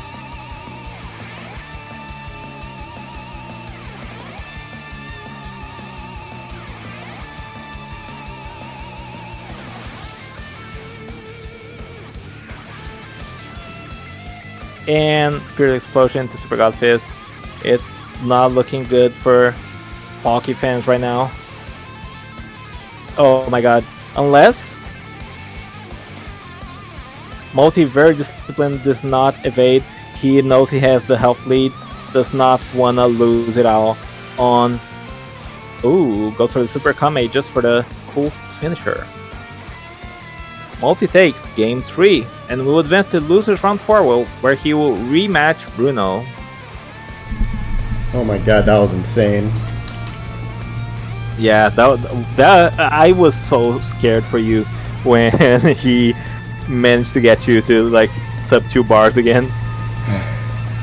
Very good games, Pocky. It's always very fun fighting you. All right, fantastic match. Now what? With that, I believe we're running Paradox Sun versus Sabro. All right. I gotta go to the bathroom real quick, so you take over for now. No problem. Come on, man. All right. Well, whoosh. I'm very thankful that I was able to practice a little bit against a hit matchup when I was practicing before the tournament. I knew very well the only way I'm gonna compete against the hit skill supers is by using Godfist very well to keep pace with it, even trying to score a few grab techs, which I don't think I did this time, but yeah, it was just... I totally almost blew it in that near the end of that last match, but you know, thankfully I was able to keep calm about it. Why is your PS5 controller heating right now? Dude, I don't know, man. It's the sweat, I think, because my freaking room is about to go to 77 degrees. It's usually like 71 in the summer, and that's just because of this tournament. Drives up my freaking temperature up all the way. It's crazy.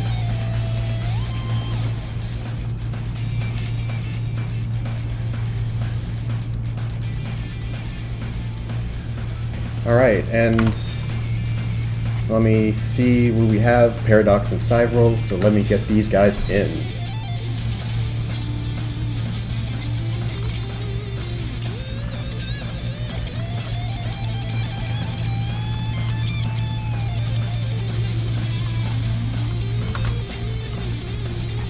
Paradox.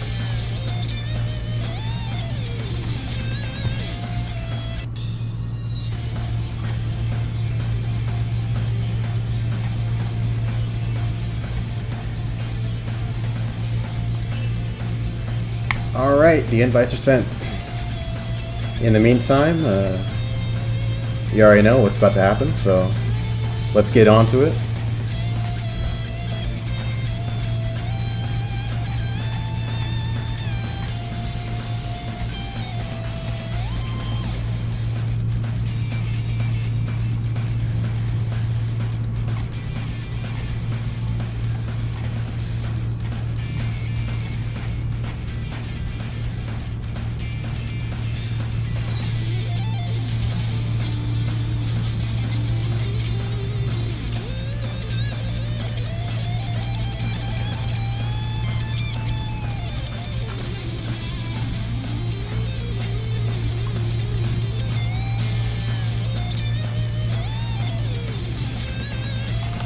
It might as well have a whole ass PC in it, because it's like a PS5 controller. That thing is like... I have one of those. It feels heavy. Like, just... I don't know what's going on in there.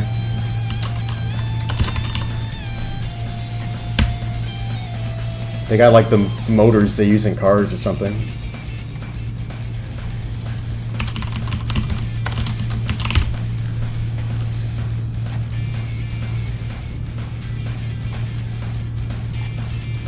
Because I knew this would happen, and we're probably gonna have to wait like 5 minutes for these guys to get in. Yo, what up? What's going on? We're just waiting for Paradox and Cyvril to get in. Oh, okay. Has anyone gotten in contact with Paradox already? But you know, maybe more would help. He said, okay, he's forfeiting. He messaged me while I was in the bathroom. Oh, okay. Yeah. Okay, so it's Cyber and Dango then. All right. We're...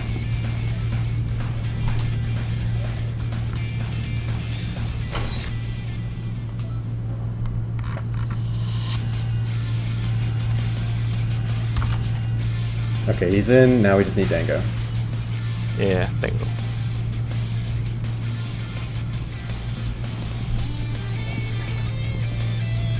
Oh no. Where am I getting things? Wait. Where am I? Oh. Shut up, Kano.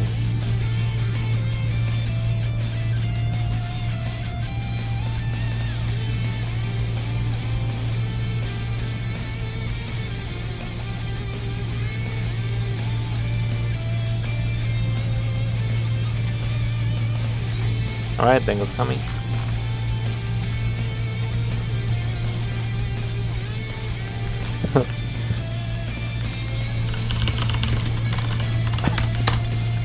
Every time I unpause the stream, there's a new GIF. Every single time. Oh, no. Alright.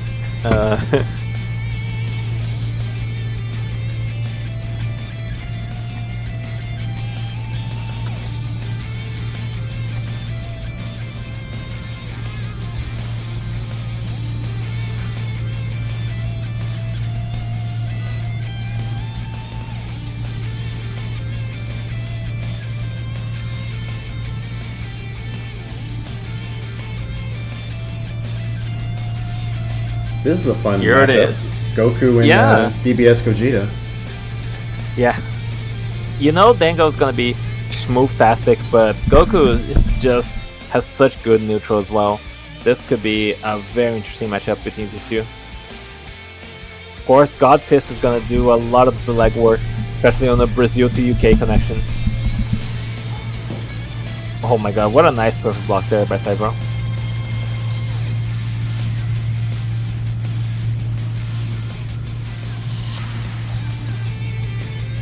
Smart use of the manual vanishes keeps you safe after you notice you whiff, which is definitely a game changer when it comes to how fast these guys react to any mistake you make. Absolutely.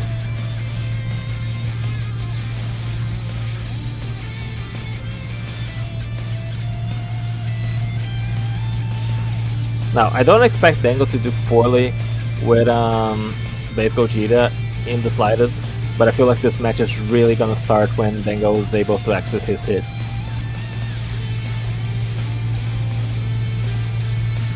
So far, this is like the prelude.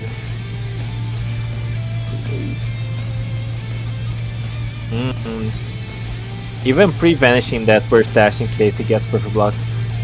Just so careful not to get hard punished by any great mistakes.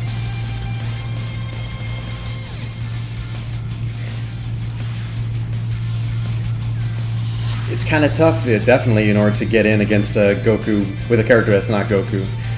But he's doing a pretty good job at making sure that Cybro isn't regenning stamina at a very good pace. Yeah, absolutely. But, oh boy, here comes the Godfist. A lot of damage coming out already. Sheesh. All that, and Cybro still got half of his green bar going on. Mm-hmm.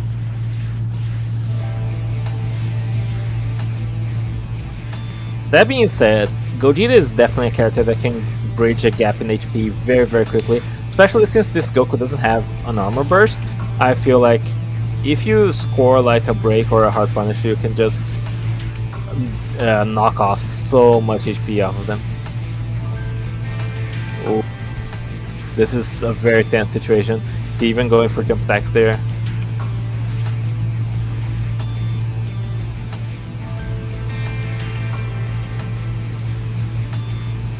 Some non-committal key stuns, but at least one's able to hit his mark, allowing Dango to get something off, force a little bit of stamina off of Cybro. Suddenly this feels a lot more even, but as these guys are going at each other, you know, clock is ticking. Yeah, this could be a match that goes to timeout for sure. Which is not something that Dango wants to happen at all. Not at the moment, but again, with this character, it could be very easy for him to restore a semblance of a health lead. Break? Oh no, he's not quite able to. But he is able to escape that Spirit Explosion, giving him a decent lead, a very meaningful thing against Cybro now. I believe he still has his health burst on deck, right? Yeah. Dengo has not yet elected to turn Super Saiyan. I guess he doesn't have had a great window to do so. And as I say that, he clear indication he's listening to the stream. He just goes for it. Let's rip. Oh, the back hit clipped him. Dango. And 5H into Super Kame. That's all she wrote. Save Roll takes game 1. But again, this match was just an appetizer. The real challenge is going to be when Dango is able to play hit.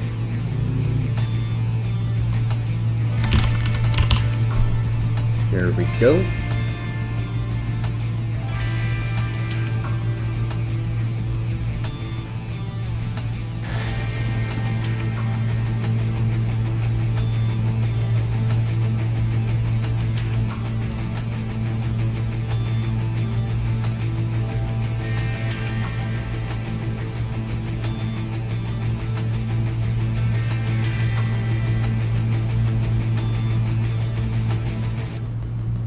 Fable throwing out the Goku Black quotes in chat.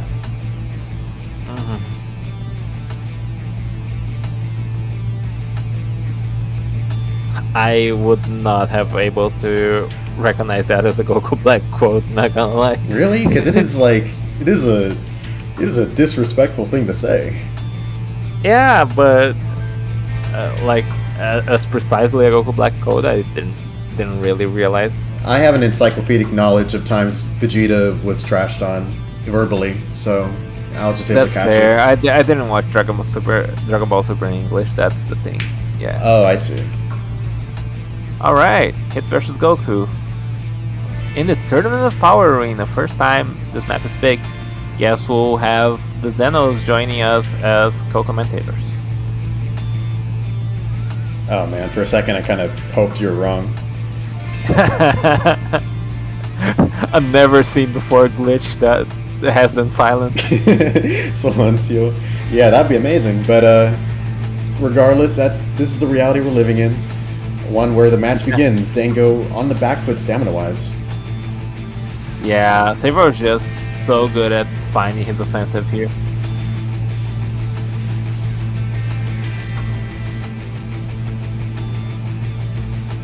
Goku has the tools to keep pace with Hit. It's just a kind of a matter of how well you're able to handle what combos he goes for. We see Dango kind of not do too much with his grab there. Yeah, I guess he's much more worried about forcing several stamina than forcing out damage. Another grab, and he's able to get another 2 bars off. I guess that makes sense given his health burst. Yeah, absolutely. But now though? And now, yeah, I could see it. Not quite a break, but perhaps this now he can get another combo going, force some more stamina. Unable to P-block that Spirit Explosion. Ooh. Dango might be listening to Jack a little bit too closely there.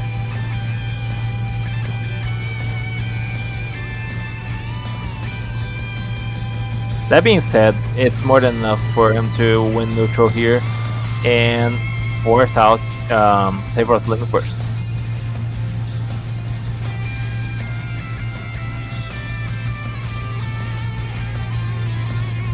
By the end of this, yeah, it looks like a pretty even match now, even after the burst, so that's fortunate for Dango. He probably kind of wants that to happen, especially now that he's seeing a bit of a stamina lead. Yeah, and not doing too poorly in terms of health either, even after the health burst, you know. Saber was able to regen, of course, but Dango not doing bad for himself whatsoever. Ooh, his Vanish got eaten there. This could very quickly snowball into a Saber victory.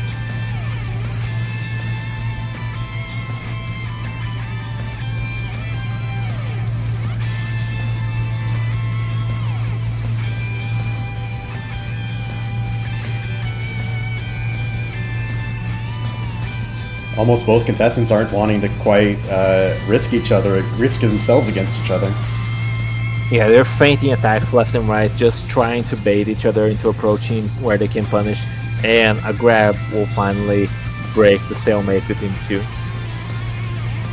Gets clipped by the Kamehameha hitbox, but ooh, very nice light string there.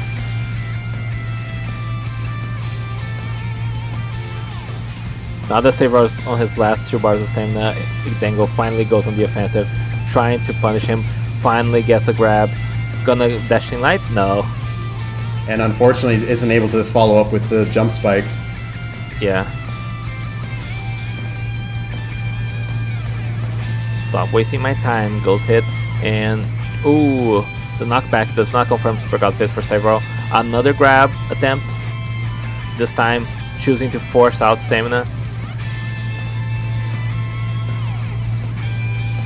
God, this match is also risking going to time, just based out of these interactions. Just last minute right now. Grab tech. Ooh, grab tech.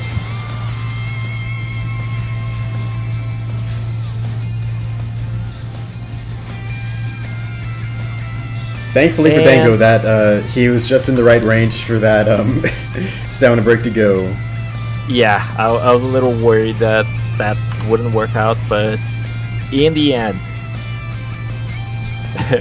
shut up, Bruno.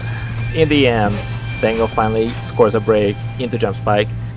Then the Dango wins game 2, but now Saber is able to pick hit as well. So this is gonna be a scary prospect.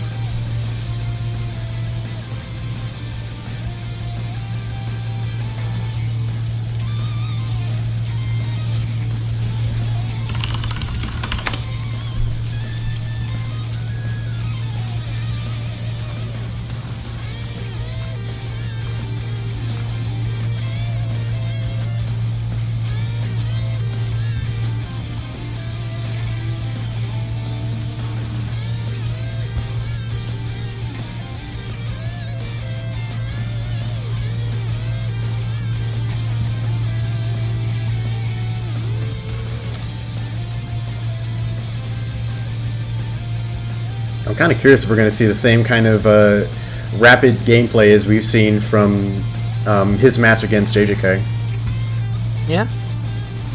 I'm very curious how this match is gonna go. I think Dango was doing a really good job grabbing past Saber's defenses in the beginning of that match. So I wonder if he's gonna be able to achieve that same level of success now that his opponent's hit not Goku. Ooh, jump spike. Actually, really nice. Perfect block jump spike. Interesting map choice. Very wide. Yeah. Ooh, he grabs him at a nice angle so he doesn't tech with the jump spike. That's nice. Yeah.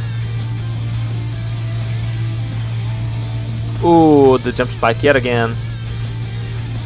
Dango just leaning into those trains because Saber is finding himself in a bit of an uncomfortable position to challenge those jump spikes in neutral.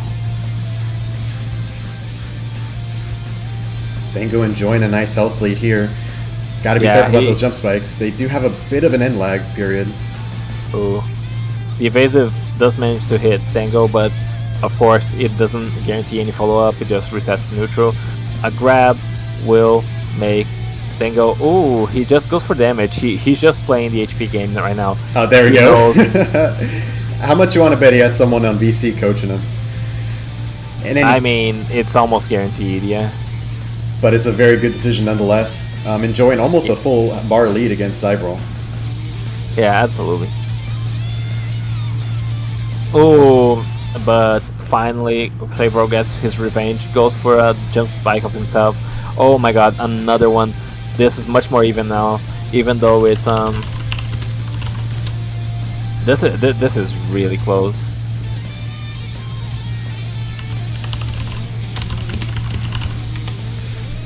Grab tech, jump spike, wow. grab tech. Too slow. Again? Ooh, another jump spike. This is rough. Ooh, but a grab.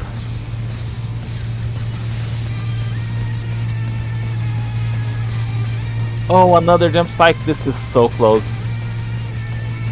Savro has one more in the tank, and so does Dango. I think neither will kill, but maybe after Splash, it's a lot closer too.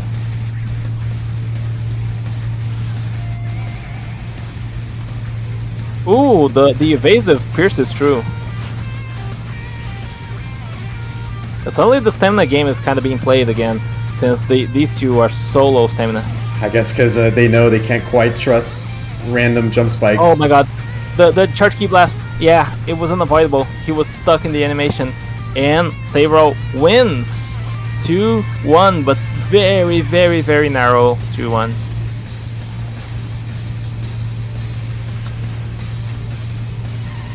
Alright.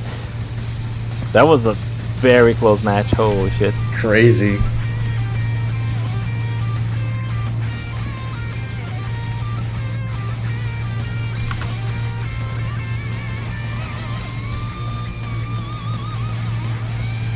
Oh. Alright. Up next is yourself versus Bruno, so you gotta remake the lobby. Say less. The rematch.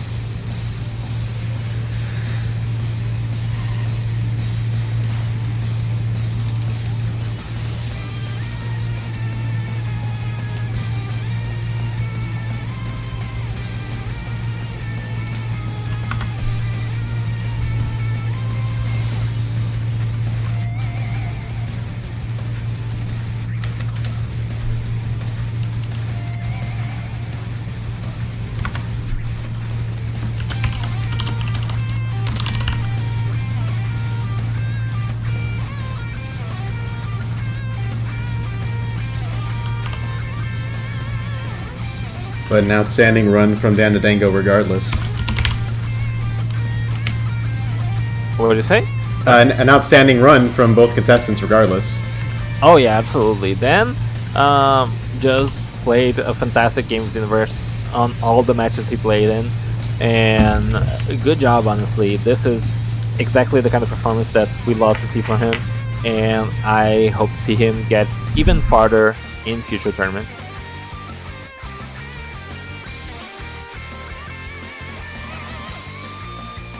Alright, S tier versus S tier, MUI Goku versus Bardock.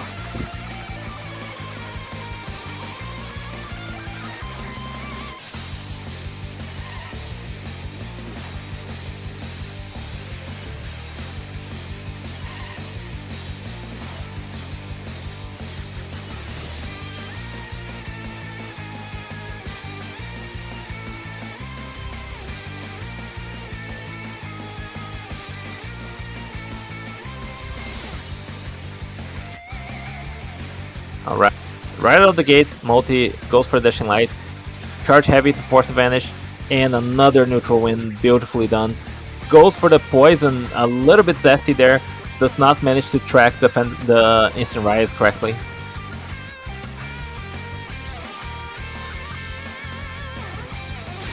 Ooh, the Kamehameha from downtown. Bruno gets a good chunk of damage there on Multi, and these two are just trading stamina and health back and forth, but Multi definitely has the advantage in terms of resources. However, it's very important to keep in mind that no one has MUI Goku beat for damage in this sort of situation. If he goes for a Meteor Crash right now, it's already going to do so much. And oh my god, a stamina break, health burst. Oh, poorly timed health burst at that. Bruno says, I made a mistake. Yes, you did, buddy. And the light heavy will finish the deal. Multi takes game 1. Very decisively so.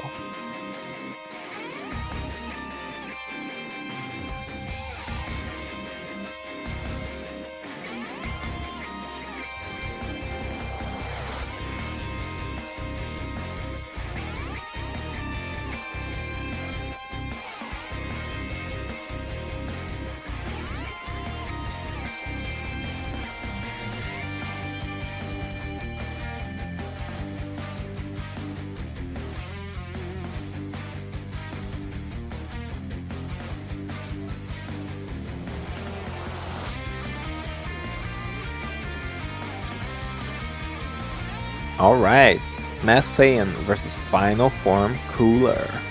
Z tier enabled here for Multi. Can he turn the tides? Or wait, before Bruno. Can he turn the tides against Multi, who won the first match pretty convincingly? Let's see. Of course, Cooler doesn't have any of the same vulnerabilities that MUI Goku has.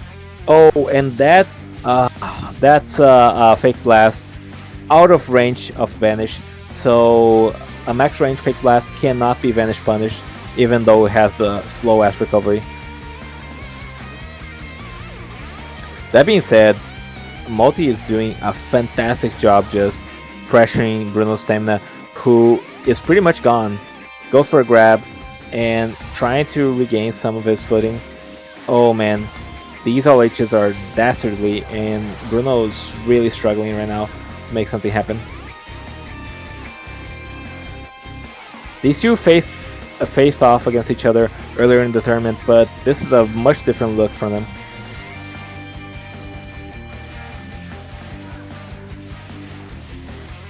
Oh, Bruno goes for the back hit, managed to get a clash. Cooler just has so much priority. Very nice perfect block there by Bruno. Oh, the stamina break whiffs. Cooler able to recover in time. Oh, very nice perfect block.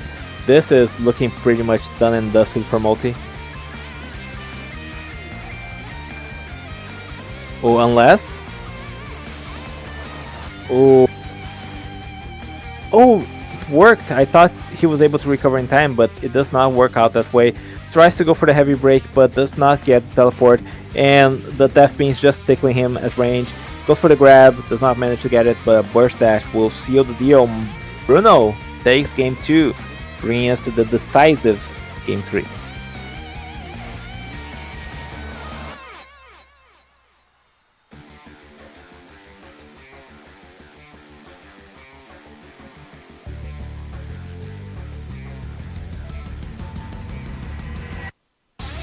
Yeah, he did, Yaran.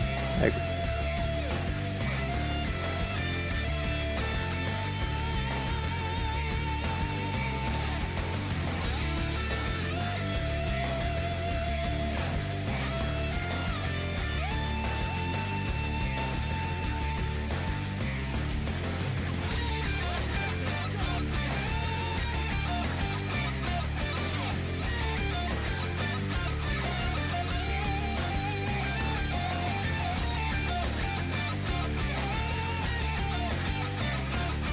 What? I said DRN.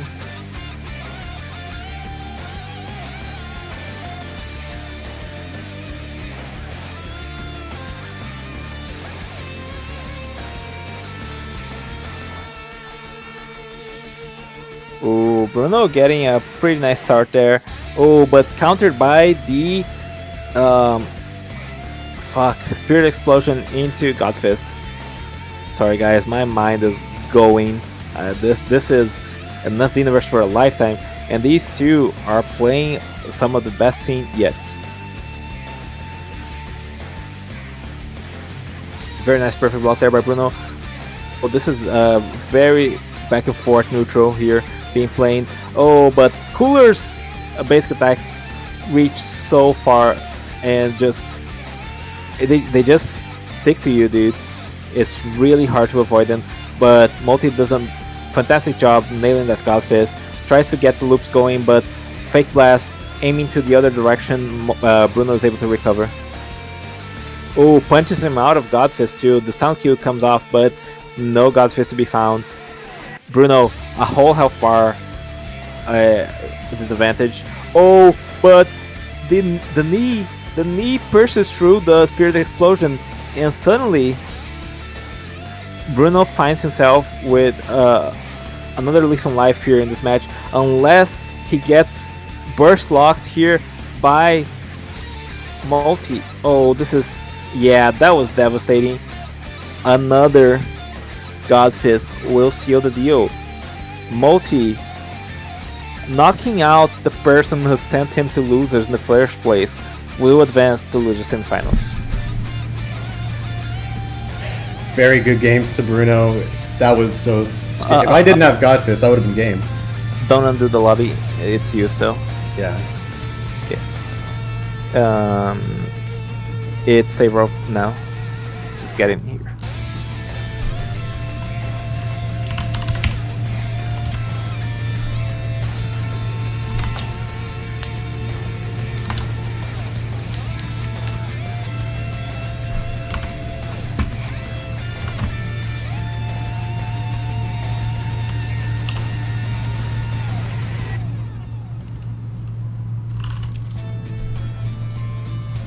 And my jam coming on as well.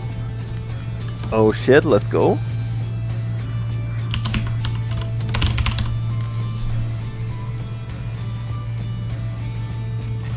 Bruno, also good job to you. You did a fantastic job this tournament. I really expected, like, when you knocked out Cyber, that shit was so hype. Yeah.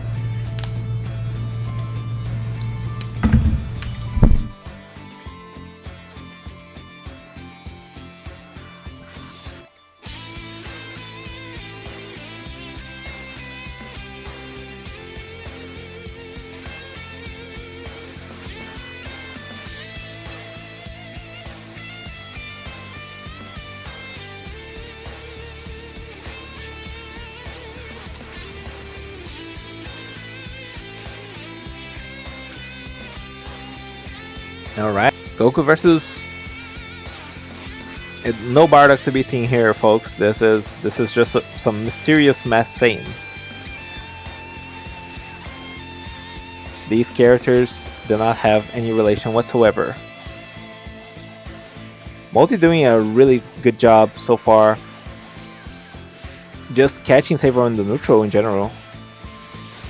But Saber responds in kind, especially nailing Super God Fist. Now, nice P block.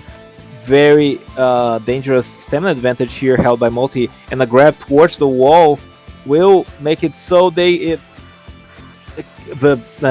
audience gets poisoned, I guess.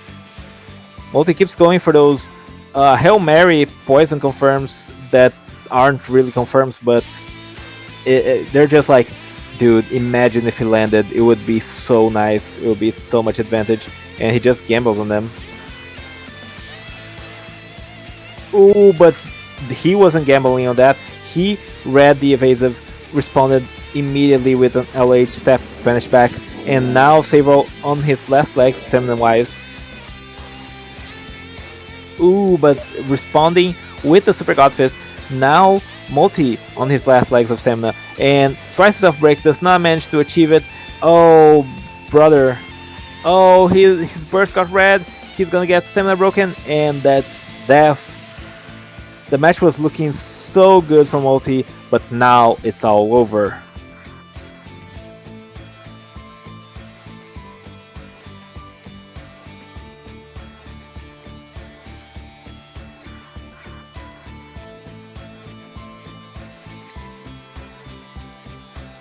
You jinxed him, DRN? No, dude.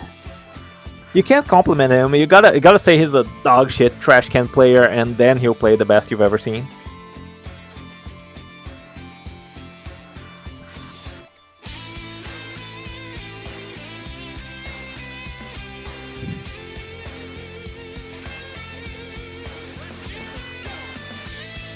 Alright, Goku versus Goku.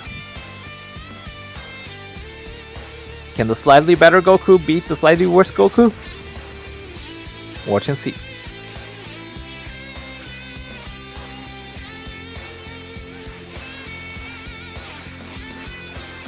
Very nice opening by Sabro, just catching him in neutral, but Multi responds in kind. Neither player really touching each other that much. Oh, with stamina break, just misinput randomly, and ooh, blocks the God Fist and immediately goes to the aggression. I couldn't even see that block, but the sound was very clear. He anticipated the God Fist and did not fall for it.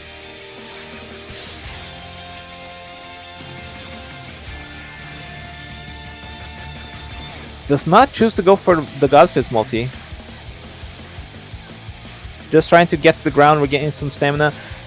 Several manual vanishing a lot, so he's burning through quite a few bars of stamina himself.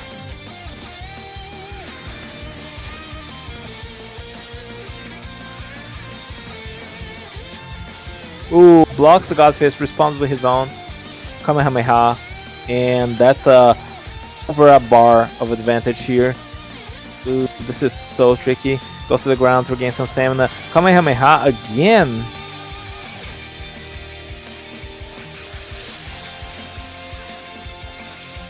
Oh, stamina broken.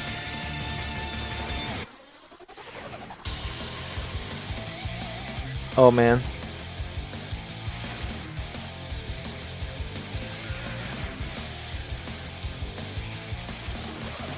Oh, this is curtains for multi. Sorry, folks. Oh no, the grab against the wall. Oh, he was just prepared for those Godfists. Unfortunately for multi, this is where his tournament run ends. Several wins 2-0. Ah, well, GG's. GG's. He was really good at turning around. I know that sounds weird, but that's kind of the crux of my reasoning. He was very good at turning around. I should have been prepared for that. I mean, he definitely turned around that match. He was in a pretty precarious position stamina-wise and still managed to come out on top. So yeah, congrats to Several. He is our second losers finalist. Well done.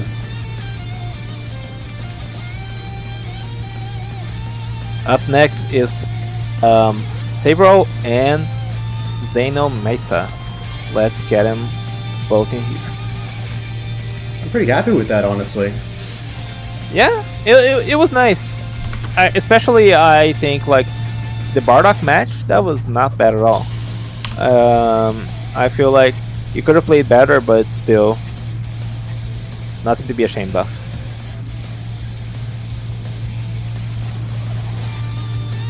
So it's Cyril and Zeno? Yeah. Got it.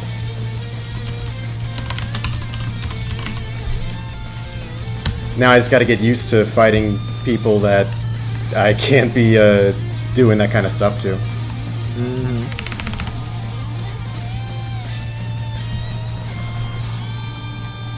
Contestants, feel free to join me while I prepare, you know. Yeah.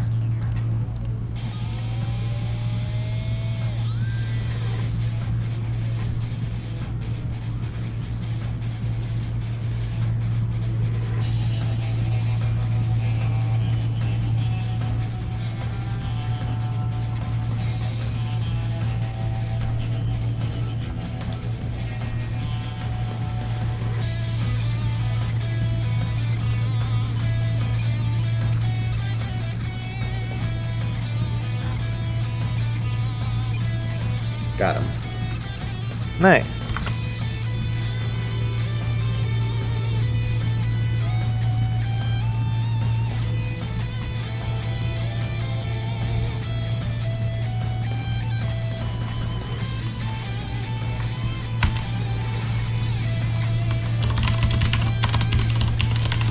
Hard to believe we already have the end of the tunnel visible.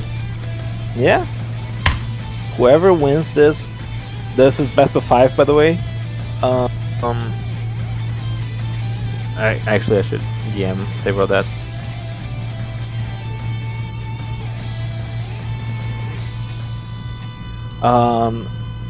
Okay. This is best of 5, losers finals. Whoever wins will be facing Felix in the grand finals. So let's see who comes out on top between Several and Zeno. And already the Super Saiyan Goku preset, I forgot the trademark preset, but it got him so far in winners finals. Let's see if it brings him also as much advantage in losers. It's not looking good right now. Already down to his last bar of stamina, but luckily it doesn't seem like he'll be broken quite so fast. Yeah. Thankfully, Sabro Goku doesn't have too many options on guard. Yeah. Sabro a little bit over-predicting. Oh, the God Fist also didn't connect. The connection might be a little bit better than people would expect, assuming based on this match. Oh, but that perfect block is just crucial. I like that. He decided to just go into trying to block the LB instead of trying to lock it with the God Fist. A nice way to kind of account for the terrain, and also you still have enough to punish with the Super Kame that way too. Oh my god, grab tech, but he takes all the damage. That's devastating. The attack burst actually did a great job at lowering Sabro's health. But there's definitely still a ways to go. Yeah. Look at that little run. There's definitely disparity here in terms of available resources, but the attack burst definitely helped close the gap just a little bit.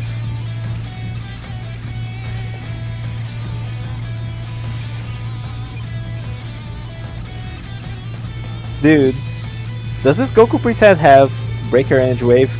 It would be so hyped to see that in this tournament. There is no way he'd go for it. But I mean, maybe. That would be absolutely amazing.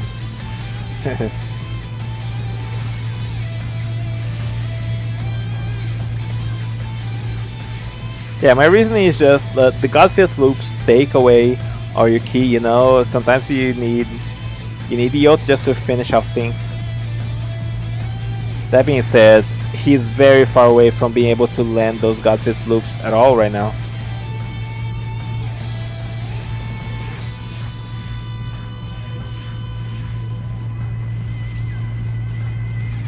I think both players are pretty aware of just how precarious Zeno's HP is at the moment.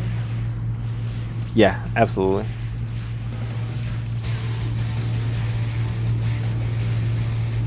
I guess on one hand I can appreciate the cautiousness, you know, even with 3 bars of stamina, one wrong mistake that Zeno punishes could mean a complete flip of the match. Oh my god. The jump dodging the Super God Fist, that was so clean.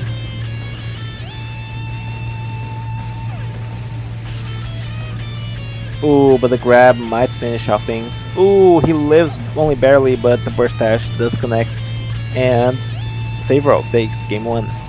Again, this is best of 5, so it might still go the distance.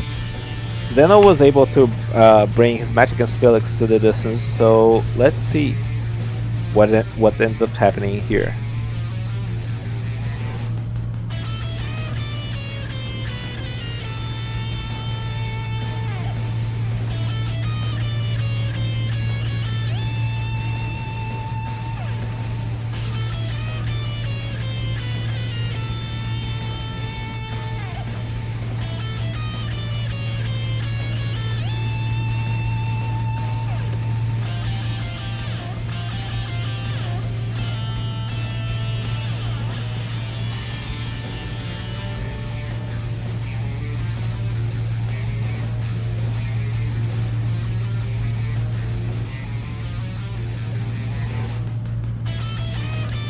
Choosing to, instead of going on to a Z tier, going on to a different preset of his Goku.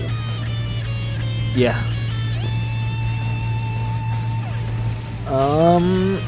It's interesting. He finally relented and went to the Usaga preset, realizing, okay, I am not getting any mileage out of the... Getting any mileage out of the after image that this preset boasts. The attack burst was kind of nice, but also didn't get much done with it. So now, same preset, even footing here between these two players.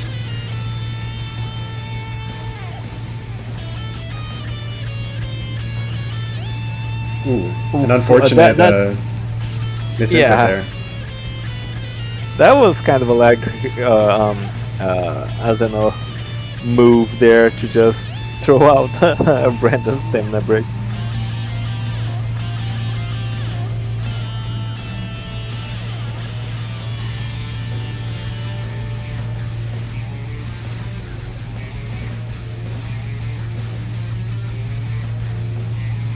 Zeno has a bit of a health lead, and he knows it. Doing a pretty good job at keeping the pace of the match kind of in his favor. But it's not something that I think he'll be able to keep up for the next 3.5 minutes, so... Yeah. This is very tricky.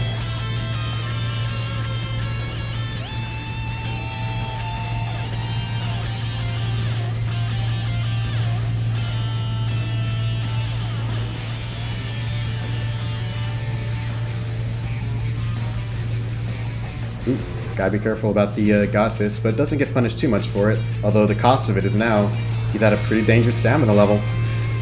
Could mean a burst lock or a break. Able to escape out of it though.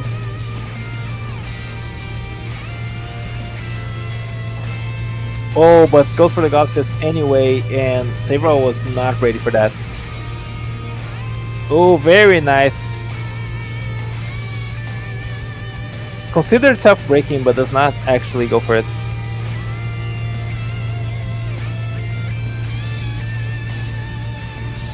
The charge key wave. Very nice. Gotta respect it, yeah. Definitely very nice. It's all gone though. This might be the setup for a stamina break from Cyvril, or better yet, a burst lock with that continued damage from the God Fist. Yeah. He's ready to P-block the burst. Oh, does not manage to do so. Tries to lock it, gets indecisive. Does not manage to achieve either in the end. Nice use of charge key wave. Now he's in the lead in stamina-wise. And he's about to catch up health-wise too. Yeah. The charge key wave is serving a dual purpose. More than regaining stamina, he's baiting Savro into attacking, and that's exactly what I with Xenomassa wants right now.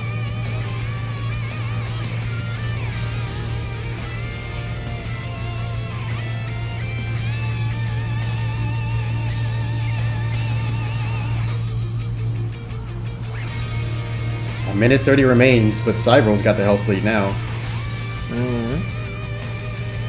That could very easily turn on its head. They both have really high stamina, so it's gonna be a game of footsies here, trying to just nail damage. Oh, and Cybro just extended his lead further. It's very appealing to try and go for these God Fists. In that case, it worked, but ooh, an exceptional block on the Spirit Explosion. Yeah, absolutely. But you just have to be ready for the potentiality of whiffing it. Yeah, absolutely. Oh shit! 50 seconds on the clock. This is getting a more and more dangerous timeout situation. But only one person has 5 bars of key. Yeah. And is forcing a lot of stamina out of the other person. Yeah, this could be very dangerous for Cybro very quickly. Unfortunately, we can tell, like, this health deficit, there's no other way of looking at it. Cyvril is in the lead here, extending it with another grab. And a burst dash, and potentially a God Fist does not get either of those things, but so scary. And this is so forcing. This is a forcing move here. Oh, punishes the Kamehameha. It's over. Cybro takes game 2. This is 2 out of, well, we'll see however many goes for, but this is match point for Cybro. Potentially he's staring at his ticket to getting into grand finals right here, right now.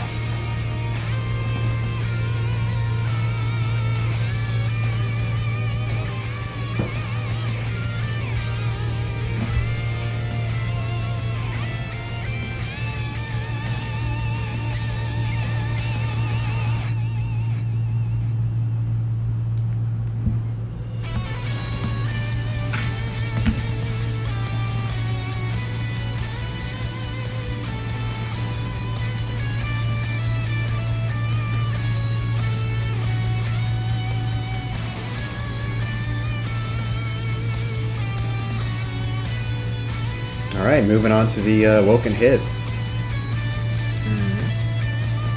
This has been a pretty common occurrence throughout the tournament. You know, it's been... usually this is where we get another point on for Zeno, which will allow Cyvril to go on to his own hit, and then like a whole new phase of the match has started. Yeah, absolutely. I would say that Hitawoken probably benefits a little bit more from this map than Goku does. Just by virtue of the fact that his grab isn't really dependent on the walls in order to continue combos and things like that. Yeah, absolutely. Oh my god. They're moving so fast. There's that reverse key stun that hits all about. The first backbreaker that's successful in the tournament. Let's go. Oh my god, it deals so much damage.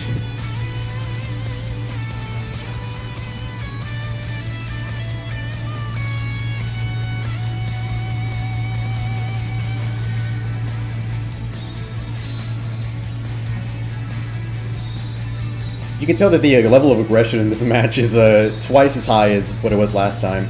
I know, right? Already forcing the burst. Ooh, blocks the burst though. But now, if he gets broken, it's over. Zeno knows this. Trying to be a little more careful with his block. But Cyber was pretty well aware that if he gets broken and Zeno takes advantage of that... Oh, blocks the break. Ooh. It's over. Yeah, he can definitely kill from this range. That's it. We have our other grand finalist. Favro will move on to face Felix.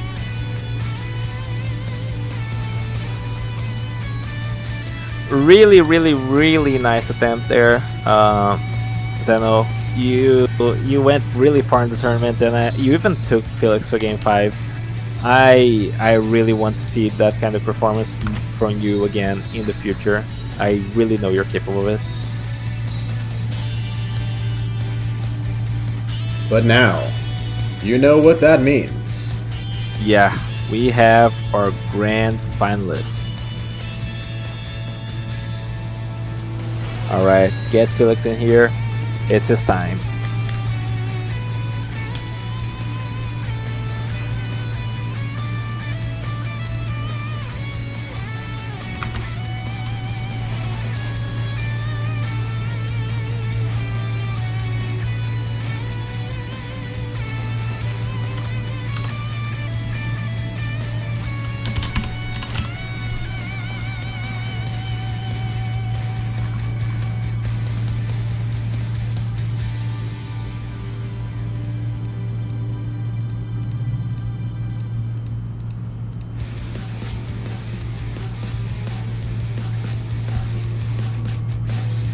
Oh man, hoping the connection is stable for this one.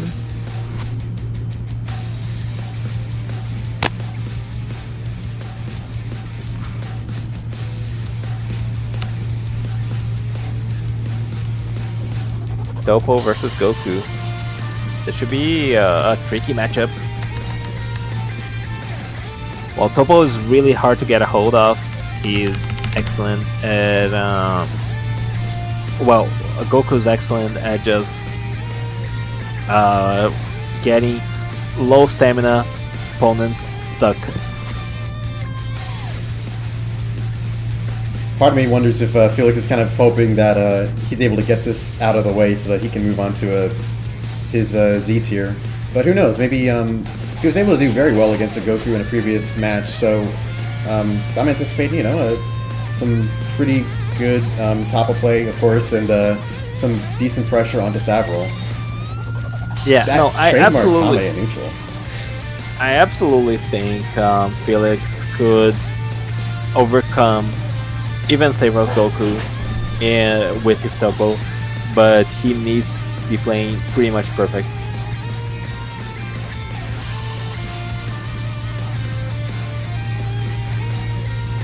And that's not gonna cut it, buddy. The neutral, destructive flare, not gonna be enough. You can kind of feel Cybril kind of lamenting his low amount of ki.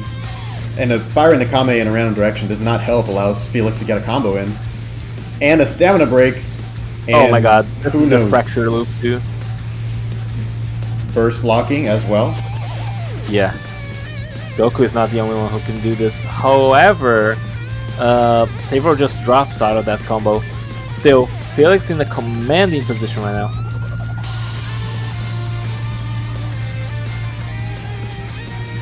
Unable to try and get a little bit of extra damage from the hitbox of the Kame. At least a little bit of a stun, not even.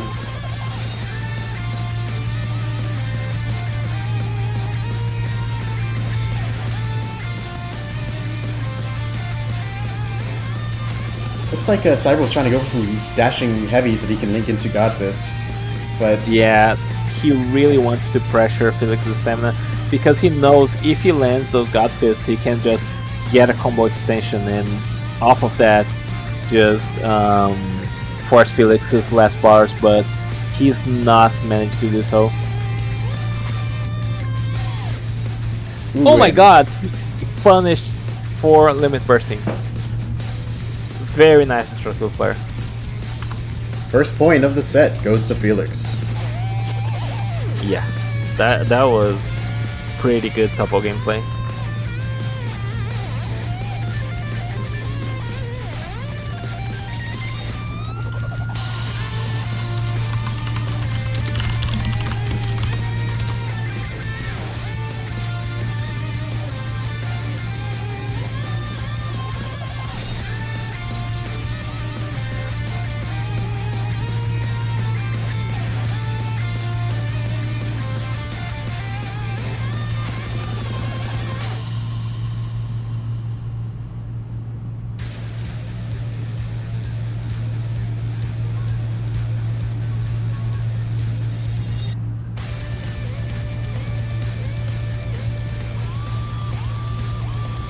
Alright, forcing him to move on to his hit Awoken, or at least giving him the choice to, and he obliged.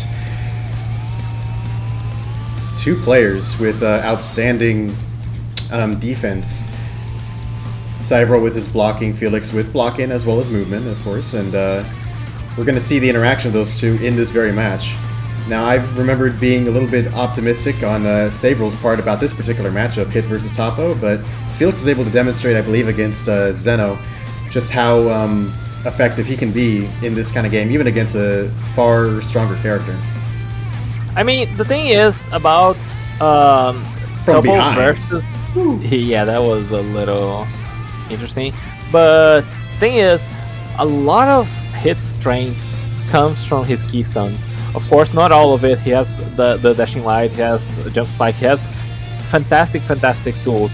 But the fact that he's keystones, which is pretty much the turnaround keystones are a mechanic pretty much exclusive to him. Being completely invalidated by another character's passive definitely makes him awkward to play against. Pretty smart by Sabral here. I think he was trying to go for some Tomahawk dashing lights in order to get past his guard while also not having to worry about the keystun negation, but Felix just not getting hit by them. Yeah, he really is playing patient and trying to force Sabral into this awkward situation of trying to aggress onto Topo.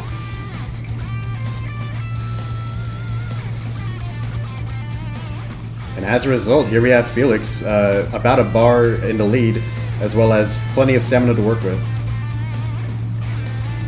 But can Sabral turn this around, winning neutral once? He just goes right back to the ground.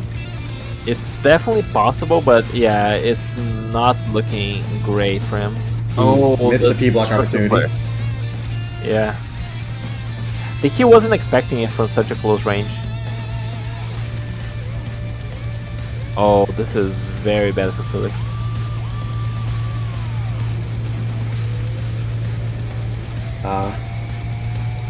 Perhaps in another lifetime that would have been an opportunity to Molotov, but I don't think that quite would have been able to work. As it was, he got a decent punish, but here we have Felix right back to 100%. Yeah, this is definitely not clear-cut quite just yet. Those two are very good players, and he already managed to force all Felix's stamina just in those couple interactions with Jump Spike. So it's far from over from both players. They're giving their all to really catch the other and pressure their stamina the best they can.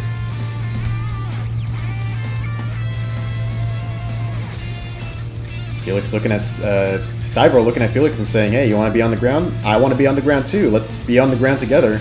I'm perfectly happy to start this from 100%, both of us." The confidence is nice, and these raw jump spikes are working out in his favor. Felix trying to make something happen with the Destructive Fracture in the neutral, but it's no jump spike, sadly. And you can't kill him with key stuns. Interesting. Actually, interesting play there. Does that despawn? I think only after a very long time. Just sort of a zoning topo maneuver here. There it is. On the bright side, Felix doesn't have the key to do that again, so honestly a pretty good play by Cyvrel. Oh, very nice grab though.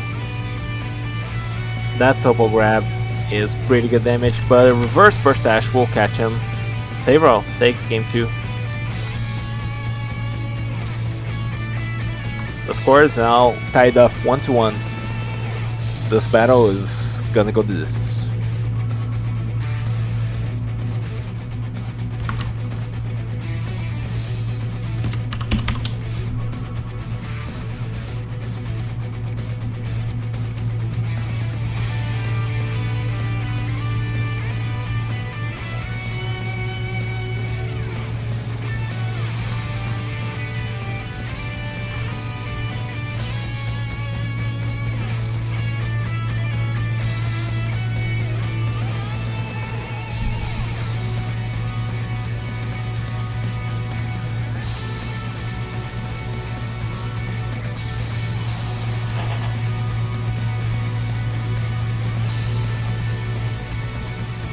Blue reverse hit. Fine.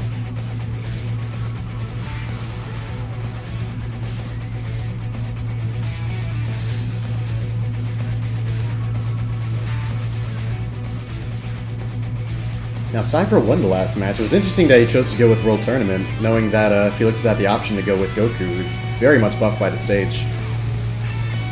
Yeah, that is true. I wonder if there's something that Cypher was also keen off in terms of World Tournament, or maybe he just wasn't thinking too much. He just likes the stage and selected it. But now Felix already in the ground, is already on the corner there, ready to just drive that advantage home the best he can. Very nice dashing heavy. And the break. Oh my god! Yeah, he doesn't even care about a burst because he knows he can just Spirit Explosion it. There you have it. Wow. What a decisive round from Felix. Sometimes this is how it feels on Blue Goku. It's like if you're able to make the correct decision each time, Goku is more than fast enough to be able to respond to those things as they come. And then it's just like dominoes. But of course, the same definitely applies to hit. Yeah. But yeah, I definitely see that. Like, if you get the stamina broken, if you just, especially since Topo doesn't have an armor burst, right? Things just fall into place as Bluetooth sometimes.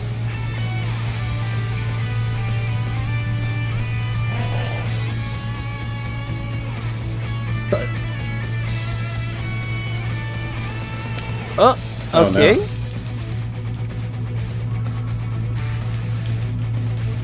no. Alright, let's get the lobby back up and then we'll be able to continue Grand Finals. Yeah. Yamcha. Special class. I might have to go do that first.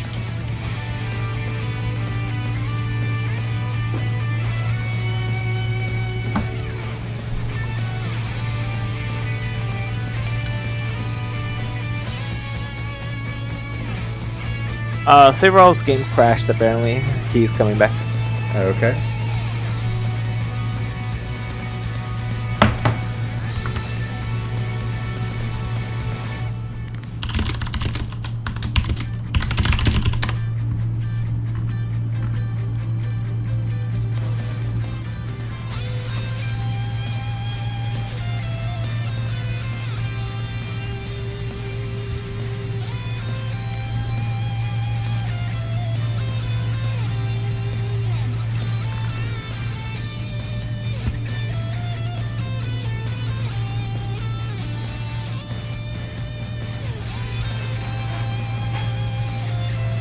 when we return, what could be the final match of this tournament, or the beginning of a comeback that'll result in the bracket reset. We'll just have to see. Yeah, this is very important to stress that if Cybro wins this, like even if he wins 2 matches in a row, he's still gotta make it through a bracket reset. Of course, it's not in Felix's interest at all for that to happen, because just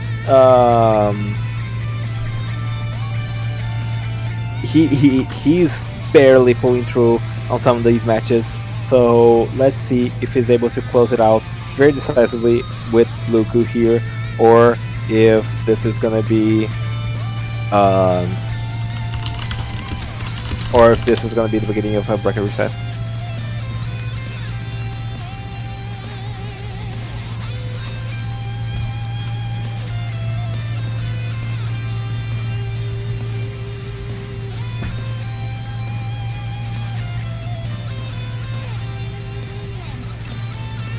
So in terms of the characters coming into Grand Finals, what are your thoughts? Sorry, run that by me again?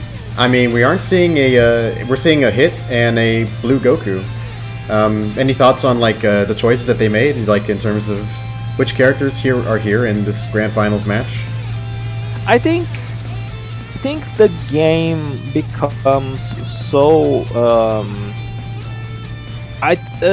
Felix was talking in chat about how Hit loses heart, Gut Fist, and Spirit Explosion, whatever. I don't disagree with that. I think these characters are so good and have so many great qualities against a majority of the roster that the fact that they have like positive, negative matchups against the top picks in the roster goes a little under the radar. Hit might be by some metric the best character in the game, but Goku is also up there, you know. And even if Hit is significantly better than a greater portion of the roster, I think if Goku just is better than Hit in this specific matchup, then that's all that matters. So it's very interesting to see this dynamic playing out, and Godfist has very much been leveraged in favor of Felix here to make this possible. Let's see if it pays out, or if Sabro is just gonna turn on Demon Time and play perfect neutral with Hit, which, like, despite Goku having great neutral, it's debatable if it's on the same level as Hit's. It looks like the Walls of World Tournament work just as well for Hit as they do for Goku. Yeah, that's true. Maybe that's why Hit chose him in the first place.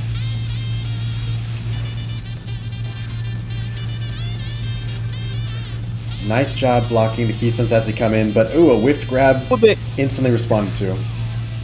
The instant transmission to punish the grab was so nice. Ooh, jump spike whiffs, but Felix cannot fully confirm the combo. Always a dangerous situation when the opponent's above you messing with your camera angle. But they're hanging tough. Cyvril, smelling blood in the water, chooses to go for a jump spike for that guaranteed damage instead of trying to go through the whole rigmarole of Felix using his armor burst and then self-breaking. Like now. Yeah. I gotta stop talking. This is already, though, this is definitely looking completely different to the previous match. And you can see how, even if you say Bluku has a favorable matchup against Hit, it's not clear-cut at all. Like, Cyber is just dominating in terms of resources right now. Only 2 minutes elapsed in the match, and Felix already hanging on for dear life here. Excellently holding on to his guard. Oh, and whiffing the dashing H Godfist combo. Yeah.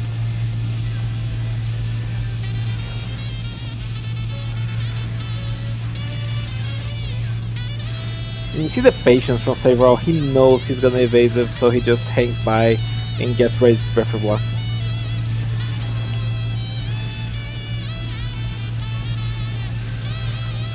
This fight's quickly becoming messy, but it's just because both players really want to catch each other so badly, and it's so hard. Especially like when you factor connection, but also just the neutral of these two characters is so good.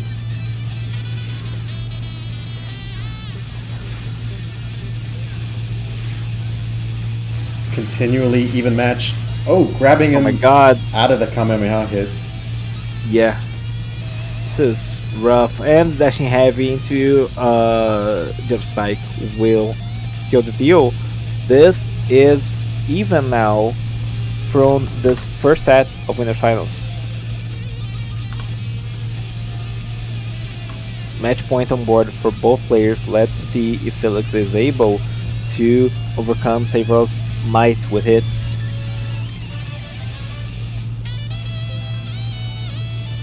Or if in the end he's just gonna crumble.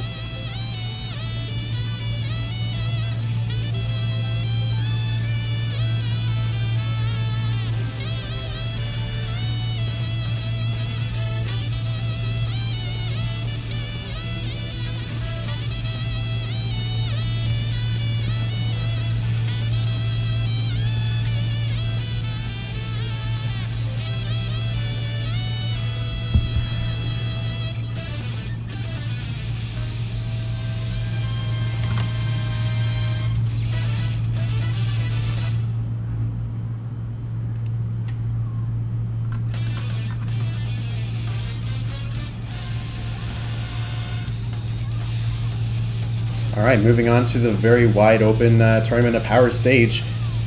Going into this match point of this Grand Finals, the first round of it at least. This map is Savral's pick, so you realize that he's really trying to wrestle away those advantages of the World Tournament walls by Felix. Definitely a fair play to make, considering just like how many times that came into play during the last match, both on Hit's side and on Goku's side. Yeah, absolutely. A whole bunch of stamina forcing out of Felix. Oh, and... Oh, that's devastating. And the nice burst. Can he lock it? I don't think he can, yeah.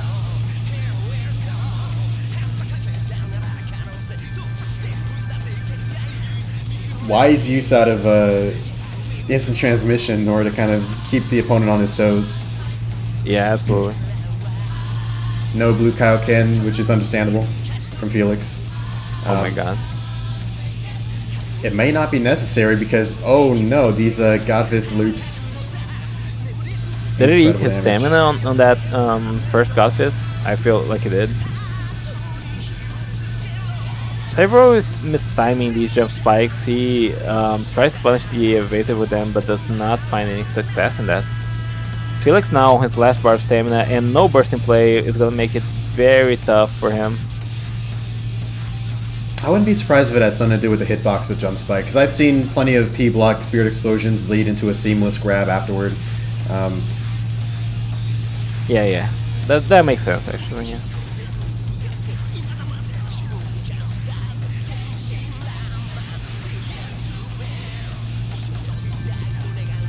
The burst from Felix is spent. Yeah. Of course, he's able to invalidate Savro's... Oh my god. Savro bursting so as to not get broken. This is really close. Now look closely. How do you get in against him with his incredible guard? Oh my god. A nice way was that key stun leading into the jump spike. Oh god, the next few neutral interactions are going to decide the course of this match. Oh, that's such a nice God Fist. Oh my god. There's that elbow again, knowing that he would vanish afterward. This might be it. No. No way. The desync, the grab into Charge Key Blast. Is it gonna be over? Yes, it is. Savro wins Game 3. Or Game 5, rather. This is a bracket reset. Bracket reset by Savro coming here from loser's bracket. This is going the distance. I'm gonna let it know.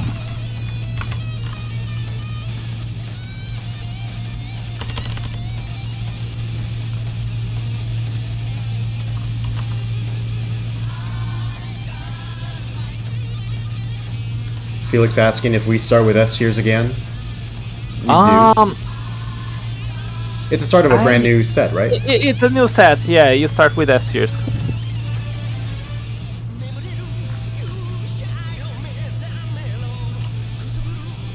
Yeah. You were correct.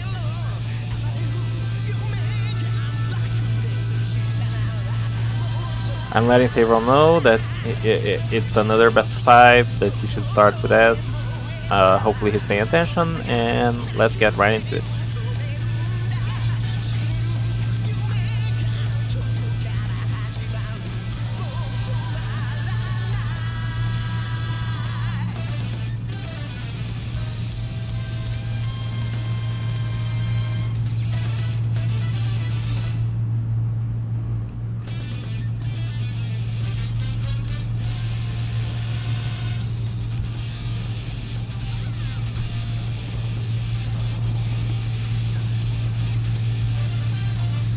All right, the first match of our grand finals, our final set of the tournament begins. Yeah. Officially, it cannot go any further than this, and honestly, this is looking pretty good already. Oh, the P blocks from Savril, or from Felix rather, are being pretty spectacular. Oh, the neutral fracture, dude. This is gonna be so rough.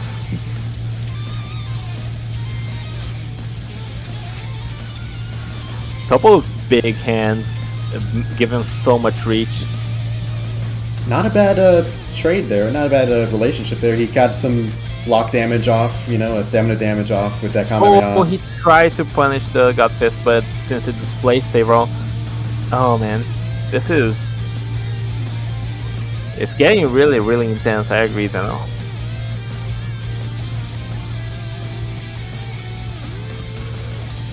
Oh, maybe he could have P-blocked the Spear Explosion. Maybe he didn't have enough time. Self-break there by Savril. Mistimed the instant transmission. And that means he's going to eat these next few fractures. Yeah, that's a good amount of damage there by Felix. Oh my god. Oh, he tried, but couldn't. Notice that Felix knew that he would be able to escape after that last fracture, so he immediately was prepared for the P-block on the evasive. Yeah.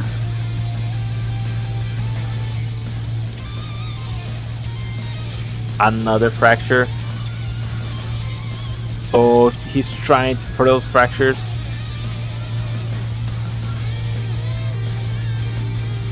Why did he evade there? He anticipated that Felix would have been already on him, trying to start a combo. I guess that's fair. His camera doesn't give him enough information. He thought he might eat a destructive flare like the first set. Got a little taste? Yeah. Just a smidge, just a lick. Oh. I don't know, this is so... Oh my god. Oh my goodness. The grab tech.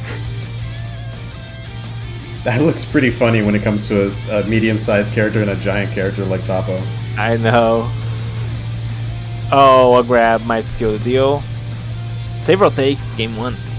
Felix is able to access his blue coup right out of the gate.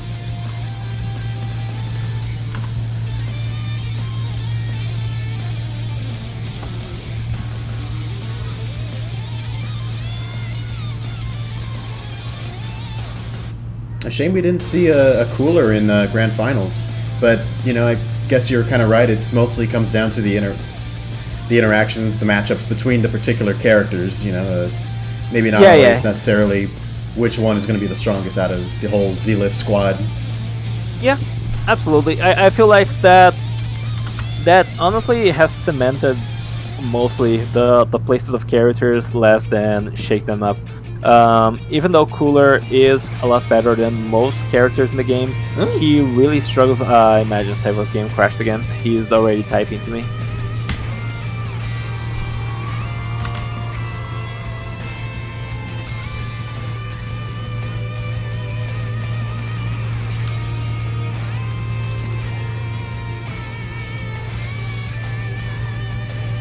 Yeah. Okay. We're making the lobby.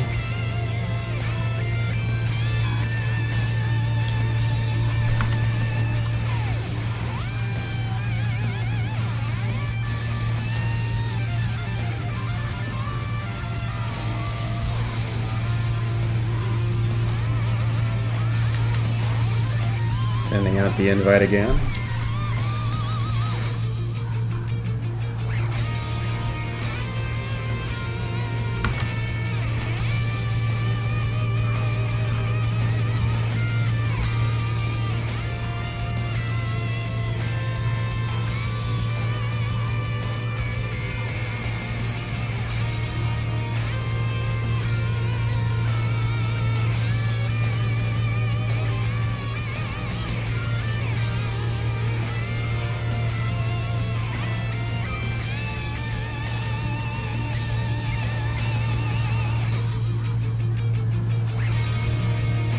It's honestly a shame that Felix wasn't able to leverage the topo pick as much in the first game of the set, but it's gonna be very interesting to see that Goku versus Hit action very soon, because well, of course there's also the Goku mirror that's gonna be fought between these two obligatorily, but I imagine Felix will have the upper hand yet again on this one.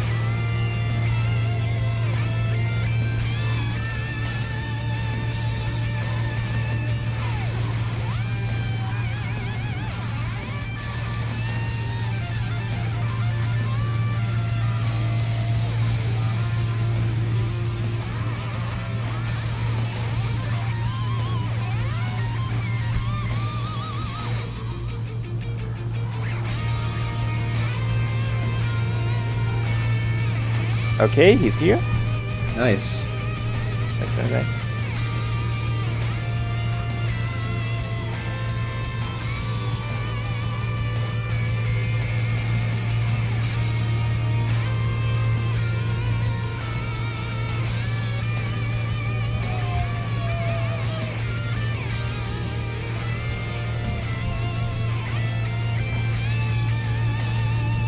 Alright, Goku mirror.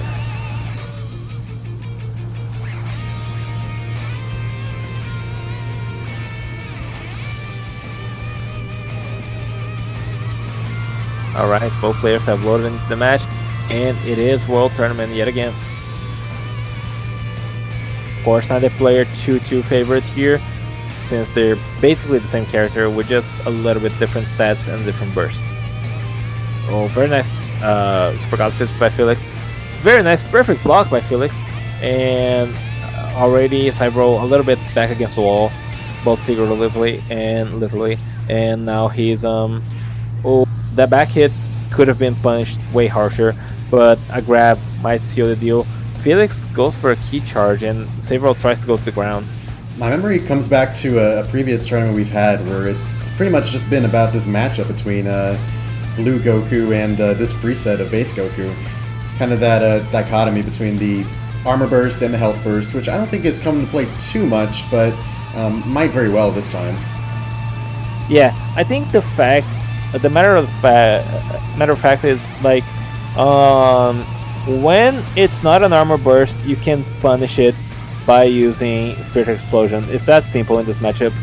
And the fact that Felix doesn't necessarily have to seal it, he can seal it like if it's an advantageous play, but he doesn't have to and can just punish it, makes it so much more flexible for Blue Goku to have an advantage here.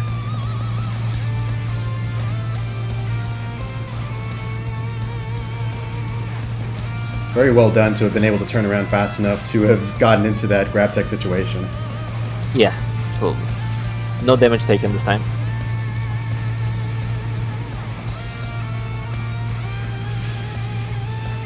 Oh, nice, perfect block. Oh, but the Vanish gets eaten by the Super God Fist. Forced out the Limit Burst. Will he go for a sub break? Yes, he will. Oh, but perfect. He's getting caught by it. Yeah. He has plenty of stamina to punish with, or key to punish with, rather. Oh man, Felix is just trying to make something happen. The grab tech was nice, but he couldn't sustain it. He's trying to go for a fast break there? That's funny. Well, a grab against his Blue Coup, and now Cybro is on match point without having to resort to Z tier pick. If I'm him, even if I do get access to my Z tier, I might want to just stick on Goku. Yeah, it seems to be faring much better than his hit was.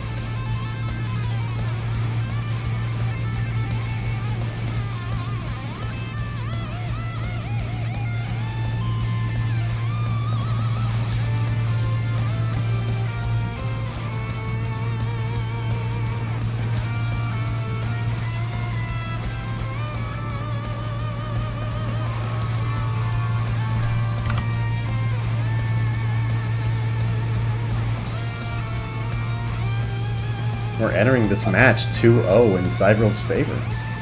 Yeah, a big difference from the initial look of the first set of winner finals, or grand finals rather.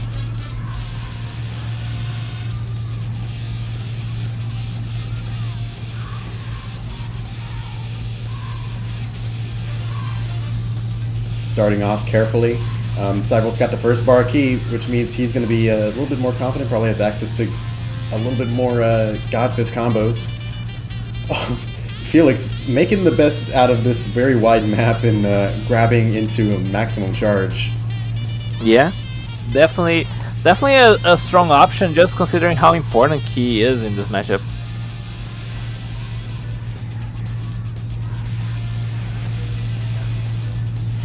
Very thankful to have vanished and not gotten that eaten by the Godfist there.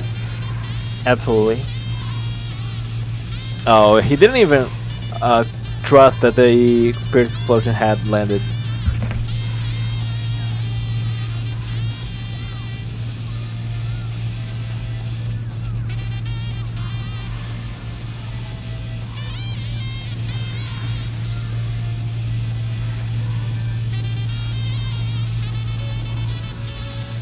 Very nice grab.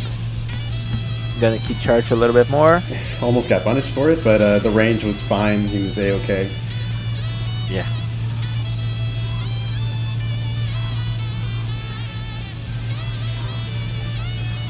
Now this health deficit might seem precarious, but Cyberl has that health burst. Definitely enough to make this a little bit more even. Ooh, but very nice. Getting that punished twice in a row is rough. Yeah, that's just 5 stamina bars down the drain there by Cyberl. Oh, punish the break with a break though. Oh, but that's just a shame. He has the getting broken has just enough iframes, at least for Felix, to be able to LB. Yeah, and just like Cyberl tried to Super God Fist right away, and that just didn't pan out for him. It's compelling that Cyberl's choosing to stay on this Goku, kind of echoing a few statements that Felix had made in the past that and that we've seen throughout the tournament. That being able to, aside from the fact that the bracket reset and he hasn't lost a match yet, just that whole thing about Godfist doing already pretty well against Hit in general. So even if he does lose this match and we continue on the set, I would be pretty much just A-okay if he chooses to stay on Goku. Yeah, absolutely. I definitely agree.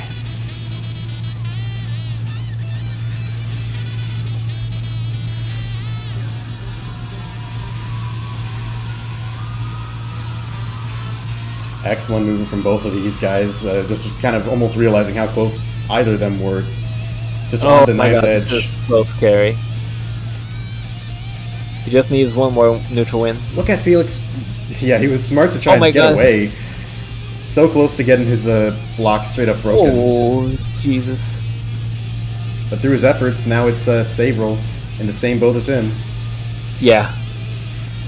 Felix being so patient, rather. It's really working out for him. Oh, but this is over. And this is it. With an ultimate finish. Yes. God damn it. In a full-on reverse sweep is Cyberl, the champion of this tournament. Congratulations. This was honestly fantastic Xenoverse here. And I'm really excited to have been able to see people play Hit, people play Cooler, people play Goku, and all sorts of S tiers. I'm ecstatic with the level of play that has been shown here today. Me as well. Yeah. Thank you all for coming. Thank you all who tuned in to watch, to all who played and stayed around, and just thank you all for hanging around. I'll be dropping the link to our Discord and also what's in the future for this tournament series. Oh yeah, no, absolutely. Next we're gonna have a proper car. Cyberl did DRN. Just join the Discord. Very soon it's gonna be announced the next Tenkaichi Budokai, our main series of cast tournaments. And it's going to be a non-mentor cast. Z tiers, unfortunately, are not going to be allowed like they were in this tournament, but there's going to be a lot of good stuff there, a lot of very proficient cast players showing what they got. So stay tuned and be sure to join up there. And yeah, thank you all for coming and hope to see you next time. Take it easy, guys. See ya. Hey, where's the little... Bear with me. Mm-hmm. I think my thing's kind of frozen.